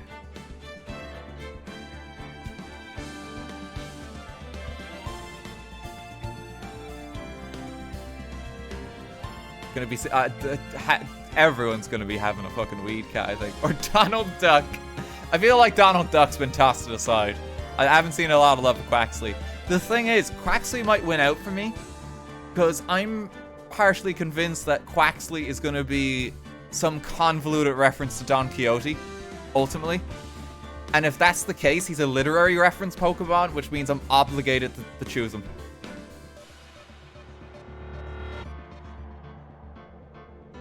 Like, if he like kind of transforms into like a Duck Knight or something, I may have to pick him. I think the Weed Cat has lost for me, sadly. Weed Cat is... I just haven't been smitten by him. Don Quack Cody. Oh, Jesus. Yeah, I feel obligated, because I have to, don't I? I have to pick that. Also, I realize we're just chatting a while. The music's not too loud in the background, is it? I can turn it down a bit. There we go.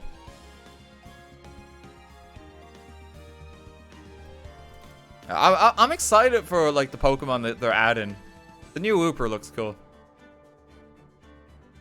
I hope there's more surprising stuff. The battle mechanic, while it looks fun, because like Terra, no one can pronounce it. Terrastalize, something or another. That looks fun mechanically in the sense that you can change a Pokemon's type. But I still think that's probably worse than Mega Evolution. Because Mega Evolution actually felt like you got a new Pokemon, which I think is the main appeal of it. And I think everything since then has just been not as good. And I already feel that way about it. Like, it's just my gut instinct there. And I think the main reason I'm not excited for it is because I know this feature is going to be dropped in the next game. I doubt they're going to keep it. So, like, what's the point? You know? Just bring back Megas. They were the best one they did. By far. You can bring back Dynamax specifically for the raids, just not as a battle mechanic, and I think that's fine. Here's a Dynamax Pokemon. It's like a variant of a wild Pokemon specifically. Don't make it a battle mechanic, and then it's fine. And that way you can keep the raids going. But yeah, everything's just been kind of worse since Mega Evolution. Because like Mega Evolution felt like the next step. And then everything they've tried since has just been worse. Mega Evolution was more specific to certain Pokemon. But the hope was that they just keep adding more. And like they've kind of done that to a degree with like regional variants now. But I still think Mega Evolution was cooler. I still think it was better. I really think they should go back to that.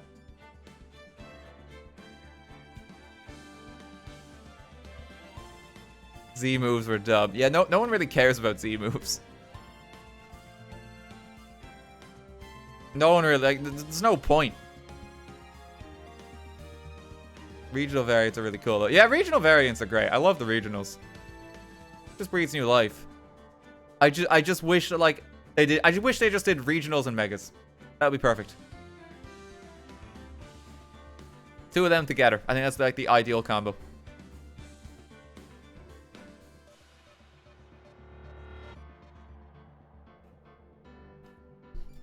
Spitting Pokemon facts. Getting a debate in. This feels like a new Yu-Gi-Oh mechanic. Oh, Yu-Gi-Oh is impossible to keep up with now. I summon my XYZ into my Pendulum Monster into my Blue Synchro Summon. I don't even know how many there are now. It's impossible to keep up with. There's way too many mechanics.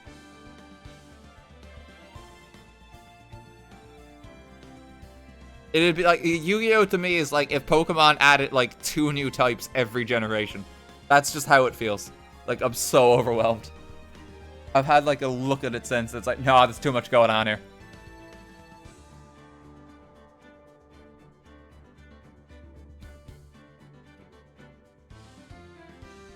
Will we ever learn what Pot of Greed does? It lets me draw 2 cards from my deck. Thoughts on the sound type? I've seen that floated for a while. Like, I'd only see it working if it's combating a specific type imbalance. And at the moment, I don't think it does. Because Fairy type made a lot of sense, because dragons were just way too powerful for a while. So Fairy was the check to dragon. But it's like, what would a sound type be the check to? You know, I don't see the point. There's Pokemon that look like they'd fit, like Loudred and Jigglypuff and that, but it's like, do we need it? I don't think so.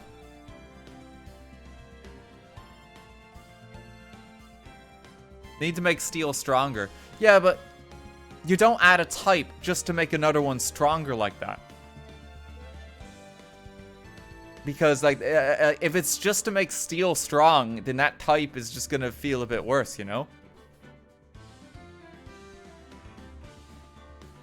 Steel and Poison got the... Like, Fairy was introduced mostly, primarily as the check to Dragon type. That was the point from balance. And then Steel and Poison were super effective against that, just to give those a bit of a buff. But you can't introduce a type specifically to make another type better, because then your initial type is pretty weak. Like, that would be the problem there, I would say. So, like, if they introduce a new type, it has to be a check to an existing type that doesn't already exist. And I don't really see what that would be. You know? Steel is an S tier type already. Yeah, like, Steel is pretty strong. Steel's already pretty good. Ground and Fire and Fighting, I think, are the only ones effective against it. Like, is so a sound type just the check Steel? The sound resists Steel? Oh, no. Normal needs a buff. Well, Normal's supposed to be, like, the benchmark. It's vanilla. I think Normal's fine.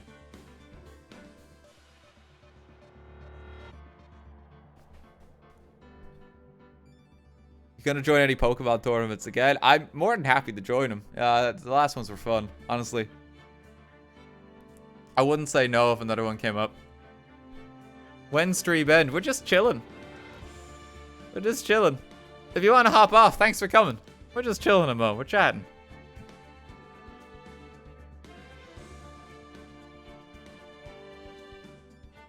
Yeah, I don't see the point in adding another Pokemon type unless there's like a specific reason for it. And Fairy made sense because, yeah, Dragon was just too much. Like, the only checks for Dragon were other Dragon types and Ice. You know, like, there had to be something done. And that's why they even gave Fairy type, like, the hard immunity to Dragon.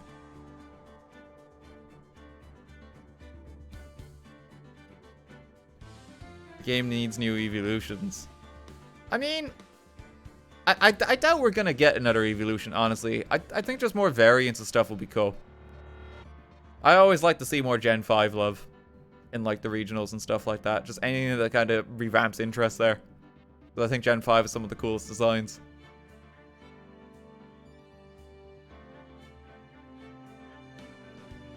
Will you do another Nuzlocke? Probably not this year. Just because there's like, we did Arceus earlier this year and the new Pokemon's in November. I just feel like that's enough Pokemon for a year. There's other stuff I want to check out. We're still trying to play, like, a bit of everyone's favorite game this year. Doing our best. Feel like we've got, like, cast a wide net. Will you play Silk Song? Will anyone? Will anyone? Will it ever come out? It's the real question. Where's my Luigi's Mansion, Dad? Oh, I fucking love Luigi's Mansion, yeah. I played through the third one in my off time, like, since that one video. It was fun. It was very cute.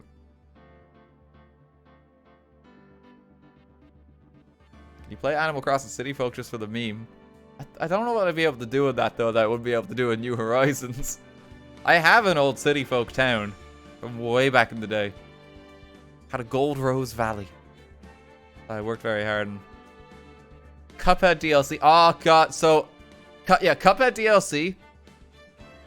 I'm literally just waiting for, at some point, to meet up with Stuart because he lives in Switzerland.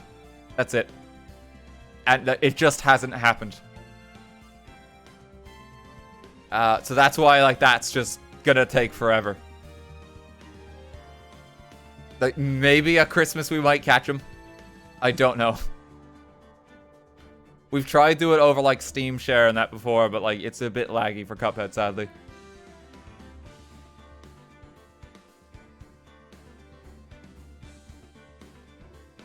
Danganronpa would be horrible. Oh, God, so I've actually been watching a Let's Play of Danganronpa again.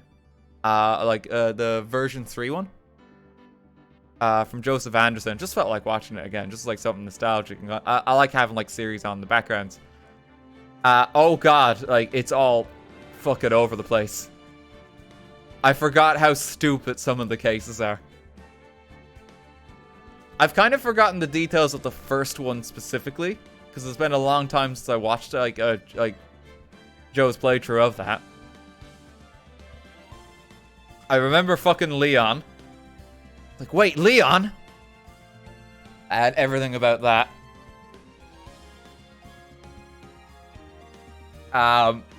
I think, honestly, I think if I was to do Danganronpa, this might be terrible to say, I think it would probably be a man who hates bad writing plays Danganronpa. Honestly.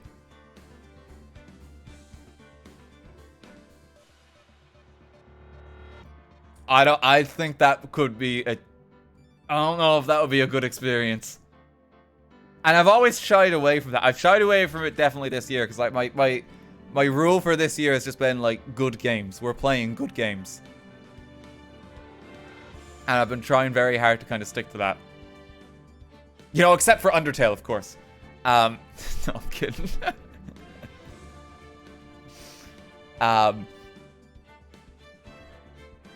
Yeah, so like, not this year for anything like that.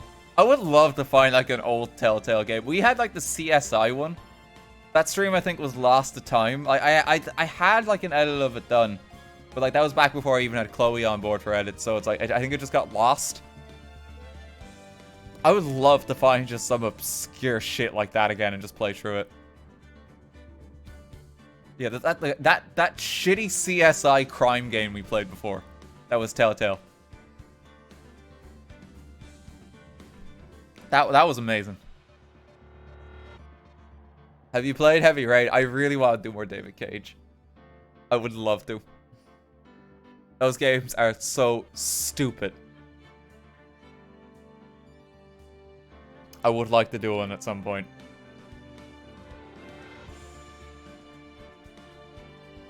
Sean! Sean! Sean!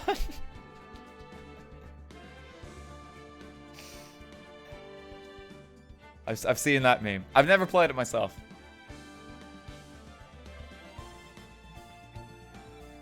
Jason!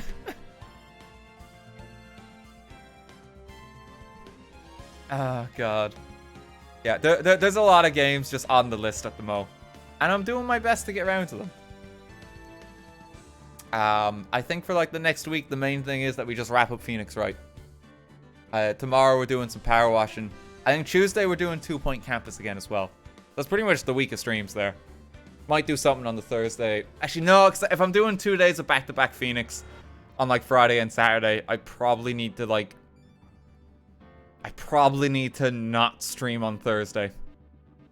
And I probably can't stream on Wednesday because that'll be like 5 days of streams in a row if I do that. That might be a bit much. Yeah, so I think there'll be a bit of a gap next week. I'll have a bit of a break. But like, yeah, we'll finish 2 Point. We'll finish Phoenix Wright. We'll do some Power Wash Sim, just to chill tomorrow.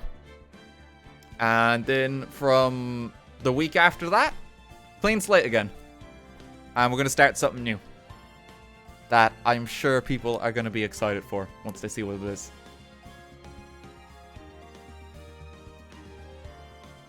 It's finally time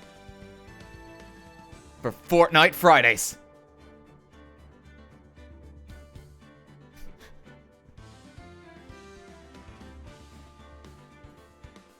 Here we go.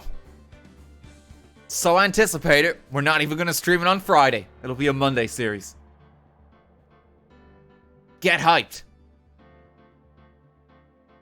Where are we dropping, boys? I'm gonna floss on this guy.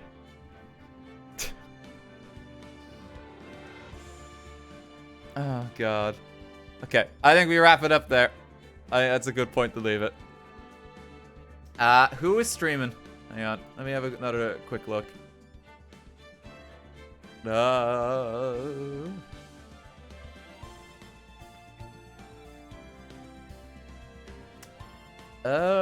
There's a good few people going. There's a good few people going. I'll leave you in Cherry's care. She's playing some Dead by Daylight. I haven't read her in a while. Go say hey. And I will see you all tomorrow, I think at 7. I think it's going to be at 7 at a time in Ireland that we're going to do power washing. Should be nice and chill. Okay, till then, guys. Thanks for coming.